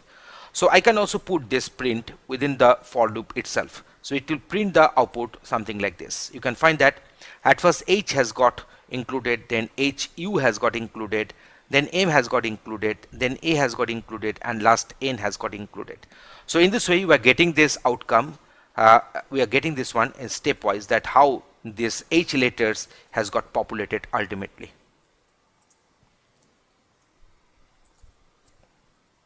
So there is a final outcome. So now we are using the comprehension. So letter for letter in human. So you see letter in human, again this particular letter will be picking up human, the separate characters one at a time, and that letter will be constitute this very list, that is h underscore letter. So let us go for the execution. You can find the same output is coming when you are printing this h underscore letters list. So list comprehension versus lambda function. So you know that lambda function is known as anonymous function. The function will not have any name. So what we are writing here is that x will be picking up the characters from this particular string human, and this x will be mapped to form this list item. So now you can go for the execution. You can find that this h letters is nothing but constructing one list. So here we are doing the typecasting using the method list here, which will map this particular lambda function, and this lambda function will be getting this x, and where this x will be picking up characters from the string human, and as a result of that, when we are doing this typecasting list, this h underscore letters, this list variable, this list object will get populated with this characters, that is HUMAN accordingly. So now we are going for if with the list comprehension. So now what we are doing, so number list is equal to x, so x will be the member of this number list for x in range 20. You know that range 20 means the x will be ranging from 0 to 19, because 20 will be the terminating range, so that is exclusive. So x will be ranging from 0 to 19, but only those x will be considered if x percentage 2 is equal to 0. That means all the even numbers in between 0 to 19 will be considered here. So print number list, so you can find that print number list, it will print the respective number list here. So if you go on printing, so I'm getting here 0 to 4 up to 18. So that is the way in which the list has got populated. There is a list comprehension. So nested if with the list comprehension. So what we are doing, so y will be the elements for this num list for y in the range 100. That means that y will be ranging from 0 to 99, and those y will be considered which is divisible by 2 and also divisible by 5 at the same time. Because y percentage 2 is equal to 0, so the remainder of the division will be 0, means y will be divisible by 2. Similarly, y will be divisible by 5. That means y should be divisible by 10 here. So now if you go on executing this code, we are getting the output, that is 0, 10, 20, 30 up to 90 here, because 100 is a range maximum limit. So that means the y will be ranging from 0 to 99, but those y will be coming into the consideration to form the num list members, num list elements, which will satisfy both the conditions, that is y percentage 2 is equal to 0 and also y percentage 5 is equal to 0 here. So now we are going for the if else with the list comprehension. So what we are doing, so object is equal to even if I percentage 2 is equal to 0, else odd. So either event string or odd string will be the member of this object list, and where the I will be in the range 10. That means I will be ranging from 0 to 9. So for 0, I percentage 2 is equal to 0 will be true, so even will be coming. But for 1, I percentage 2 is equal to 0 will be false, so else odd. So odd will be coming as a member of this, as an element of this list. So in this way you are getting this even odd alternatively for I ranging from 0 to 9 here. So now let us go for another very interesting example, that is a transpose of a matrix using the list comprehension. So how to do that one? So matrix we are having this one, so 1, 2, 3, 4, 5, 6 and 7, 8. So here we are having the matrix which is having, we can consider it as a two-dimensional array, and it is having 4 rows and 2 columns accordingly. So now if I do the transpose of it, we'll be having 2 rows and 4 columns accordingly. So how we are doing so? So I in range 2 means I will have the value 0 and 1. I will be having the value 0 and 1 only. So row I, so for first time, so I will be having the value 0. So row 0 will be populated with the value that is a row in matrix. That is a row in matrix. So what will happen? This row 0 will get filled up with the row in matrix. So that means this is a matrix we are having. Here we are having this row I, and I is ranging from 0 to 1. So initially for the first iteration I will have the value 0. So this 1, 3, 5 and 7, there is a 0th element of each and every row will be taken into consideration, and that will constitute the first row of this transpose. And when the value of I will be 1, then row 1, that means it will picking up that is a second element from each and every row there. So that means 2, 4, 6 and 8 will be retrieved from this matrix, and that will be the second row content of this transpose. So whenever we are printing this transpose, I'm getting the 0th element of each list elements, that is 1, 3, 5, 7 will be coming in the first row, and in the second row, that means the row index number 1, because the first row is having the index value 0 there. So it will be picking up the second elements of all these lists. So 2, 4, 6 and 8 will be picked up, and that will be forming the second row of this transpose two-dimensional array. So in this way, we have shown you that how the least comprehensions can be done in multiple different ways, and we have given some examples to clear your concept. Thanks for watching this video. Python supports recursion. So how to write the recursive code in Python we shall be discussing.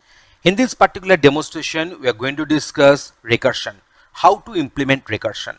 Here we have defined one method. The name of the method is fact, which is taking this n as input parameter. If n is less than equal to 1, return 1. We know that in case of recursion, there will be some base case. That means for certain inputs, outputs will be known to us. We know that if the value of n is equal to 0 or the value of n is equal to 1, then factorial of n will be 1 here. Otherwise, what will happen? Return n star factorial n minus 1. So let us suppose we have passed this value 5 here. So n will be assigned to 5. 5 is less than equal to 1 is false. So it will go for 5 into factorial 4. Now factorial 4, so 4 will be assigned to n. 4 is less than equal to 1, the condition is false. So it will go for 4 into factorial 3. So again in this case we will be having 3 into factorial 2. Again 2 is less than equal to 1, condition is false. So it will go for 2 into factorial 1. And n is less than equal to 1 will be true. So it will be returning the value 1 here. So that is my factorial 1, that will get multiplied with 2. So I'll be getting 2 here. So that will get multiplied with 3. So now the this particular recursive call will retrace back to the through the callers, and ultimately I'm going to get this one, that is 5 into factorial 4. So factorial 4 will be obtained as 4 into 3 into 2 into 1. So that will be our 24 into 5. So 120 will be the outcome. So let us go for the execution. You can find that the factorial of 5 is 120. So in this way, the recursive function can be written in Python. Thanks for watching this video. Python input, output and import. We are going to discuss the print function and its usage. To print a sentence or to print a variable value on the screen, we use the method print. So print this sentence is output to the screen here. So if I go for the execution, you can find that this sentence is output to the screen. A is equal to 5, and here we are writing the value of A is equal to A. So now this 5 has got printed. And if you go for this print 1, 2, 3, 4, so print is producing the outcome as 1, 2, 3, 4 in this way. Now see, if I go on writing this one as A, this value of A is plus A, it will produce one error message because A is of the type of integer, it is not of string. So it can be done in this way, that is A str A, that means we are converting this A to the string type, and then we are going to print that one as this. So that is another way to print the same. Otherwise, the simple syntax is this one. This is a simple syntax. You can find that this print and this print, they are coming, and the outcome is coming in the two separate rows. But if I want to print this one in the same row in which it got printed, in that case I shall have to write here is equal to end is equal to this. That means the string which is having one default /n, that is a new line character as the trailing new line character by default. So I'm just replacing that one using null. So now what will happen, these two lines will get printed in the same row. So now if I put this one as this, so you can find that the outcome is coming something like this one. Otherwise, if you don't mention any end here, then they will get printed in separate lines. Now print 1, 2, 3, 4 and separated here is star. So print 1, 2, 3, 4 separated here is star. So it will print as 1 star 2 star 3 star 4 and this way. So here we have given the separator. If you give the separator as comma, you see that they will get separated by this comma and blank space if it is so they will get separated in this way. So separated is actually indicating that what character you are supposed to get within the variables or the values going to get printed using the print statement. Here we are having this hash as the separator and end with this ampersand. So here this hash, as we saw before, that this is a separator and this ampersand is coming as the respective end one. So that's why it is getting printed in this way. Okay, next one. I love, this is my placeholder and the placeholder number is 0 and the placeholder number is 1. Here this bread will be the will be at the 0th place, will be replacing the 0th placeholder, and this butter will be replaced as the 1 placeholder. So you can find that it is coming, it is producing the output something like this. So I love 1 and 0. So here we are having the same. So I love butter and bread in this way. It is by default, it will be taking this one, need not to mention any kind of placeholder here. So you can find that both the strings are getting printed accordingly. Here we have passed this bread at first, then butter. So bread is coming down here and butter is coming down here. So now here you see, this is my bread.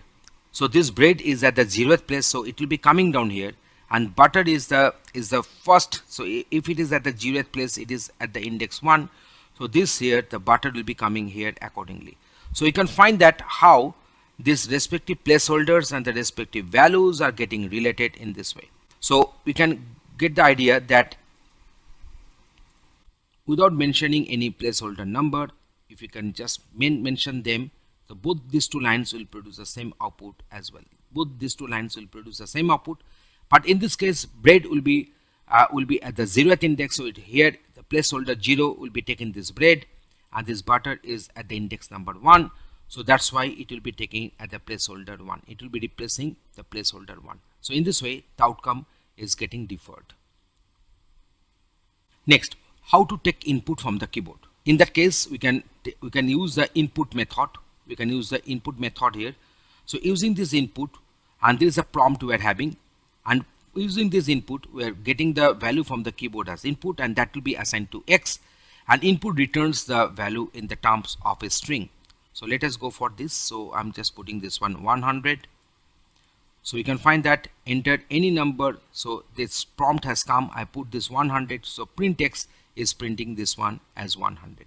This X is actually getting this one in the type of string. So input returns string here. So now we can go for this. If you go for this Y, if I want to convert it to this integer, I can do that one. In that case, the typecasting is required. The respective method, conversion method from string to integer will be required here. So I'm making this one as 100. I'm giving this one as 200. You can find that this 100 and 200 will get printed. I'm just replacing it by Y. So the 100 is nothing but here string, and this 200 is nothing but here integer, because we have done the typecasting accordingly using the method int. So now if we go for the addition, if you go for the print, if you go for this X plus Y, then obviously it will produce some error message, because we are trying to do string plus integer. So that is a type error. So I want to convert it. I should be converting this one to integer.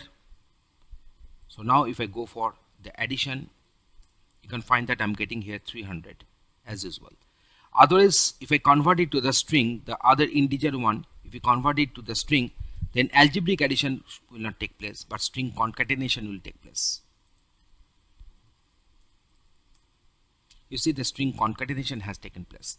So in this way, you can use the input function to take the values from the input from the keyboard, and default output argument for this input function will be string. Next one, we are having this import. So import math. So mainly done at the top of the program. So this math module we have imported, and later if you want to access this pow, so pow means power. So math.pow we can access, and that is intx, 2. So in this way, it will make this one as that is x to the power of 2 in this case. So if I make this x is equal to say 100, if I make this one, so here I'm getting this 100 to the power of 2, that is a 1000. We're getting this one as 10,000. So that is my math.pow.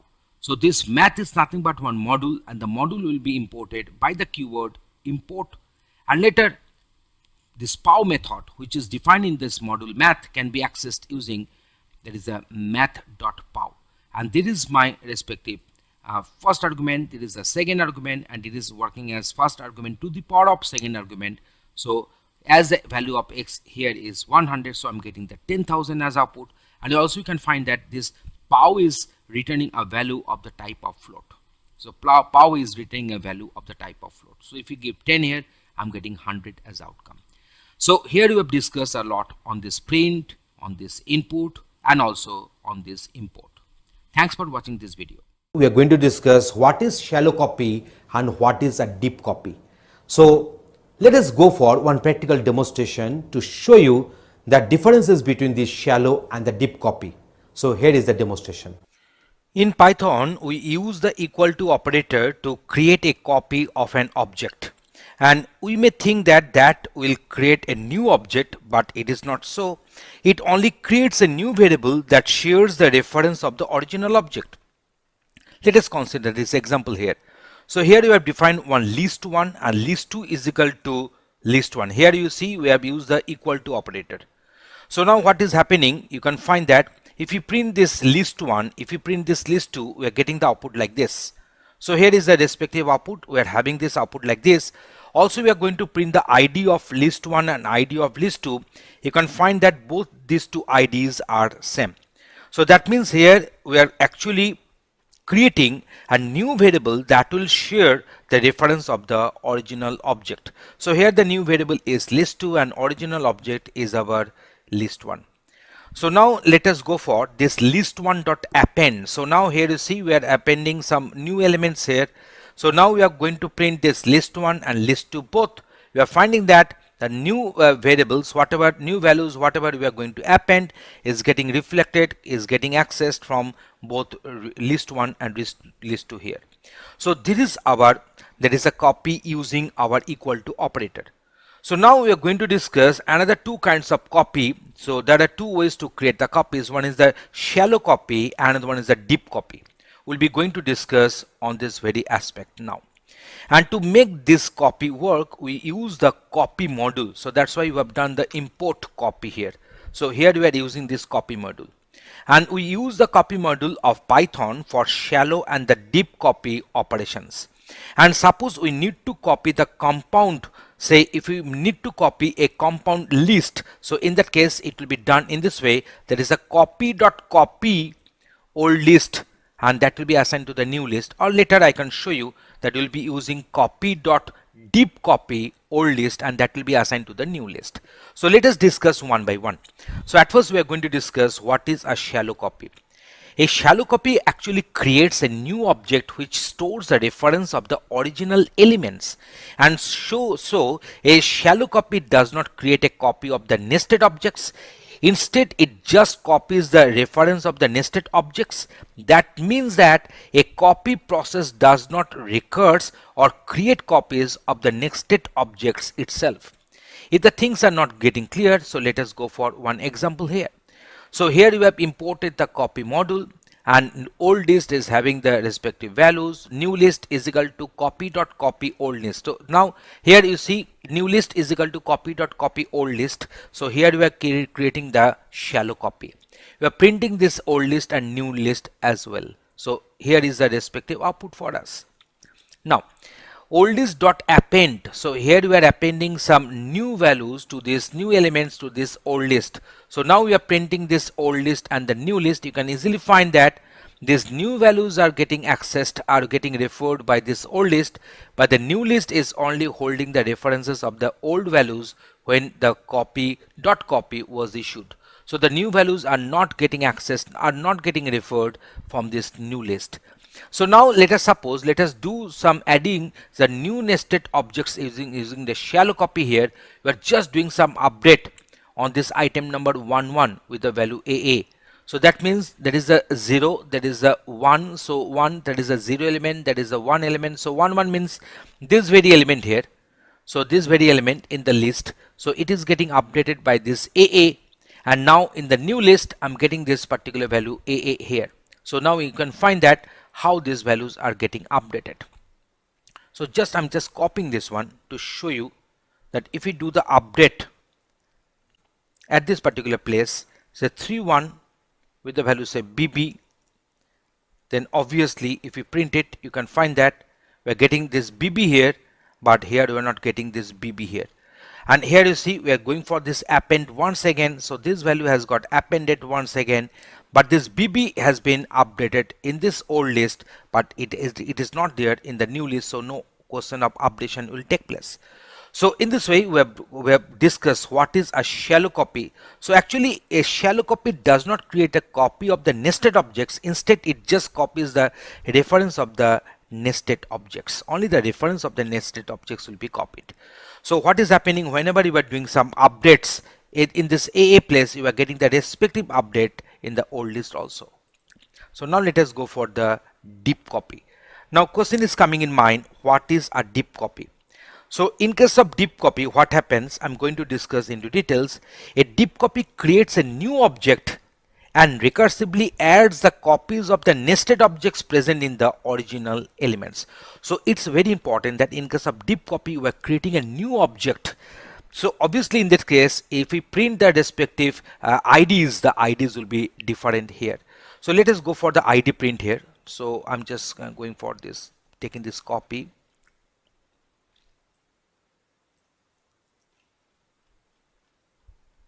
So here you see we are having this old list having some set of elements. There is a new list, copy.deep copy old list. So in this way I'm just going for this, I'm just printing it. You can find that the new lists are getting printed. So now I'm going for this ID of this new list and also the old list. So if I go for the print, you can find that these two, old list and new list, they are having their different IDs. So that means it has created a new object for it. So a deep copy creates a new object and recursively adds the copies of the nested objects present in the original elements. And let us go for some updates here. So now here you see old list 10 is getting updated by the value BB. So now you can find that we're having this update here. But as in the new list, we are creating a new object, so I should not expect any update in this particular new list here. So I think now the conception of shallow copy and the respective deep copy. Remember, in case of shallow copy, we're just calling the method that is a copy.copy, and in case of deep copy, we're calling this method that is a copy.deep copy.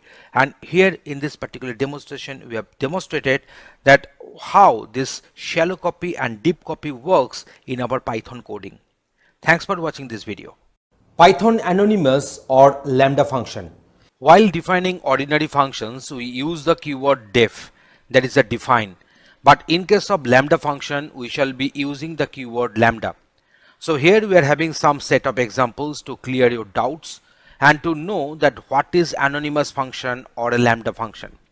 So here you can find that lambda x, so x will be the input and it returns x star 2. That means it returns the double of the x, and that has been assigned to a. So in Python, anonymous function is a function that is defined without a name and it is defined by the keyword lambda. So now if we pass this 10 as input argument to this a, then obviously I'm supposed to get double of 10. So if I execute my code, I can find that double of 10 is 20. So here x is the input and it returns this x star 2, that is the double of x here. So let us go for the another one. So making a new list by taking only the even numbers from the old list. So here is my old list, so it is my list and it is having a set of numbers are there.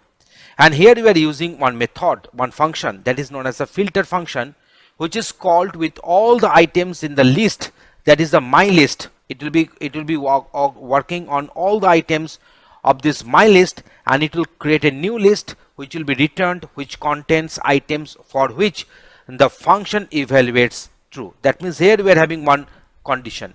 The condition will be true if x is an even number, because x percentage 2 means the remainder of the division of by 2. If it is 0, that means if the number x is even number, then x percentage 2 will be equal to 0, then the respective x will be returned. So now that will create a new list. So if I print the new list, it will print here 4, 6, 8 and 12 respectively. So let us go for the output here. So if I execute, I'm finding that the new list is having the value 4, 6, 8 and 12 because they are the only even numbers in this my list. So this filter is actually dealing with those numbers which will satisfy this condition, that is x percentage is equal to 0, and it will operate on a new list or on a my list, and it will produce the output in the new list here. So let us go for another example of this lambda function. So here you can see that a program to double each item in a list using the map. So here we are using the method map here. So my list is having 1, 5, 4, 6, 8, 11, 3 and 12. Very arbitrary numbers we have mentioned here. Now we are having this lambda which will take this x and which will return 2 star x, and these values of x will be taken individually from this list, that is a my list here, and that will be mapped. So here we are using this method map here, which will double each item in a list using this map method, and here the outcome is being done the typecasting to list. So now the new list will be getting the list as well. So now what will be the output? So let us go for the execution. You can find that all the members in this particular list, that is the my list members, have got doubled, and that has been assigned to the new list. So this map is actually mapping this this lambda function to each and every element of this my list, and its outcome will be has been done typecast with this list method, and so the new list has been formed, and later we have printed the new list as well. So in this example we have shown you that how to define lambda, that is the anonymous function, in our Python. Thanks for watching this video. Python assert. We know that assertions are statements that assert or state a fact confidently in our program. For example, while writing a division function, you are confident that the divisor should not be 0. In that case, we can insert one assert divisor is not equal to 0 accordingly. So assertions are nothing but simply Boolean expressions that checks if the condition returns true or not. If it is returning true, the program does nothing and move to the next line of code. And if it returns false, the program stops and throws an error known as the assertion error. So as an example, consider this one. We have defined one function. The name of the function is avg, which will take this marks the least as input argument. So assert len marks is not equal to 0. If the condition is true, that means if the length of this list is not equal to 0, that means the list is not empty. If the condition is true, then it will go for this sum of marks by len of the marks. So it will calculate the average, and that will be returned. So but if the length of marks is not equal to 0, if the condition is false, then it will produce the assertion error.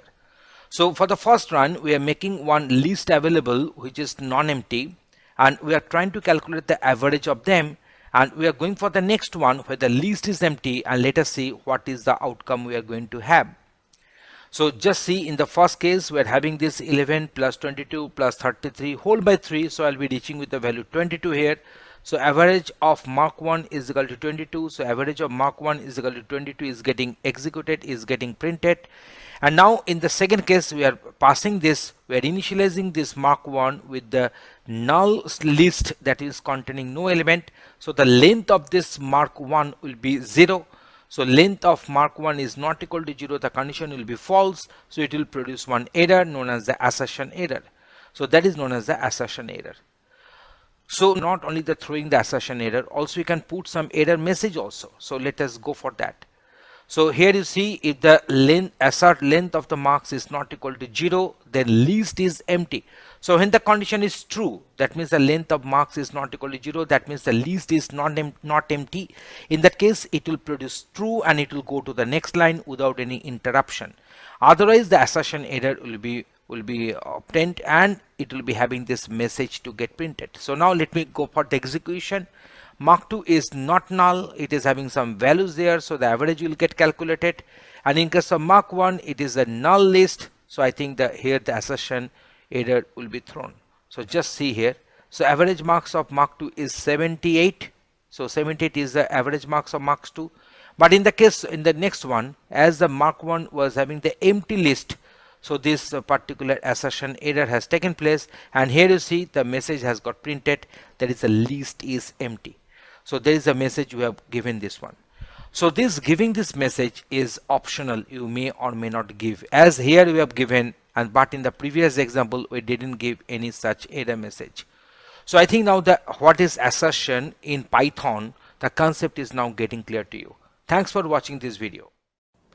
Another very interesting feature of Python, that is the Python at property.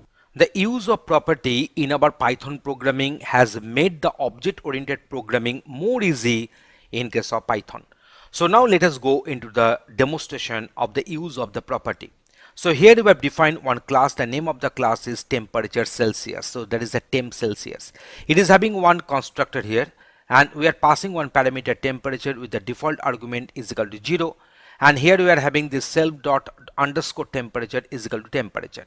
So this instance variable underscore temperature underscore indicates that this temperature is under the private scope and is getting initialized with this input argument, input parameter, that is the temperature. And here we are having one method, that is the convert to Fahrenheit, which will convert this respective centigrade temperature to the Fahrenheit. Here we are having two methods. One is the getter method, that is the get temperature. Another one is the setter method, that is the set temperature. Getter method will print this text and it will return the respective value in the temperature. And this setter method will check whether the value which will be passed as input argument is less than minus 273 or not. If it is so, it will raise one error, that is a value error, with this respective message. Otherwise, it will print this message and initialize this temperature with this new value which will be passed as input argument. So now here we are going to have our property. Property is nothing but one built-in function which creates and returns a property object. The basic method signature is our fget is equal to null, and then fset is equal to none, and then fdel is equal to none, and doc is equal to none. Now what is the fget? Fget is nothing but a function to get the value of the attribute. Fset is a function to set the value of the attribute, so that is a fset. So fget is a function to get the value of the attribute, that is a getter method. Fset is nothing but a function to set the value of the attribute, that is a setter method. Fdel is a function to delete the attribute, and doc is nothing but one string which is like a comment here. So now this particular property has got three methods, that is a getter, setter, and delete. So three methods are there. So here we are defining one make empty property. So there is a temperature is equal to property, and then assign the fget. So temperature is equal to temperature dot getter get temperature. So get temperature means this particular method name, we are passing this one as get temperature. Then assign fset. So temperature is equal to temperature dot setter set temperature. So this method will be set as a set temperature. So now we are going for C is equal to temp Celsius 5. So C is the new object of the class, that is the temp Celsius 5. So this 5 will be assigned to this temperature. This particular message will get printed on the screen, and then we are having this one self dot underscore temperature, that is a private scope temperature is equal to temperature. So now let me go for the execution. You can find that assigning temperature value, that means this constructor has got executed. So the next one is that print C dot temperature. So whenever we are trying to print the value of the temperature, so actually we are executing the getter method. So getting temperature value, so this particular message should be printed, and then it will return the temperature value. So as a result of that, as we have called this one from this print method, so this 5 will get printed. Before that, getting temperature value is also got printed. So now C dot temperature is equal to 100. So now this 100 will be assigned. So we are calling actually the set temperature, because we are setting this temperature. So set temperature method will be called by default automatically, because it has been set through the property, that is a built-in function, and this value will be passed. And here we have passed the value, that is 100. So that's why if the value is less than minus 273, this condition is not getting true. So the print setting temperature value, this message will be printed. Yes, it has got printed here, and now the value will be assigned to the temperature. So now when you are again printing this C dot temperature, so you are getting the we are getting this particular get temperature method is getting called. So getting temperature value and the self dot underscore temperature will be returned, and as a result of that we are getting this 100. So now you see we are making this one as minus 300. So now what will happen? In this case, the value error will be raised because it is lesser than minus 273. So minus 300 is lesser than 273. So that's why it is producing that that value error. So there is a temperature below minus 273 is not possible. So that message is getting printed here. So in this way, we have shown that how this property is getting used here. Okay.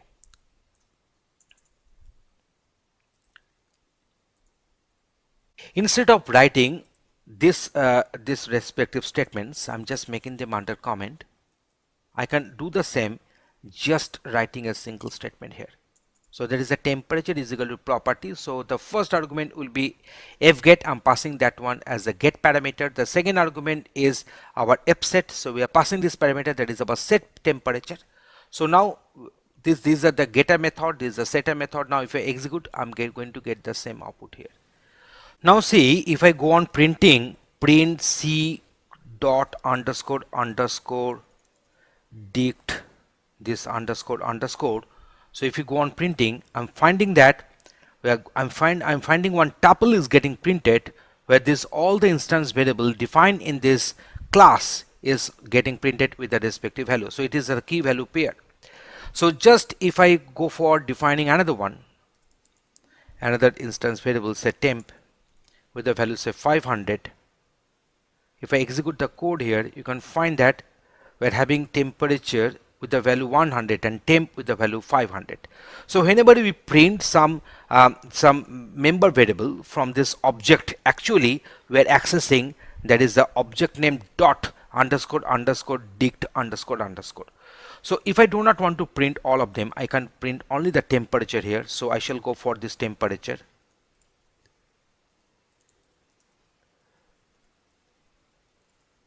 So I can print only the temperature here. You can find that it will print only the value 100. So if I go on printing only the temp, so that can also be done. So I think that will print 500 here. Okay, so that has printed the 500. Okay, now let us concentrate on this property. So we are having two ways to have this built-in function. So that is the one is the temperature is equal to property get temperature, there is a getter method, and the set temperature, there is a setter method you can pass. Otherwise we can make one empty property object, and then we can go for this temperature dot getter and temperature for setter to give the name of the pass the name of the getter method and the setter method respectively. So let us come to the next example here. So here you see here we are having this init, that is the constructor here. The name of the class is Celsius. To Fahrenheit, it is converting the Celsius temperature to the Fahrenheit. Here we are having this at the rate of property. This is the at the rate, and then we are having this property. So obviously this particular after writing this one, we are writing only the temperature. You see the method name is temperature. We are not going for the respective getter set temperature or get temperature methods.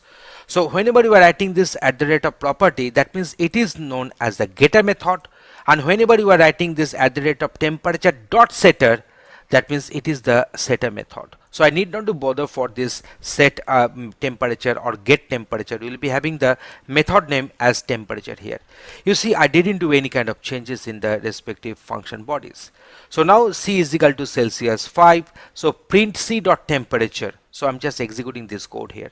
So here see here the method, that is a getting value, is getting printed. So now you see the C dot temperature, that means this particular method is getting printed, that is a getter method. And here see, I didn't write anything that is a get underscore or something. I've given the function name as the temperature only at the rate of property will be the annotation given at the first. And next we are having this C dot temperature is equal to 100. So what will happen here, it is a setting value is getting called, and then whenever we are printing this print C dot temperature, then this 100 is getting printed after printing this message getting value. So here you see, here we are not calling the property method, we are just using this at the rate of property and at the rate of temperature dot setter. So using this particular at the rate of property and at the rate of temperature dot setter. We are just defining that which is the setter method and which is the getter method. So as a result of that, in our object oriented coding, I need not to call the respective functions by their names. I can easily use, that is a c dot temperature for the printing, or c dot temperature is equal to 100 for the assigning. So accordingly the getter and setter methods are getting called. So there is a nice usage of this property method in our Python coding to make the object oriented programming much simpler. Thanks for watching this video. In this video, we shall see how to set up the environment that is required for the development of an application. The recommended version of Python for installation of Flask is Python 2.7. So in front of you, I have opened the idle shell of Python 2.7.12, and this is the Python prompt, in front of which if I write any valid Python statement, that will be properly executed. So which means that in this machine Python 2.7.12 is available. You can also verify this by executing the Python interpreter from the command line. So in this machine, the Python 2.7 c:/python 2.7 is the installation directory for Python 2.7. So from this command prompt, I will start the Python interpreter just by issuing Python command. You see that the Python prompt appears. Here also I can execute any valid Python statement like this. So which means that Python 2.7 is available in this machine.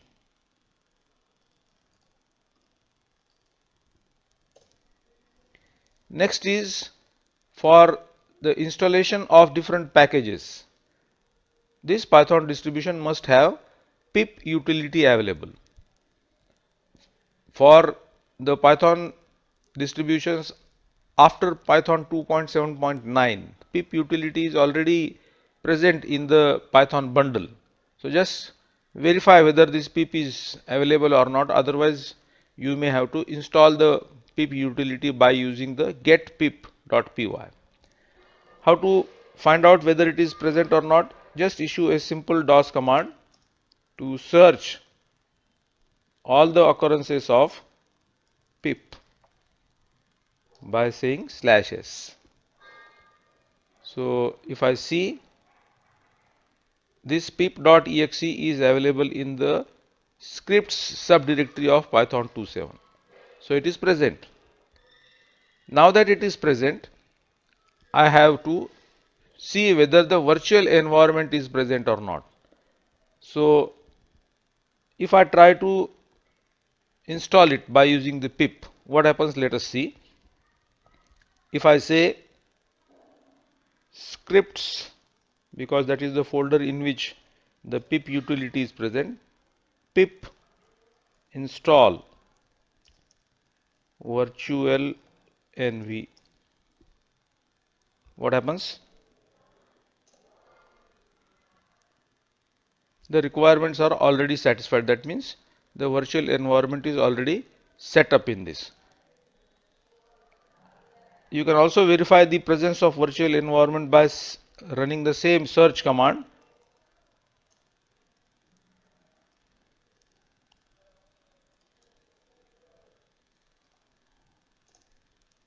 There you see inside the scripts, the virtual env.exe is already present. So that prerequisite or requirement is already fulfilled.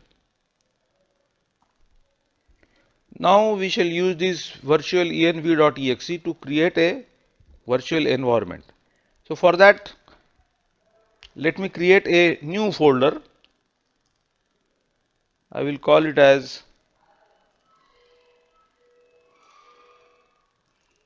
Flask env.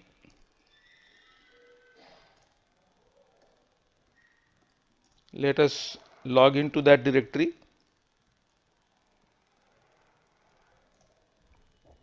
And now use this virtual env.exe to set up a virtual environment. So where is that virtual environment, virtual env? It is inside this directory vir,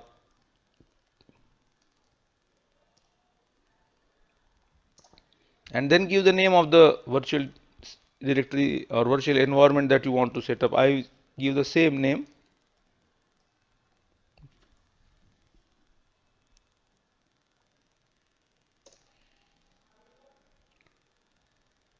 So the virtual environment will now be set up.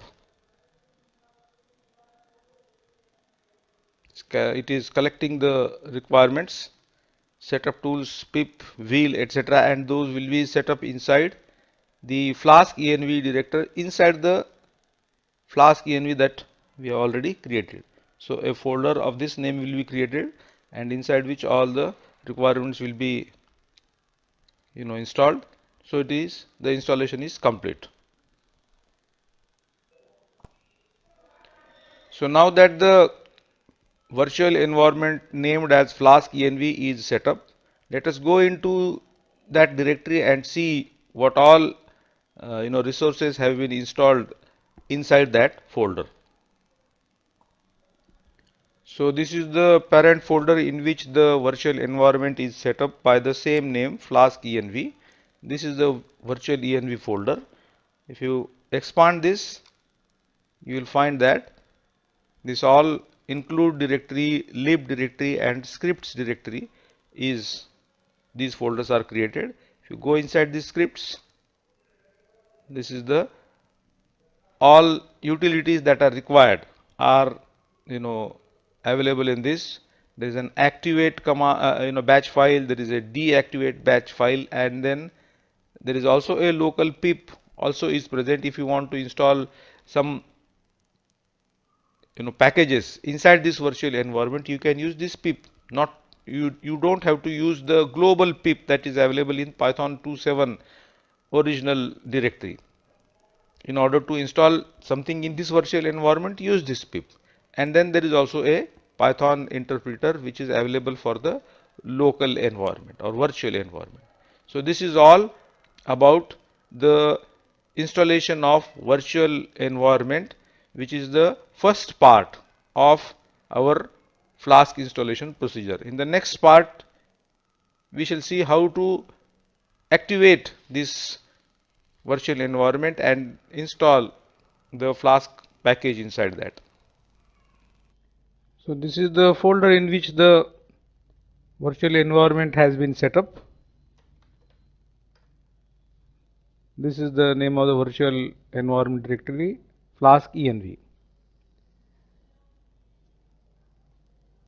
inside which there is a scripts folder, and inside which there is a activate.bat. So if I say go into this, there is a scripts folder, and there is a this activate.bat. So I have to invoke this to activate the this virtual environment named as Flask env. So I'll go back to the parent folder and then say Flask env scripts and then say activate.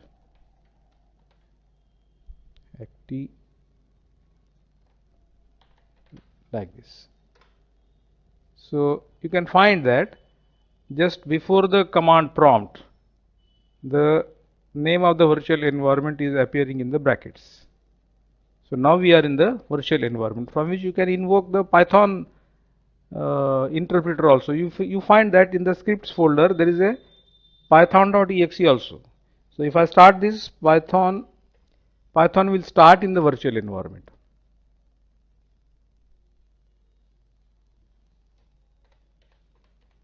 Like this. So This Python interpreter is now working in the virtual environment called as Flask env. Come out of this and come out of the virtual environment by calling deactivate.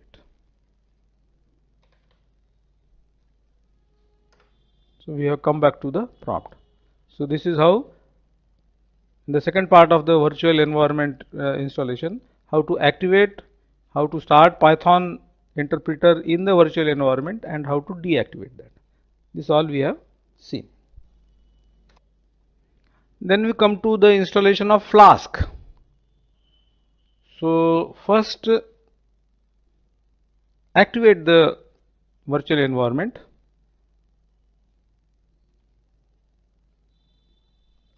By calling the activate batch file, and then run the pip utility to install Flask, which is present in the scripts folder. Pip install Flask.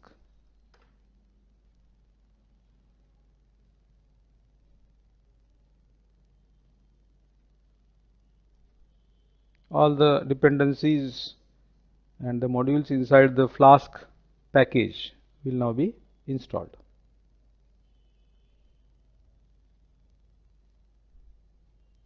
Lastly, it is saying successfully installed. All the dependencies Jinja and Works, Zug, etc. are all installed successfully inside the virtual environment. So the installation is complete. I will now invoke the Python prompt, and then I will say import Flask. So now the Flask is already present in our virtual environment. Now that the Flask is imported, we can now go ahead and use the Flask framework for other activities. In this video, we shall try and write our first Flask application called as Hello World. So far, we have successfully installed Flask in our Python virtual environment. Now we shall write a simple Hello World application using Flask. So first line is required to import the Flask module into our application. Next is to create a Flask object, which takes the constructor of the Flask class takes one argument, which is the name of the current module, and that is retrieved by _name _. Then you have to use the root method of the Flask object. What this root is doing is, root is called as a decorator, which tells the Flask server which is the function which is associated with this URL. So which means that this / given in front of the bracket in the root means that this / is attached to this function. So if I invoke the server and give this / in front of the name of the server, then this function will be executed. So when this script will be run, the app.run function, run method is available to this Flask object, that will be executed, and accordingly whichever path that you mention in the URL, the associated function will be called. So what I am going to do is, I will run this application from the Python prompt. The Python prompt will show me that the server is running, and then we shall open the browser to see the hello world message that is being printed. So this was the script of the hello world application. Now we shall start the application. Our virtual environment is in the Flask env directory. So first we have to activate it by saying activate, which is in the scripts folder of the Flask env virtual environment directory. So it will be activated. Then we have to run this script hello.py, right. So if I press enter, what will happen? The message will be there telling me that the server is running on 127.0.0.0.1. that is the address of the local host. The default port is 5000. So on this the server is running. So if I go to the browser, give this URL, I should be able to see the hello world message being printed. So let us open the browser and give the URL as being displayed there. Now we shall see how the debug support can be enabled in the Flask application. Actually our application is right now running at the given URL. So I will first stop it by pressing Ctrl C and then enable the debug support by saying debug equal to true.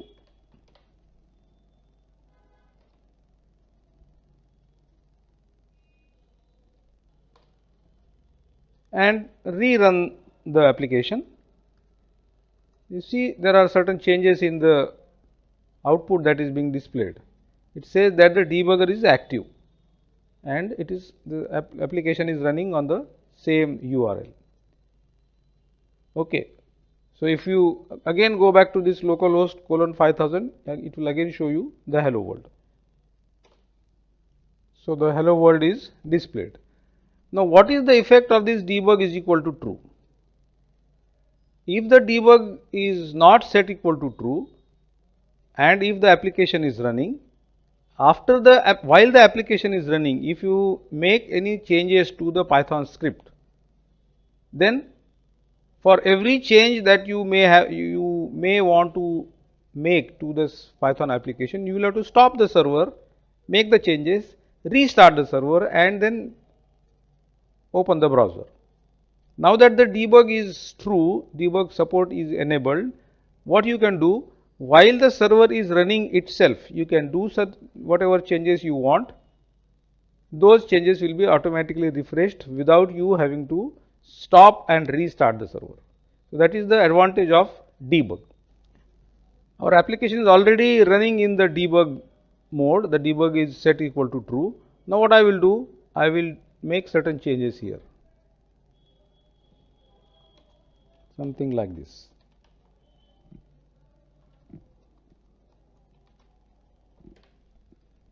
And save this. As soon as I save, you see that it is saying detected change in the hello.py script and it is reloading it. Okay, so this is what happens when you enable the debug mode. Now if I go back to the browser and just refresh it, I should be able to see the hello tutorials point instead of hello world. So you don't have to stop the server, make the changes and then again relaunch it. So it has already reloaded the script. I'll just refresh this. There you see the changes have been automatically incorporated. So this is how the debug effect, debug is equal to true, affects the behavior of the server. In this video, we shall see how you can pass a variable data to the rules that you define in your Flask application. The root decorator of your Flask object has a facility to provide a variable information or variable data to the associated view function. So if I in my browser's address bar give /hello/everybody, let us say, so that Additional part of the URL everybody will be stored in the variable called name, and that this name, the name of the variable, is to be put inside the left and right angular brackets. So now, as if this variable is passed to the keyword argument called as name in our regular Python function. So what will happen?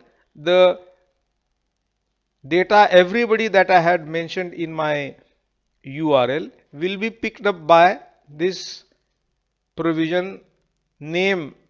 The variable name that I have put into the left and right curly brackets will now become the value of this parameter name. Now I can use it and generate this output on the browser window. So different types of variable data can be passed to this view function. Like for example, by default the variable data that can be passed is a string. You can also pass an integer and a float, etc. In this example, we are seeing how a string data can be passed as a variable to the associated view function. So let us see, open the browser and pass some variable string to that particular view function. So the server is running. I will now mention the URL containing a variable part. So if I say like this, what happens? This part will be taken up by the variable name that I had put into inside the left and right angular brackets, and then that in turn will be passed on to the function hello as a keyword argument. So let us see what happens. There you go. This is picked up as the string variable and passed to the variable the view function.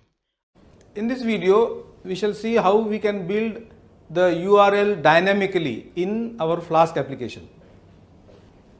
In this example, we shall see how to build the URL dynamically using the function called as URL for, which is defined in the Flask module.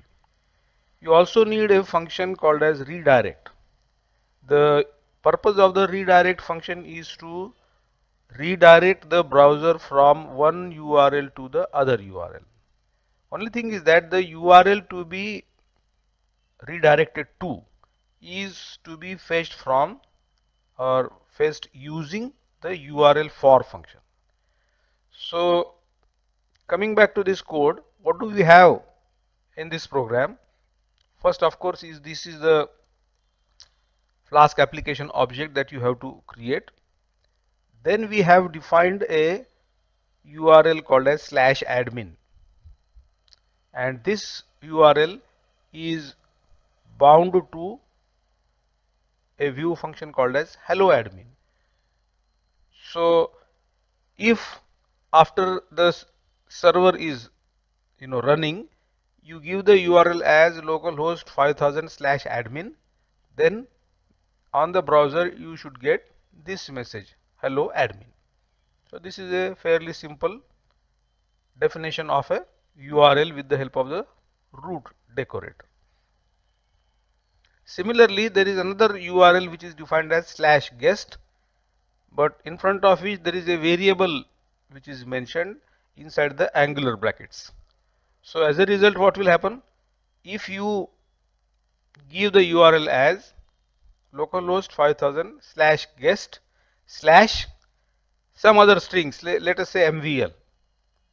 So that MVL will be picked up as the value of this variable which is mentioned in the angular brackets. Here the name of the variable is guest, and that will be passed as a keyword argument to the mapped view function called as hello guest. So when this hello guest function is executed on your browser, you should get a message, hello, this is a placeholder %s, the value of this variable will be substituted here. So hello MVL as guest will be our expected output. Now this is the straightforward way of calling a view function which is associated with the URL. Now what we are doing is we will be dynamically fetching the URL associated with either hello admin or hello guest, depending on what is the value of the name variable which is mentioned in the third URL. So we have a third URL mentioned or defined in this program, slash user slash name. So in the browser, suppose if the URL given is localhost 5000 slash user slash admin. Okay, so the admin will be the value of this variable name that will be given to the mapped view function hello user. So the value of the name will be admin. So this statement will be true. So therefore this part will be executed. What does it do?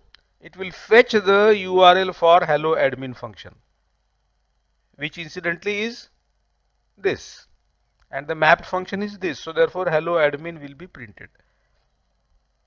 But if on the other hand the URL given is localhost 5000 slash user slash MVL, so the name variable will become MVL, the argument to the hello user function will become MVL. This condition will not be true, so the else part will be executed.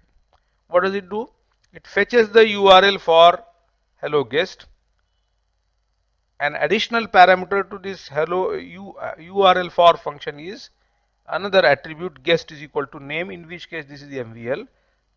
So what happens? The associated, the URL becomes this one, to be the redirected URL will be this, and the associated function is again this. So the value of guest will be provided to this keyword argument. You will get hello MVL as guest. So essentially what you are doing, you are selecting the URL dynamically with the help of the URL for function. So this is the explanation of this code of this Flask application. Now what we will do, we will execute this program, the server will start, and then we will open a browser, give the URL according to this, and then see that in first place the hello admin will be displayed, and then the execution of the hello guest function will be performed. So let us see. So the Python script in which this entire program is written is saved as url building.py. I have executed that program. The server is running. Now we shall go to the browser and give the URL as slash localhost 5000 slash. First we shall see whether just by mentioning admin, the result hello admin and the hello MVL as guest, these outputs will come, and then we will see how the dynamic selection of URL and redirection of the browser to the corresponding function takes place. So I open the browser and the URL is localhost 5000 admin. As you expected, hello admin will be printed. Then I give a URL as hello guest MVL. So this will become the variable part of the URL given to the guest function, and the output will be hello MVL as guest. This is also as per the expected lines. Now comes the part of the dynamic formation of URL. So if I have to do that, then I write user admin. So this becomes the variable part, will be picked up by the associated view function hello user. Admin name is equal to admin condition is true, so therefore the hello admin output will be displayed as a result of the redirection towards the function associated with the this URL. Okay, and then again I will do another URL redirection by saying user MVL. Now the condition will not be true, so the else part will be executed. So it will redirect it towards the hello guest function. That's it. So there you see the use of URL for function allows you to form the URL dynamically, and the browser can be redirected towards any selected view function. Okay. In this video, we shall discuss the different HTTP methods and how they are used along with the Flask application. In order to study the different HTTP methods in the Flask environment, let us first create an HTML form in which there is a input type is equal to text field is there, whose name of the field is nm, and then there is a submit button. So if you click on this submit button, the form data is going to be sent to this URL, which is mentioned in the action attribute of the form, and it is localhost 5000/login. So this is the URL to which the data is going to be sent. And to begin with, we shall put the method attribute of the form equal to post. So this is a simple HTML form that we have created. And now this is the Python script in which this login URL is defined, and it is bound with the view function called login. By default, this root decorator method accepts the data from the browser in the get method, but you can alter the behavior by mentioning the value to this methods parameter, which can be provided to the root method. So methods is equal to, there are two possible values are given in the list, which is the value of this methods parameter. So we have written a HTML form which sends the data in the post method. So if it is equal to the post method, the request dot method, the value of the request dot method attribute of this request object, then what will happen? The data associated with the nm parameter of the form will be stored in the variable called user, and the browser will be redirected towards the associated URL with the function called welcome, which is already defined here. We have a function called as welcome the variable part. So if the form sends, let us say, MVL as the name, as the value associated with the request.form nm, so user will be MVL. So this welcome rule and the associated view function welcome will receive name here. The output will be welcome, whatever name that you will be providing. This will happen when the data is sent in the post method. If it is not sent in the post method, otherwise it should be get, because there is second option is get. So the value associated with the nm attribute of the form can be fetched by using request.args.get. So the entry in the text field will be stored in the variable called user, and the same function will again be called. The output of the both cases will be the same, welcome MVL. For instance, if the text box in the HTML form is entered with MVL, but in the first place, what happens when the form uses post method attribute or get method attribute, that we have to see. So this is the explanation to this login view function. Now what we will do, we will open that HTML form. As it is, we have seen that the method is equal to post is used. So we expect this function to be executed. Output will be welcome MVL, and then we will change the method attribute of the form from post to get, and we will see that this will be executed.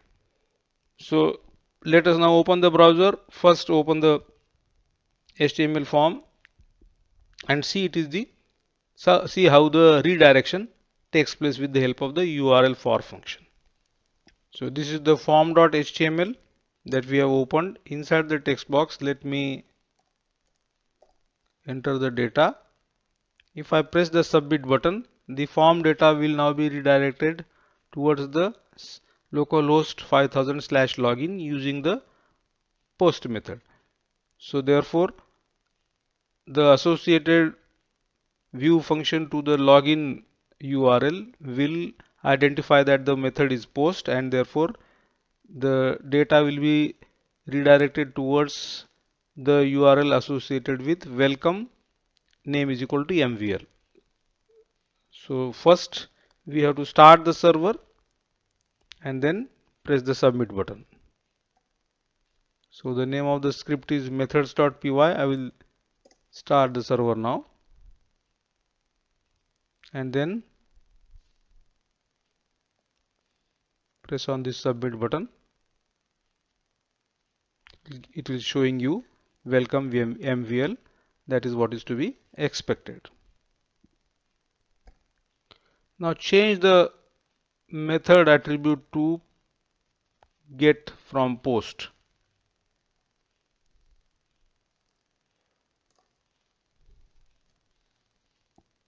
And open the HTML form again. So the same HTML form is in front of you. I will enter the data again and the server is anyway running. So I'll press on this submit button.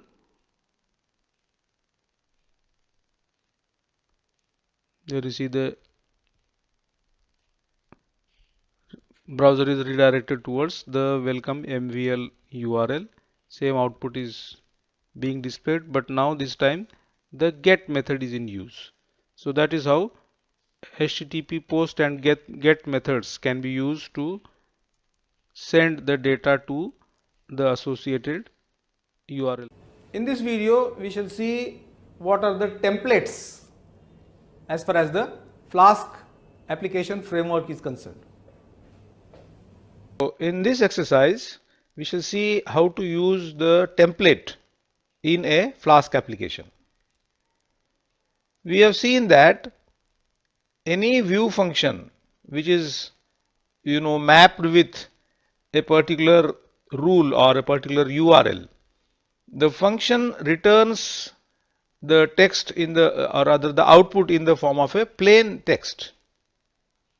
So if you have return hello world as we have written in the very first application, if you just say return hello world, the text hello world is rendered in the form of a plain text.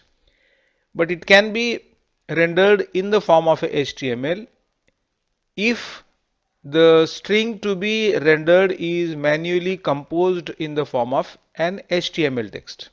So for example, in this script, this is the URL. This is the URL rule which is bound with this function called as index. And inside this index function, I have constructed a variable called str with the help of a triple quoted string, in which these HTML tags are concatenated to form a simple HTML hello world, which is put inside the h1 and slash h1 tags, so that hello world is expected to be displayed with the heading tag. That means it will be in a bolder format, and this string is now being returned when this function is called. So what do you expect?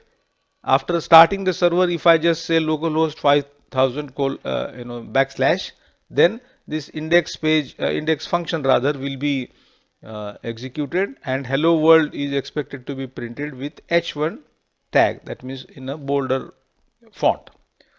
So this is what we expect. This is a simple, the same exercise of hello world that we did in the beginning, but now it is in the form of HTML.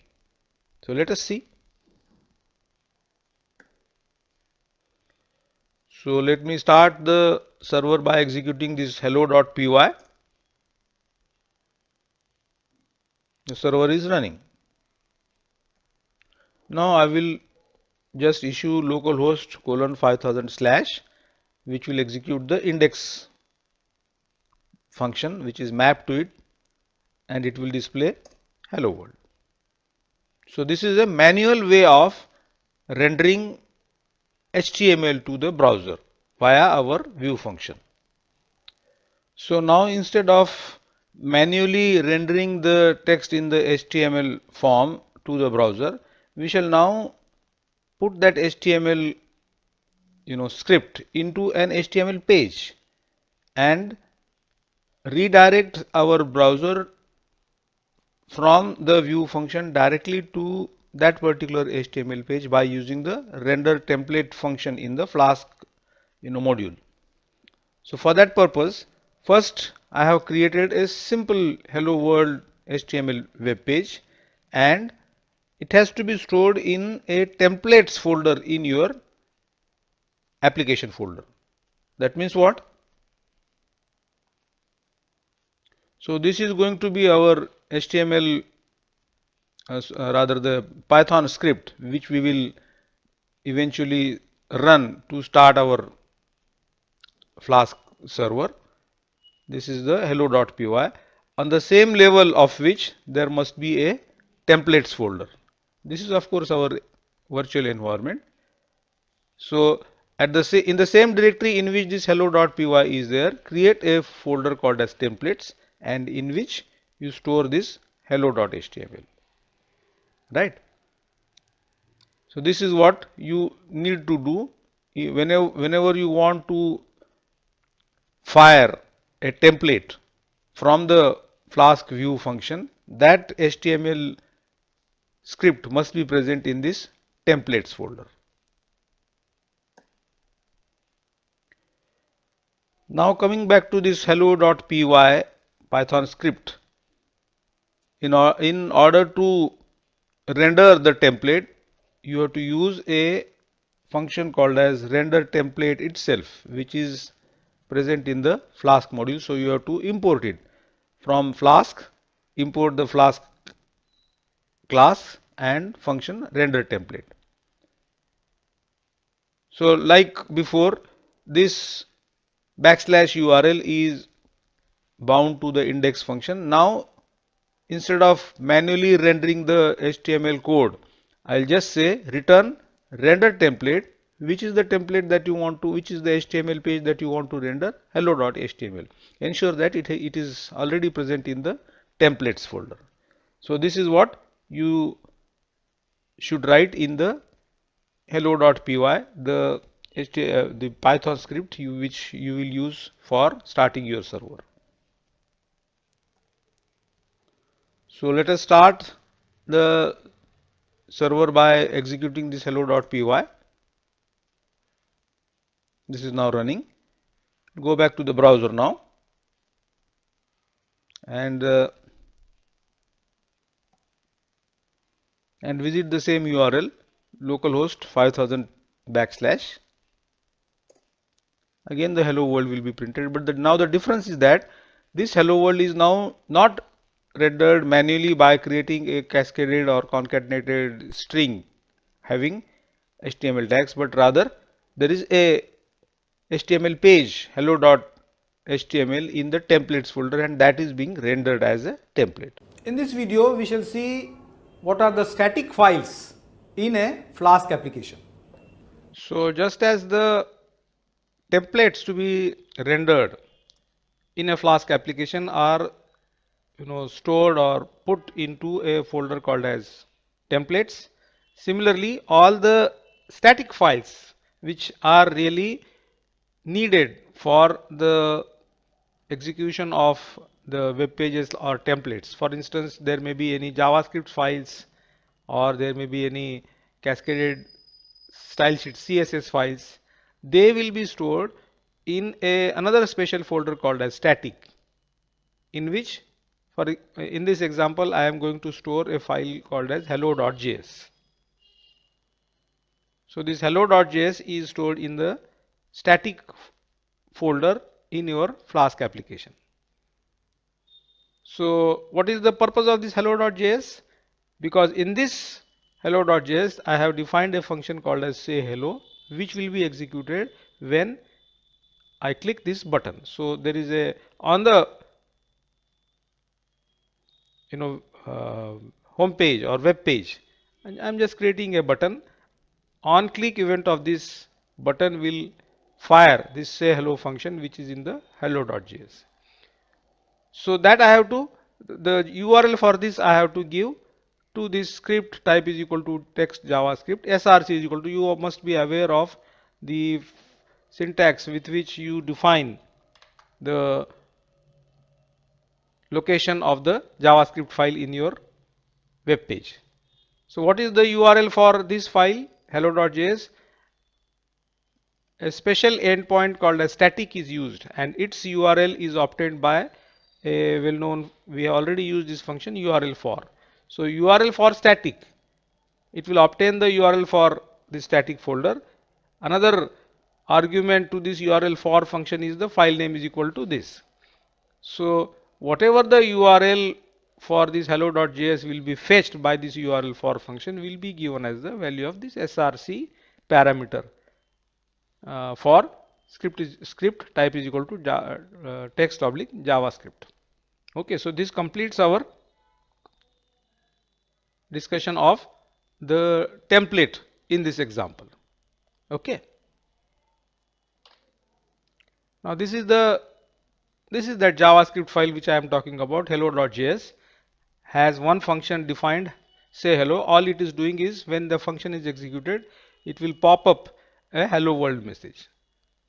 Okay, so this is the JavaScript file which is stored in the static folder in our Flask application. So this is my Flask application folder, in which the templates folder is there, in which this index.html is already there, and there is a static folder in which this hello.js is stored. Okay, so the template and the JavaScript file are already available in your Flask application. Now we shall have a look at the Python part of the entire code.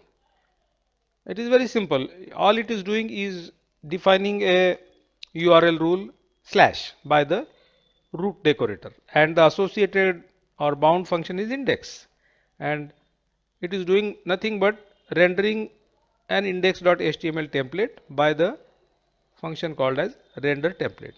So what I am going to do, I'll start the server of course, and then I'll give you the browser will be given the URL as localhost 5000 /. Okay, so what will happen? The index function will be executed. The view function index will render the index.html. For this index.html, internally it is requiring the hello.js, which I have already mentioned by using the URL for static. Okay, so let us see one by one the activity. Start the server, open the browser, give the URL and see the result. So the Python code to define that URL is present in the static.py to render an index.html. So I will execute that static.py from the Python prompt and start the server. Okay, so it is already now starting. Now we have to go to the browser and give localhost /. So the result.html will be rendered. It will have a button called say hello, that was there in the HTML code.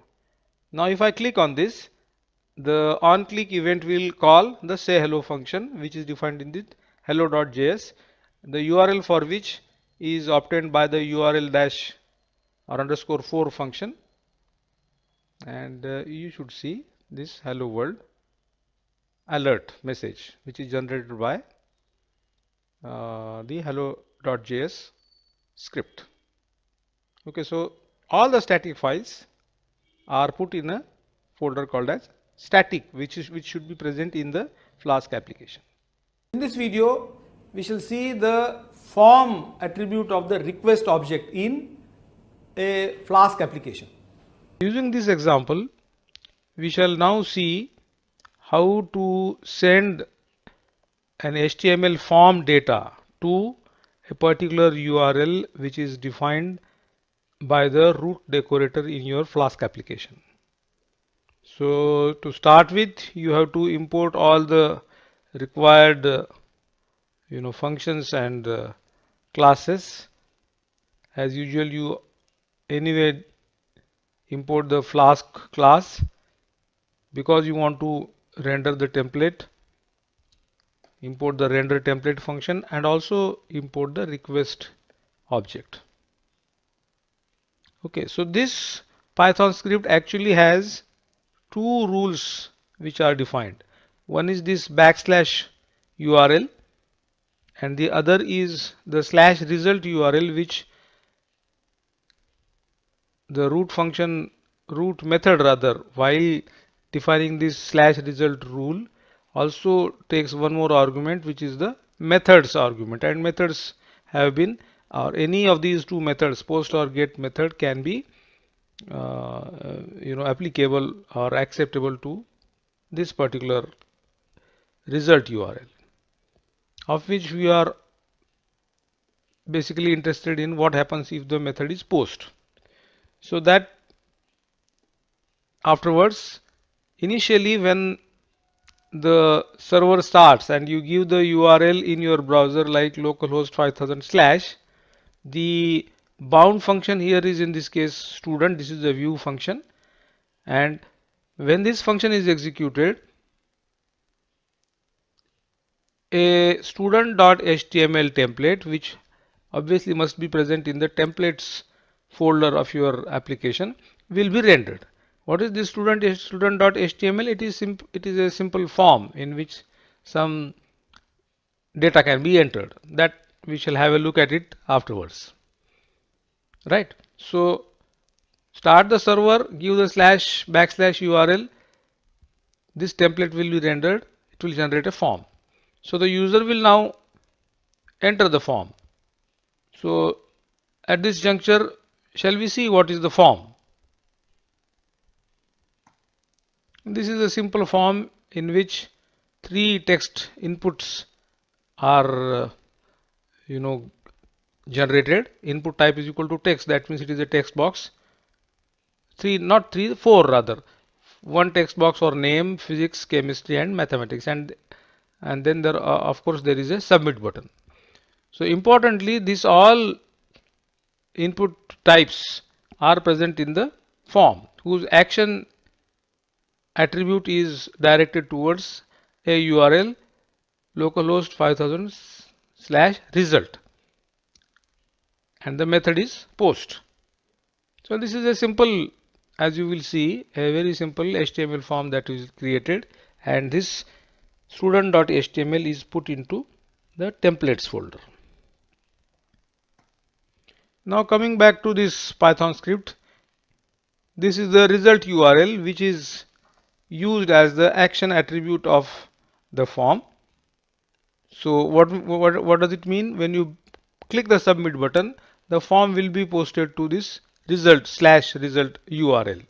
And since in the HTML code you have used the method is equal to post, so the data will be received by this result URL in the post method.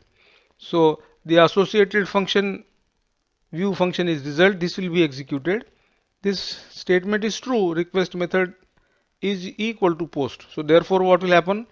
It will fetch the entire data from the form using the request.form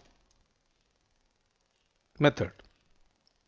And what it will contain? It will contain all the form data in the form of a dictionary object, and that dictionary object will be called as result. Right? So using this result dictionary object as a parameter, the another template result.html, which is also present in the templates folder, will be rendered by this result function. So render template result.html. What is there in result.html, that we shall see, but it will, the result.html template will be provided another parameter or attribute. Result is equal to, what is this result? This is the name of the dictionary variable. Rather, this is the parameter to be provided to that template, and this is the dictionary object result. This is the result that have been defined here. So in effect, what is going to happen?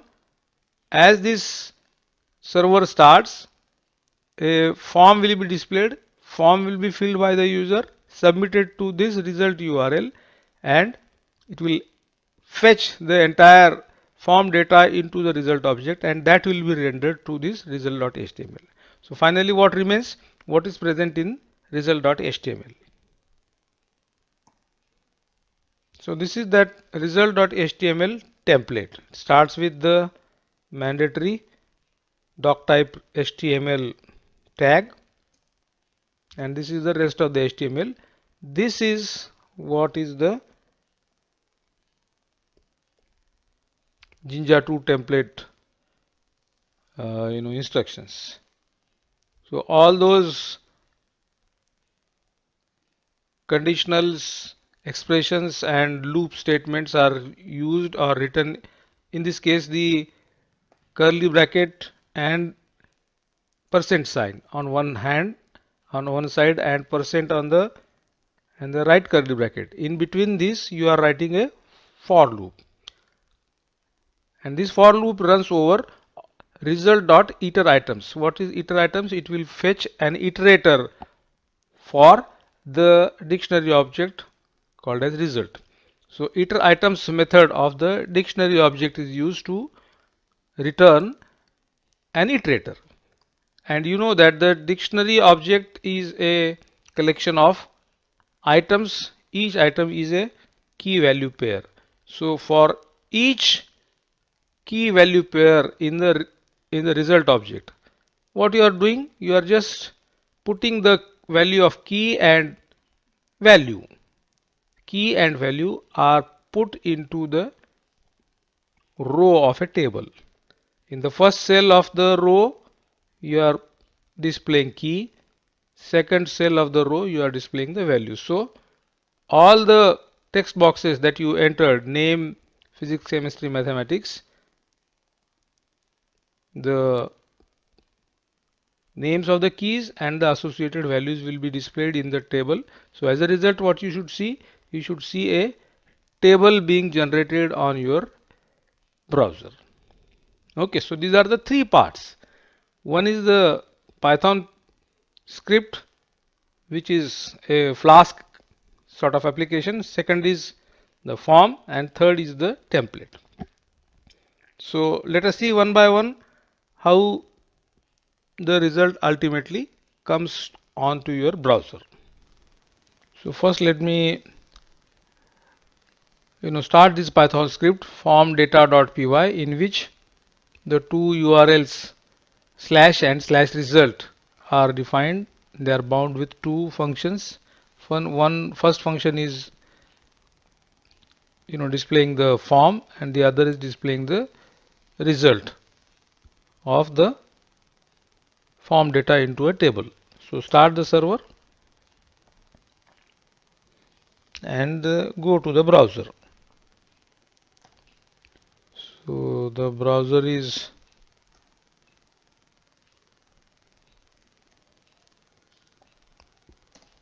here, and just give the URL localhost 5000 /. It will render a form. Enter the data and press the submit button. What happens? The form data will be posted to /result URL. The associated view function will fetch the form data by using request.form into a dictionary object, and that dictionary object will be rendered by result.html, in which there is a Jinja2 template code which runs a for loop and generates a table like this. So this is the final output of our entire Flask application activity. In this video, I will discuss the cookies in a Flask application. What are the cookies? So how to set and read the cookies in a Flask application, that we will study with the help of this example. So what we have in this Python script is a simple slash or backslash URL which is defined and bound to a view function called as index. So when this index function will be executed, when it will be executed, when you start the server and give the URL as localhost 5000/. So when this index function will be executed, it will render a template called setCookie.html. This HTML file is stored in the templates folder. What it has, setCookie.html presents you a simple one text box form in which the user ID is to be entered. So let us have a look at this setCookie.html first before we explain the rest of the Python code. So this index page is going to render this setCookie.html. This is a simple form in which there is one input type is equal to text, in which you can enter the name of the text. Input is name is equal to nm, and then there is a submit button. The submit button, when it is clicked, the form data will be posted to the /setCookie URL. Method is post. Okay, so this is the purpose of this setCookie.html, to let the user enter a user ID and post the data to /setCookie. What is that /setCookie URL, how it is defined, and what is the view function associated with that? So let us come back to this Python script in which this setCookie URL rule is defined, which the root method additionally accepts one more parameter. Methods is equal to, default is get, but we are using the post method. The associated view function is setCookie. If this condition is true, because anyway the form is using the post method, so if request.method is equal to post, this condition is true, so therefore this block will be executed. What is there in the form data? Form.request.form nm. So nm attribute of the form, whatever the user had entered into it, will be stored in the variable called user. Okay, so now the value of this user will be used to set the cookie. The name of the cookie will be user ID and the value will be user. Now in Flask, the cookies are attached to the response object. So you will have to first obtain the response object by using the function make response. So that brings us to this make response function to be imported in the very beginning, in addition to the Flask object, render template function, request object, as well as the make response.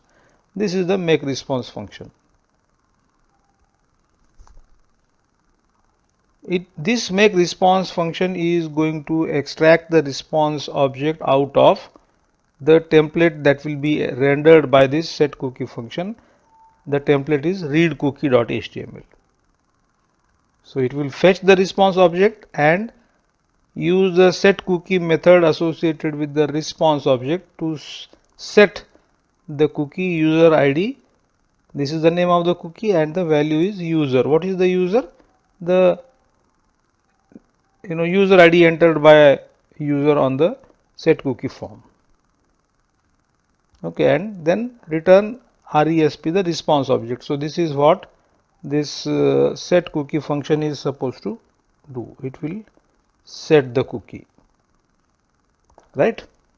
Now what is there in this read cookie.html? It is a simple hyperlink, which is when the hyperlink is clicked, the browser will go to this get cookie URL. So first let us have a look at read cookie.html. So this is a simple hyperlink formed around. Click here to read cookie, which has a href is equal to localhost 5000 get cookie URL. Nothing much in this read cookie.html apart from providing a hyperlink. Come back to this Python script in which this /get cookie URL is defined and bound with this view function called get cookie. How to read the cookie? It is very simple. Get function is available to the request.getCookies.get. So request object has cookies.get function. The cookie that was set was user ID. So name of the cookie will be the parameter to this get function. So it will be obtained in the variable called name. All you have to do is just to render the text onto the browser. Ultimately the result will be welcome whatever user ID you had entered in the beginning in the set cookie form. So this is the mechanism. It's a slightly complex mechanism, setting the cookie and reading it back. We will now execute this code. First start the server, then open the browser, open the form, enter the user ID and read it back. That sequence we will have to do. So the Python script is cookie.py, execute to start the server.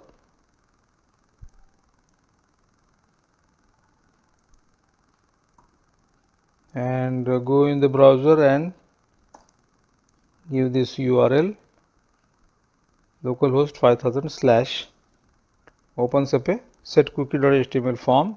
You have to enter a user ID. I will say MVL. Press login button. The data will be posted to set cookie. This cookie will be set and the read cookie.html will be displayed. It will give you a hyperlink to click. The click will lead you to the /get cookie URL, which will read back the cookie that was set. That's it. So this example. This is how it demonstrates how to set and how to read back the cookie in a simple Flask application. In this video, we shall see what are the redirect or what is the redirect function and what are the different error codes that a Flask application may encounter. So the redirects and the errors. In this example, we shall see the use of redirect function, which is a part of the Flask module. So all the requirements are to be imported first. In addition to the Flask Flask class, the redirect function, URL for function, render template function and the request object. These are all the requirements. Then you start your Flask application by setting up a Flask application object. Then in this script, these three URL rules are defined by the root decorator. The slash, which is bound to the view function index. It does nothing. It renders a template called as login.html, which is a form in which the user can enter the username. So localhost :5000/ if you give this template will be displayed on your browser, providing you a text box to enter the username, and there is a submit button. So this login.html submit button will take you to the hyperlink login. So this is the second URL rule that has been defined. So if you come to this login/login URL by using the post method, which is a part of the attribute of the form which is present in the login.html. So the method that will be used will be post. So this will be true. And if the request.form, that means the form in this login.html, in which there is a text box and the user has entered the username as admin, then the /login route will be redirected towards another URL, which is the URL for success. So use the URL for function. Success is the method that has been defined. What is the URL for that? /success. So what will happen? On your browser, a message will be displayed as login successfully, right? But for example, let us say the user directly enters this URL in his browser, localhost 5000/login. So that means what? The method is not post.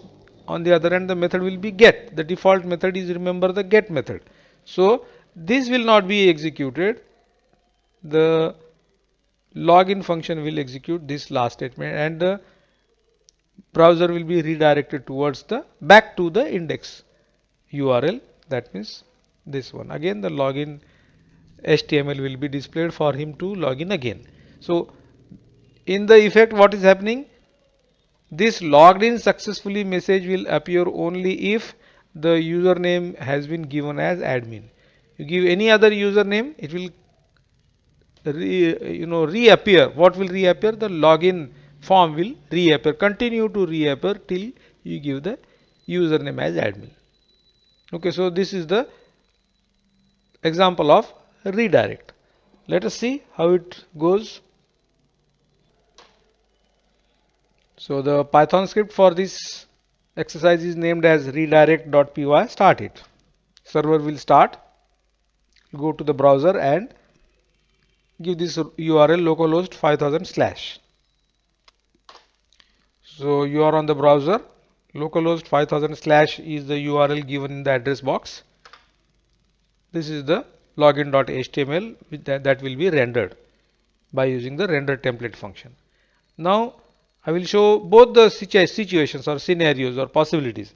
One is I give a username something like this. What is going to happen? This submit button will take you to the login URL along with the method attribute equal to post.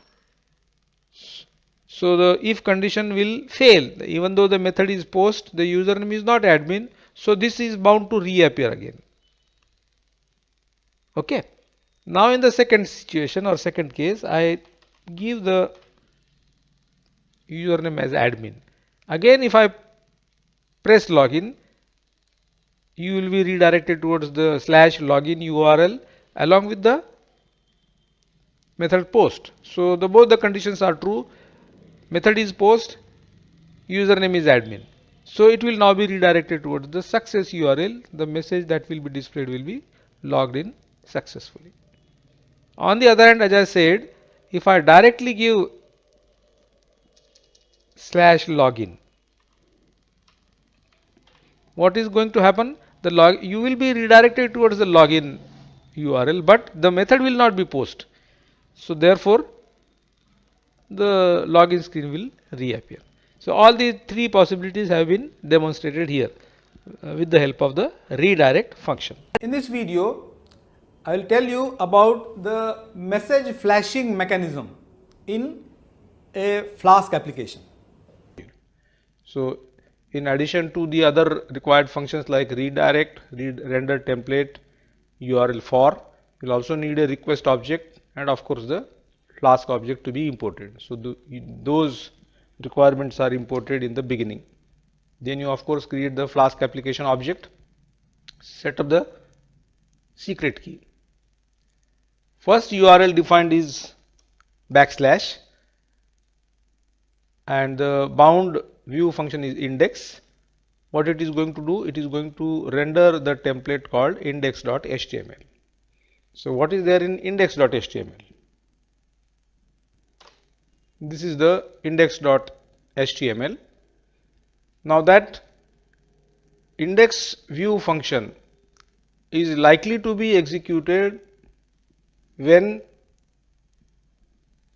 it is the user is already logged in and he is trying to log out, or the login is unsuccessful. In either cases, your Flask application is going to generate some flash messages. So before displaying this part of the index.html, if there are any messages to be flashed, those will be done by this code. But of course, now that you have just started the application, there are no messages to be flashed, so therefore this condition will be not true. So therefore this entire segment of the code will not be executed. You will only see, do you want to log in, and to this login word there is a hyperlink leading to URL for login, the other URL rule defined in your Python application. So we will come back to this afterwards. What is the purpose of this? Right now there will be a simple hyperlink. Do you want to log in? And the hyperlink will lead you to URL for login, the login view function that is defined in our application. So we will have a look at that. So this is the /login URL, which is defined by the root decorator, taking two arguments, the URL and the methods. Again, when this login URL is visited for the first time, obviously the request.method is equal to post, this condition will not be true, isn't it? This will not be true. So therefore this part will not be executed. So therefore you will come across this,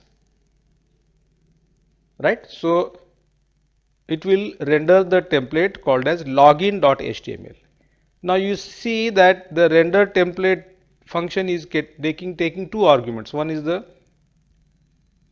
the template to be rendered login.html, and there is a error parameter. The value of the error parameter is the default value of the error parameter is defined as none, because initially it will be none. So then what will happen? This login.html template will be rendered with error is equal to none. Okay. So what is the login.html? This is the HTML login.html, in which there is a Jinja 2 template code. If at all there was any error that was raised before coming to this, that error will be displayed. Otherwise it will display a form where there are two text boxes, so to say, one for username, other for the password, and then there is a submit button which will post the data to the same URL /login, right? So that means if you click the submit button, the data will be posted to the same /login URL or the view function. Now for the second time, when that /login URL is visited, the login view function is executed. Now the method is post, isn't it? So we'll have a look at that /login URL again and see what happens. So it comes again here.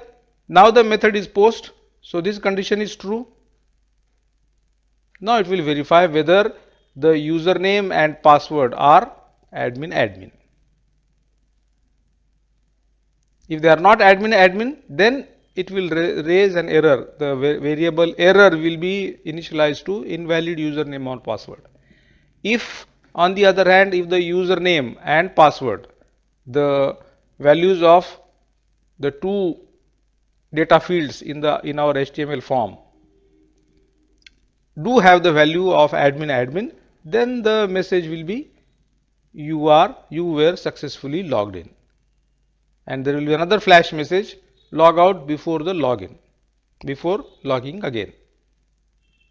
Okay, and taking these two flash messages, it will go back to the index. It will go back to the index view function, right? So we will have to revisit our index.html and then analyze the segment of the Jinja2 template wherein the get flashed messages are processed, right? So this is that part. Now that the index.html is going to be rendered for the second time, there are the messages to be flashed. Those will be collected with this, and for each, if there are any messages, the messages there will be a messages object. So if messages, yes. So for each message in these messages, that message will be displayed, right? So this will display all the messages. In our case, there are going to be two messages if the login is successful, right? There are two calls to the flash function. So there were two messages. Those two messages are going to be displayed by this for loop.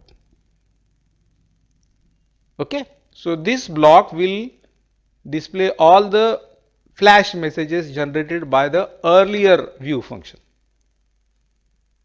Okay, and then again, of course, after the messages are flashed, you will again have this hyperlink to re-login.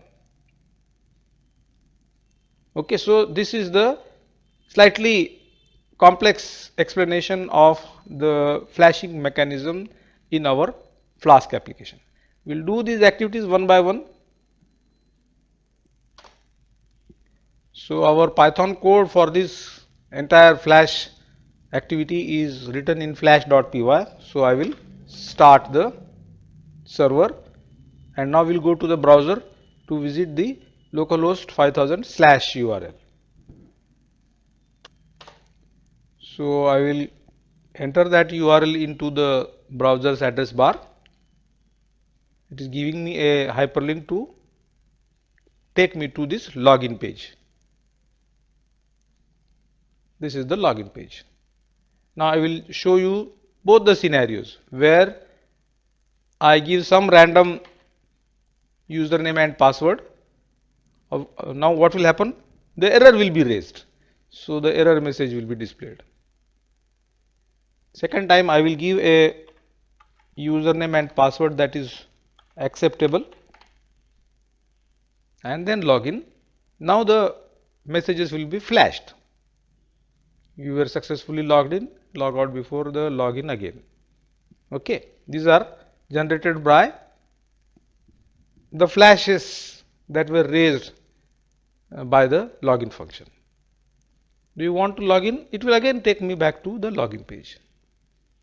Okay, so this is the entire cycle of events that the application will go through for the message flashing. Hello friends, in this video we shall see how a file uploading operation is done in a Flask application. And so this is the Python script which we will use to upload any selected file to our WSGI server that we will that the server will start running as soon as you start or execute this Python script upload.py. So for that, this is a very essential import that you must mention in our Python script at the beginning. You have to import the secure file name function, which is defined in the workzug module. which will be installed along with the Flask module that you have to install to set up the Flask environment.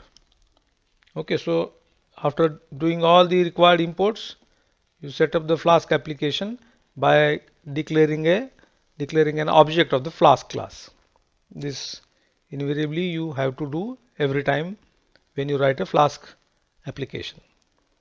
In the rest of the Python code, there are two URL rules that are defined. One is /upload, which is mapped to a Python function upload, and then there is a /uploader rule mapped to uploader function.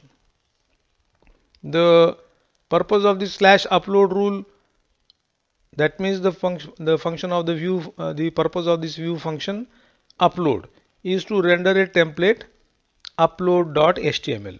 So this upload.html must be present in the templates folder of your Flask application. What is there in this upload.html file?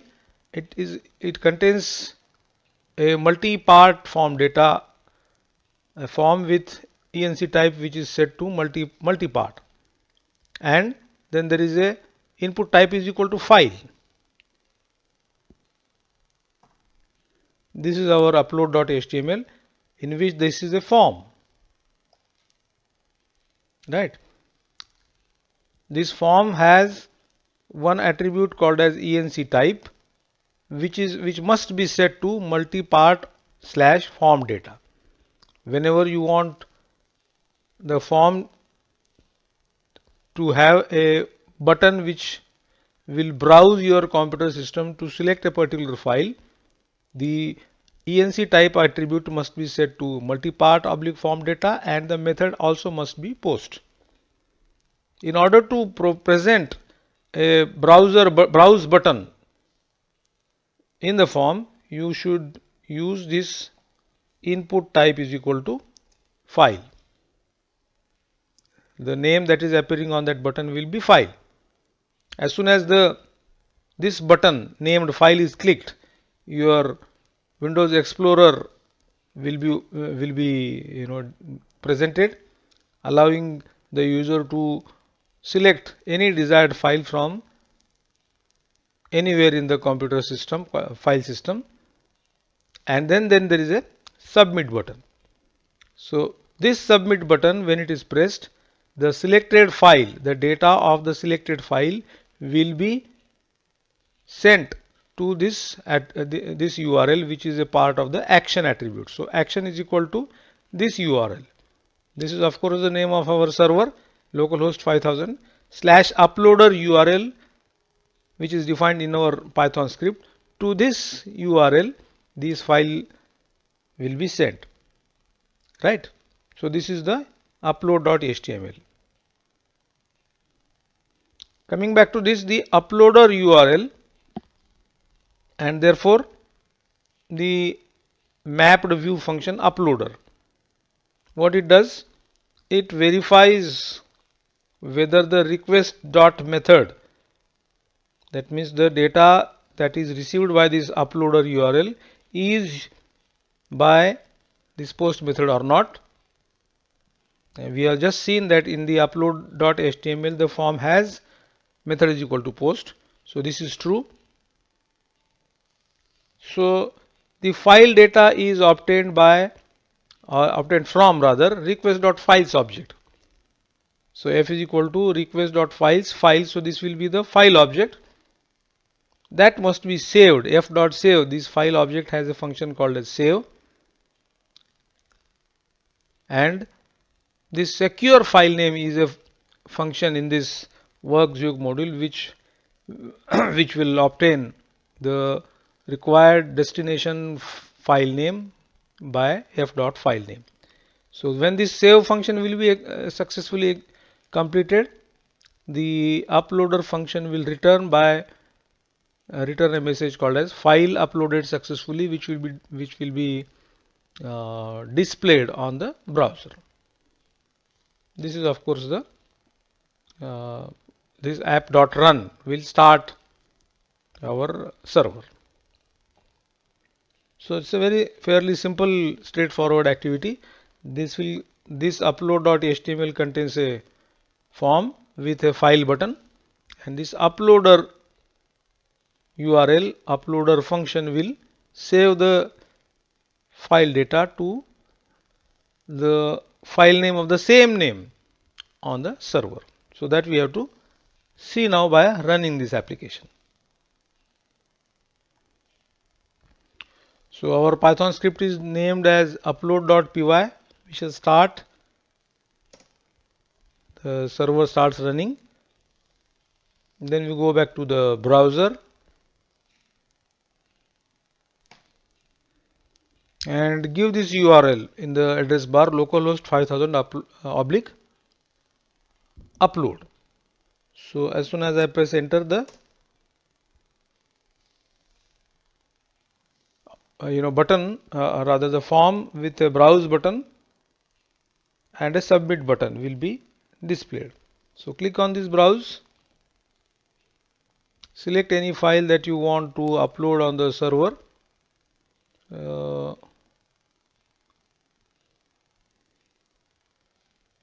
let us say I will open this file, then press open.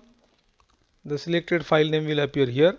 Now if I press on this submit button, the /uploader URL will be used to send the file data, and the uploader function will save the file data to a file name called as python.jpg in the server folder. So it responds with the file uploaded successfully.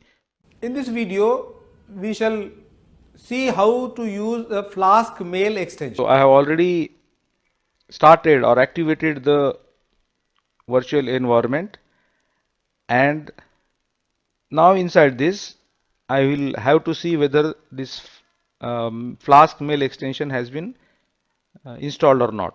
How to verify that? Just try to reinstall or install it again by using the pip utility. If it is not there, it will be installed. Otherwise, it will say it is already present. So let us see. It is available in the pip utility is available in scripts folder. Pip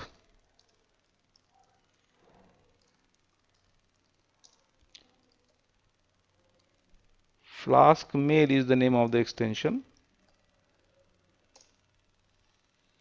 So the requirement is already fulfilled or satisfied. That means the Flask mail extension is installed. Another way of verification or verifying it is that start the Python interpreter and say import. If it is able to import, then that means it is installed.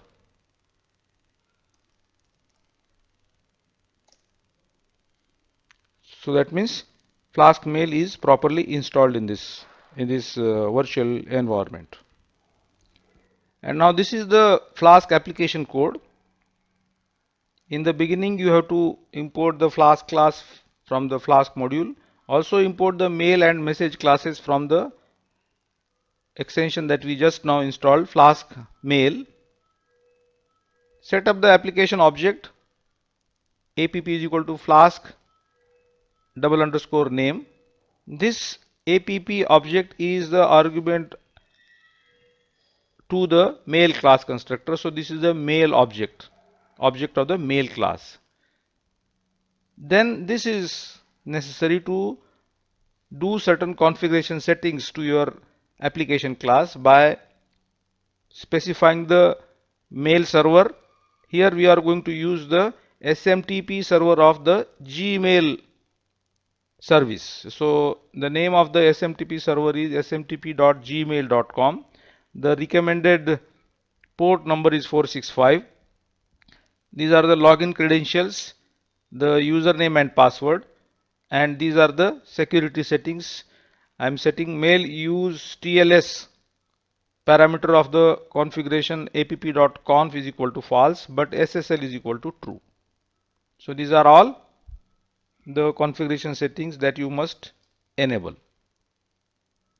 And now to this root URL, the index function that is mapped, inside which what is happening, I am setting up a message class object, and it takes three mandatory arguments: the subject, the sender, and the recipient, the sender and recipient IDs.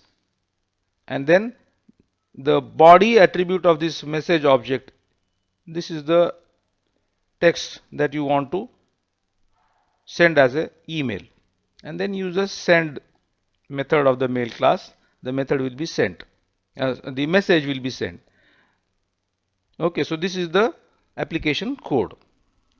But before running the Python application code, the Flask application code, you have to do one more setting operation. Go to this URL after logging into your Gmail account. Open google.com settings, security and less secure apps, and ensure that access for less secure apps is turned on. By default it is off, because the Gmail service or Gmail server does not allow mails to be sent by any third-party applications. Now that our application, our Flask application, will not be allowed to send the mail on behalf of the Gmail service. So therefore, in order to let the Gmail allow that, turn this setting on. Access for less secure apps, turn it on. So that is very essential for the successful execution of your code. Now coming back to the virtual environment command prompt, now execute that this mail.py, python mail.py will start the server. So the server is started. I will now go in the browser and visit this URL, localhost 5000/. So I have opened the browser and given the URL as localhost 5000/. As soon as I press enter, the message on my browser says message is sent. So in order to verify that the message is sent, I'll go in my inbox, and there you see the message hello. It was the subject of the message, hello Flask. This message is sent from the Flask mail, was my body of the message. So that is how you can use this SMTP server of Gmail to send an email message through our Flask application. So this was the demonstration of the entire exercise. In this video, we shall see the use of Flask WTF extension in a Flask application. So I will now show you the use of WT forms extension in a Flask application. So the name of the extension is Flask_WTF. So first and foremost, we have to ensure that this Flask WTF extension is installed in our Flask environment or not. So the usual way of installing a particular module is by using the pip. So this is the virtual environment in which we are working, and using the pip utility I will try to install the Flask WTF extension. It says that this is already present or installed in this environment. If it was not present, then it would have installed the Flask WTF extension. We can also verify whether this Flask WTF extension is present or not. What I will do, I will start the interpreter and try to import Flask WTF. If it accepts, then fine. Otherwise, it will mean that the extension is not present. Okay. So come out of this. Now, what are the components or what are the different code snippets that are needed for the rendering of the form.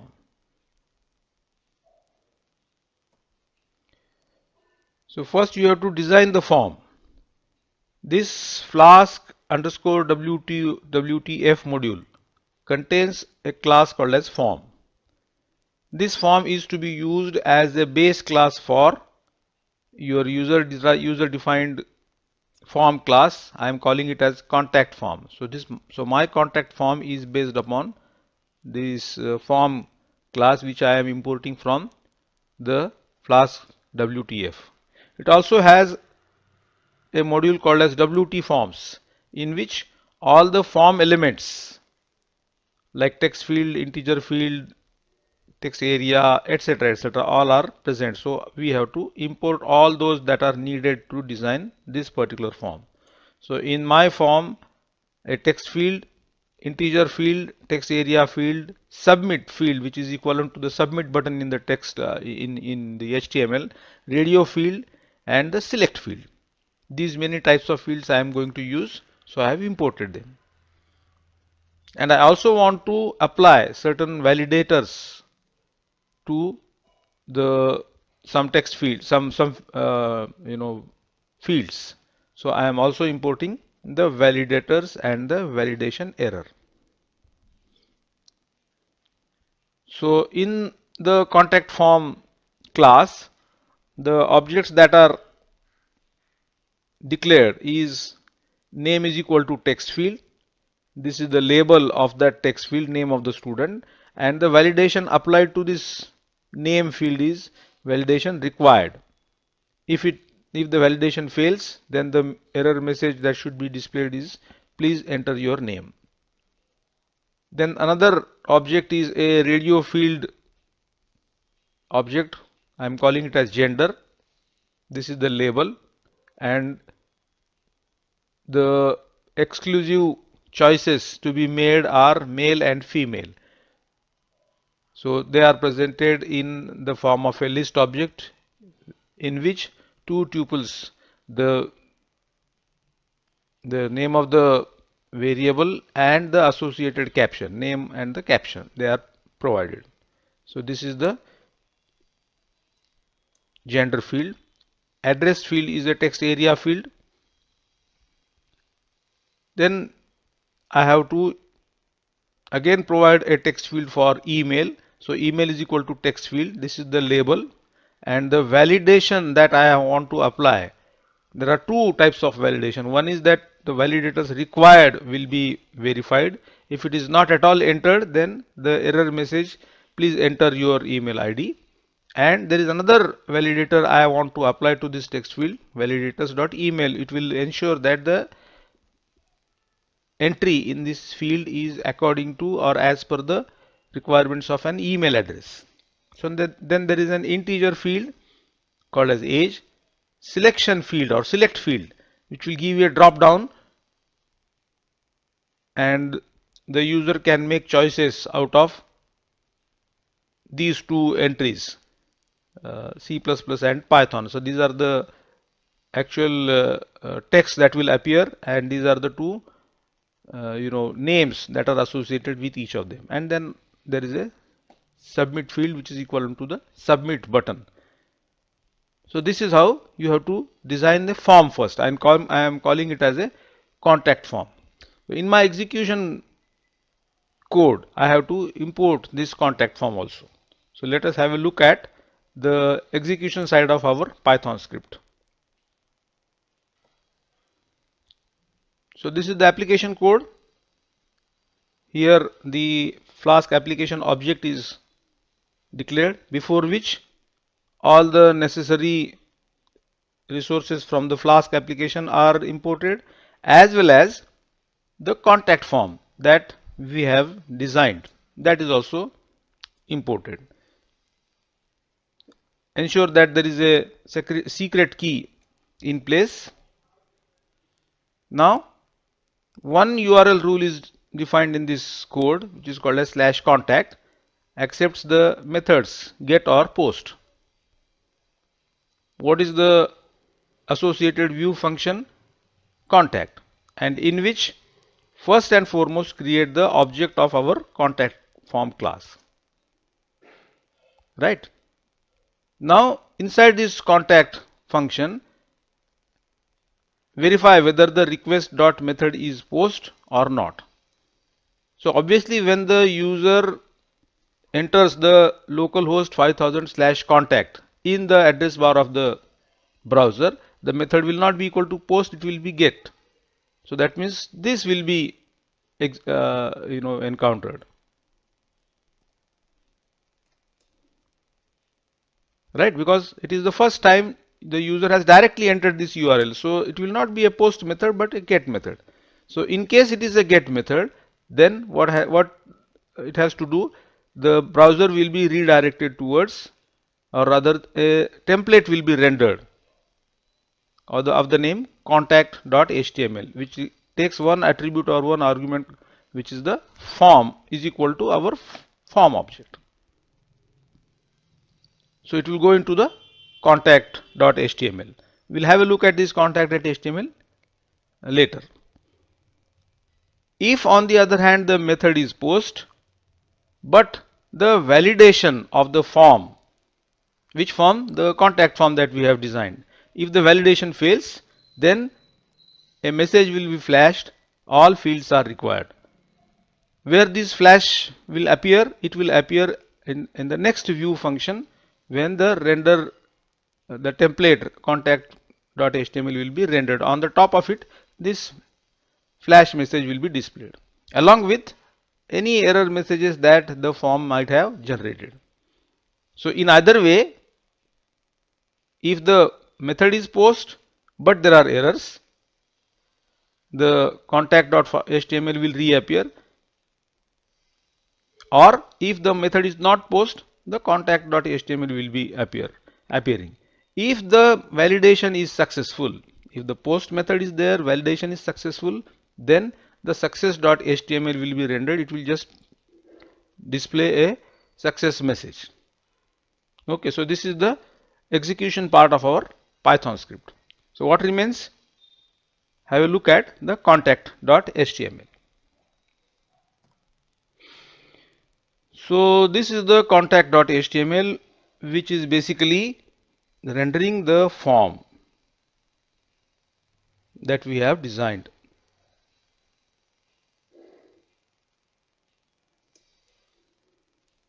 So in this form, all the form elements that we have designed using our WT forms package, those elements are rendered here. For example, we have seen that any of these form elements that are used from the WT forms, in addition to whatever elements or form fields that you design, one additional element is created, which is a hidden tag. And in addition to that, we have defined a name form field. It has two attributes, label and name. Gender has a label and the gender as a field. Address has a label, address as a field. Email has a label and field. Age, language, etc. And lastly the form.submit. So all we are doing is dynamically rendering the form elements or the different form fields that we have defined in our contact form into this browser web page by using the Jinja 2 template mechanism. You can see that all these form.name is the name of the name field which we have defined in the contact form. So that is dynamically rendered by using this double curly bracket notation to escape out of the HTML. So this is how the form is rendered dynamically on the browser. Before which if the form has already been posted and if it encounters any error or messages, those are flashed onto the browser For instance, if there are any messages, like there was one message, all the fields are necessary, that message will be displayed on the browser with the help of get flashed messages and taking one flashed message at a time. Incidentally, in our case, there will be only one message. So that will be displayed here.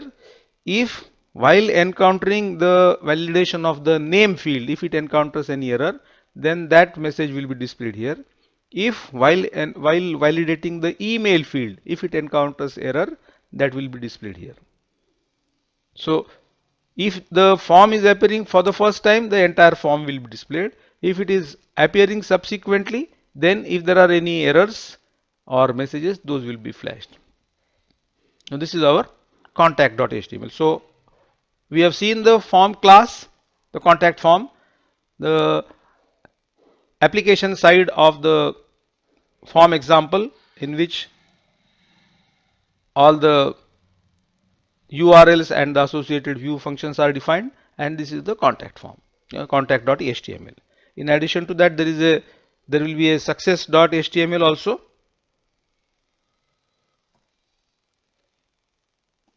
which will just print out the message form posted successfully if there are no errors found in the form after the form is posted. So this is all the code that we have. Now we will do all the activities one by one to show that this is how the WT forms are used. So let us come to the command prompt and execute our Python script named as form example.py. It will start the server.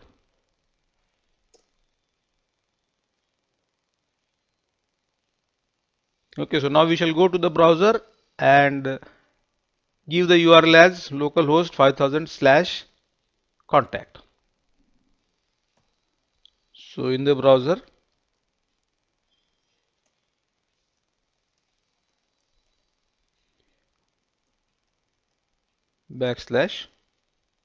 /contact. So the contact form is displayed. Okay, so different possibilities we shall generate and see what are the error messages. For example, I will leave this name of the student blank, fill the rest of the elements,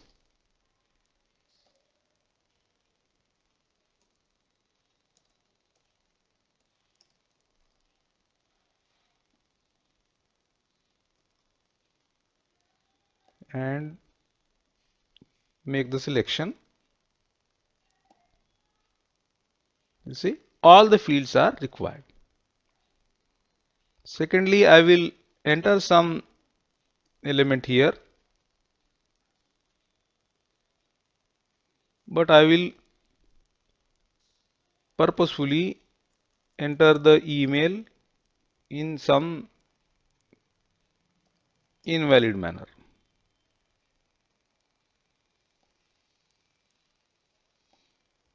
It will say, please enter your email address, which is not proper.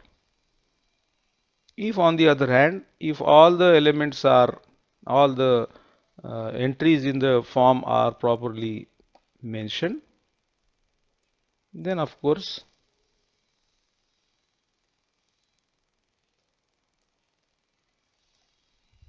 the form will be validated and the message form posted successfully will appear.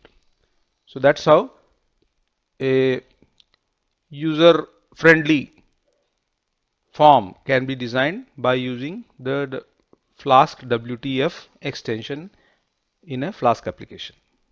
In this video, I shall tell you how to use a SQLite database in our Flask application. So how to use an SQLite database as a backend to your Flask application, that we want to see with the help of this demonstration and example. So a database.db SQLite database named as database.db is already present in the Flask applications folder, and there is inside this database.db there is a table called students, and the structure of the students table is that there are such four fields: name, address, city and pin code. Okay, and now this contents of this database.db I am showing with the help of a software called as SQLite Studio. So this is the structure of this table, and presently these 5 records are already present in it. This SQLite Studio is a front end for manipulating and managing the SQLite tables. You can create a table, add the data, run different queries and so on. But then that is not our intention to use SQLite. I am just using this SQLite Studio to show the effect of the Python Flask application in the database. What happens, how when we run an SQL query for insert a record, we'll come back to this SQLite Studio and see whether that insertion is properly done or not. And then when we run a select query on this database through our Flask application, we will verify whether the same records that are seen here will be displayed on our browser or not. So that is the purpose of SQLite Studio using here. Okay, so we are interested in the students table. This is the structure and these are the records at this point of time in this table. Now the Python code for performing or manipulating the database, that code is written in this run.py.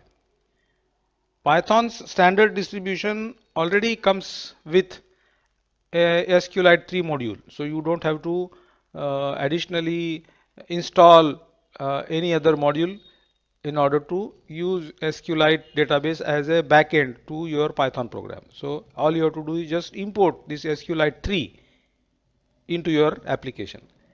Of course, you will have to import all these prerequisites: the Flask class, the render template function and the request object. Now in this code or in this program or in this Python script, there is one URL that is defined is backslash. So that means local host 5000 backslash. This backslash URL is mapped to the view function called home, and what it is doing, it is just rendering a home.html template. So you have to say return render template home.html. So what is there in home.html? Just a menu kind of thing which will have two hyperlinks. One to add, when you click that add record, the activity of adding a record will start, and the other is list. So let us have a look at this home.html before proceeding. So this is the HTML code for this home.html, in which nothing but there are two hyperlinks. One hyperlink to the statement or sentence add new records, to which a slash enter new URL is hyperlinked, and the other is show list. It is hyperlinked to another URL slash list. So obviously these two URLs are defined in your run.py Python code. But then as far as this home.html is concerned, when this is rendered, you will see a menu below which you will see two hyperlinks, one taking you to add new record, other taking you to show list. Fine. So let us come back to the Python code. This is one URL that is defined. The other is, as we just saw, slash enter new. So when the user clicks that add new record hyperlink, he will come here. right? And this URL is attached or mapped with this view function, new student. So what will happen? Another template which is present in the templates folder of your Flask application called student.html, that will be rendered. So obviously we have to now have a look at student.html. What is the contents of that student.html? So this is the student.html. It is nothing but a form is present here. In the form there are the different form elements are, one is a input type is equal to text for name, address is provided, and text area. Then city, input type is equal to text, name is equal to city, and a pin code, in name is equal to pin, and the input type is equal to text is there. So there are essentially 4 text boxes, and then there is a submit button. Those are all the form elements in the form. Importantly, the form attributes are here. Method attribute is set to post, and the action attribute is set to the URL for add record or add rec function, which is there in the Python code. What is the URL for this add rec? That will be taken up as the action attribute of this form. Okay, so when the user clicks the add new record link, he will be presented a form to fill the data and submit. The submit will take you to this view function add record or add rec as it is written there. So come back to the Python code and see what is there in add rec. This is that URL defined with the help of this root decorator /add rec methods post and get. So if the form has been posted, then what will happen? The request.form object. What is the request.form object? It is essentially a dictionary of the form element and its associated values. So those associated values will be stored in the variable nm, addr, ct, and pin. Request.form nm will fetch the name, address, city, and pin code.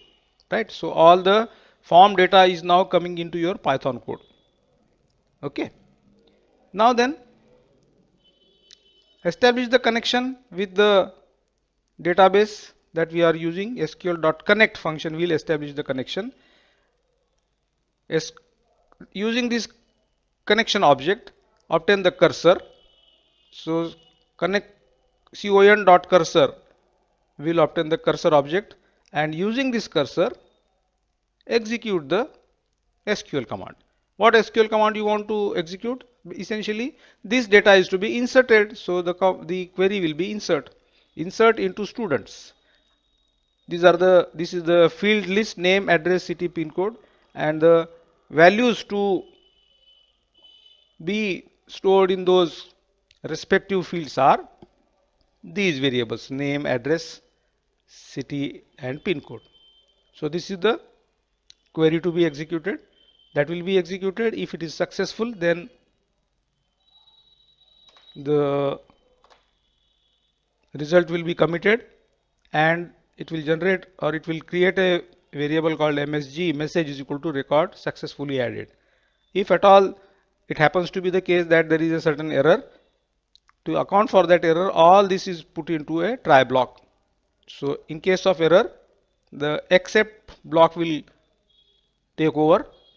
You don't want anything untoward to happen in your database, so therefore you have to roll it back, and message is equal to error in insert operation will be the message.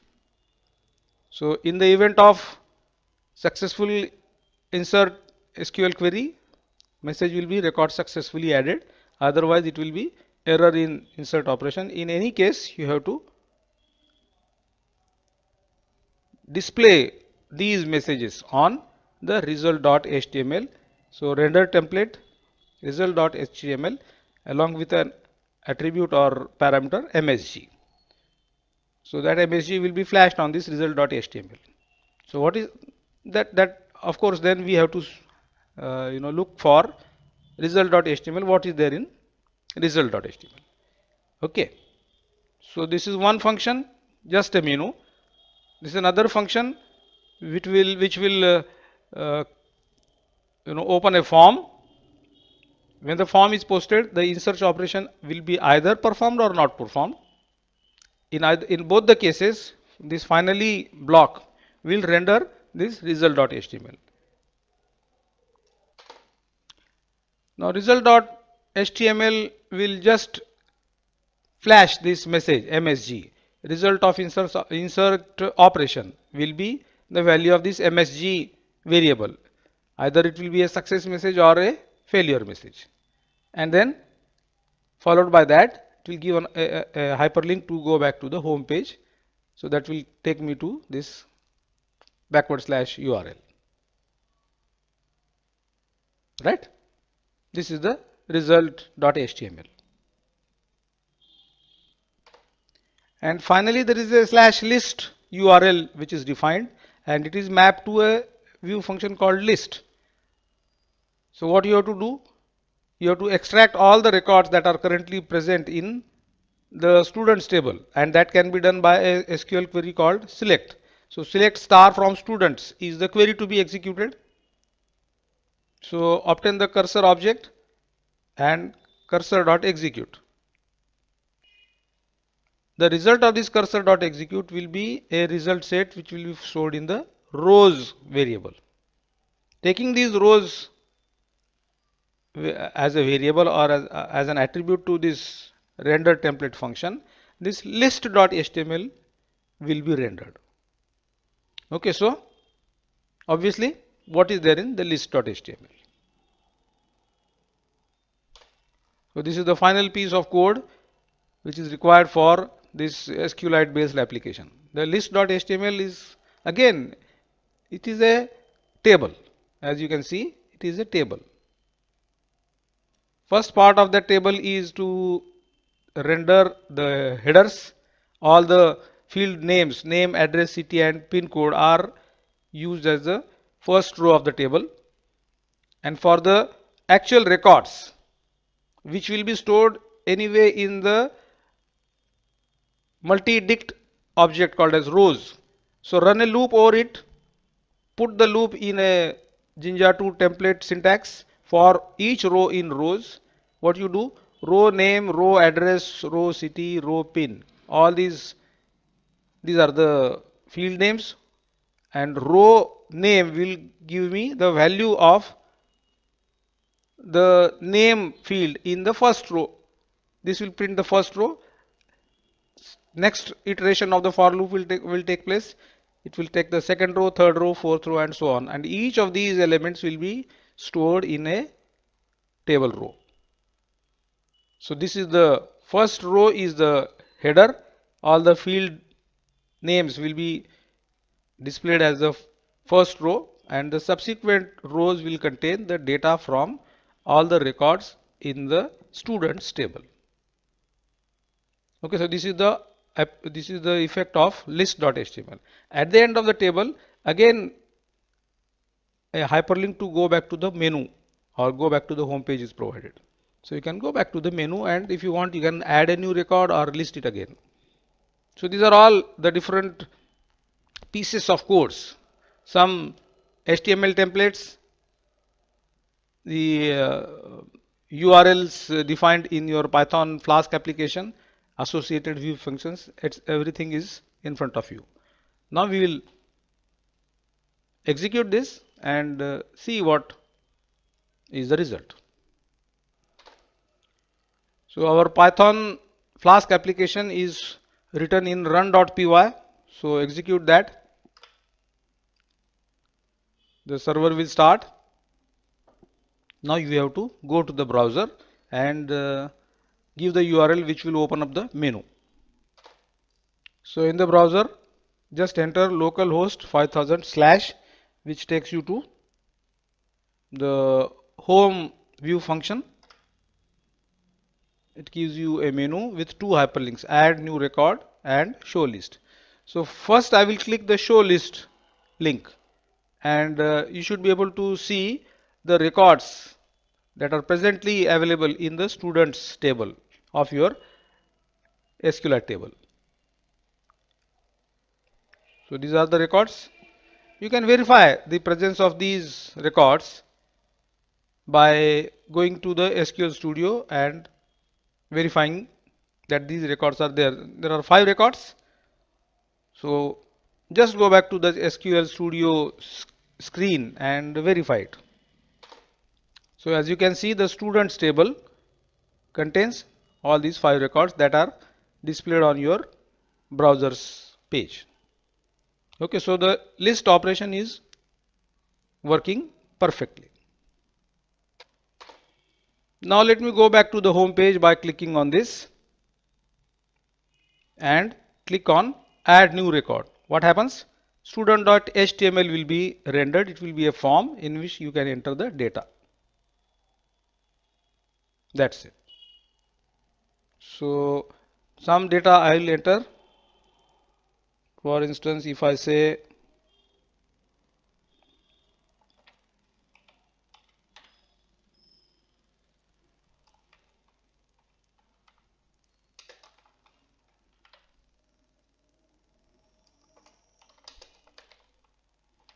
something like this and press the submit button. Submit button will take you to enter new URL. The associated view function will execute the insert query and add the record into the table. So the result of insert operation is record successfully added. I'll go back to the home page and now I will list. So this is the latest record that has been added. If I go to the SQL Studio, there also I should be able to find that record there. So this is the students table and the data in which if you find the 6th row has been added, this is the record that has been recently added. So our insertion and list operation done with the help of insert query and select query, that can be easily done with the help of your Flask application on the SQLite database. So this is the complete demonstration of using SQLite along with your Flask application.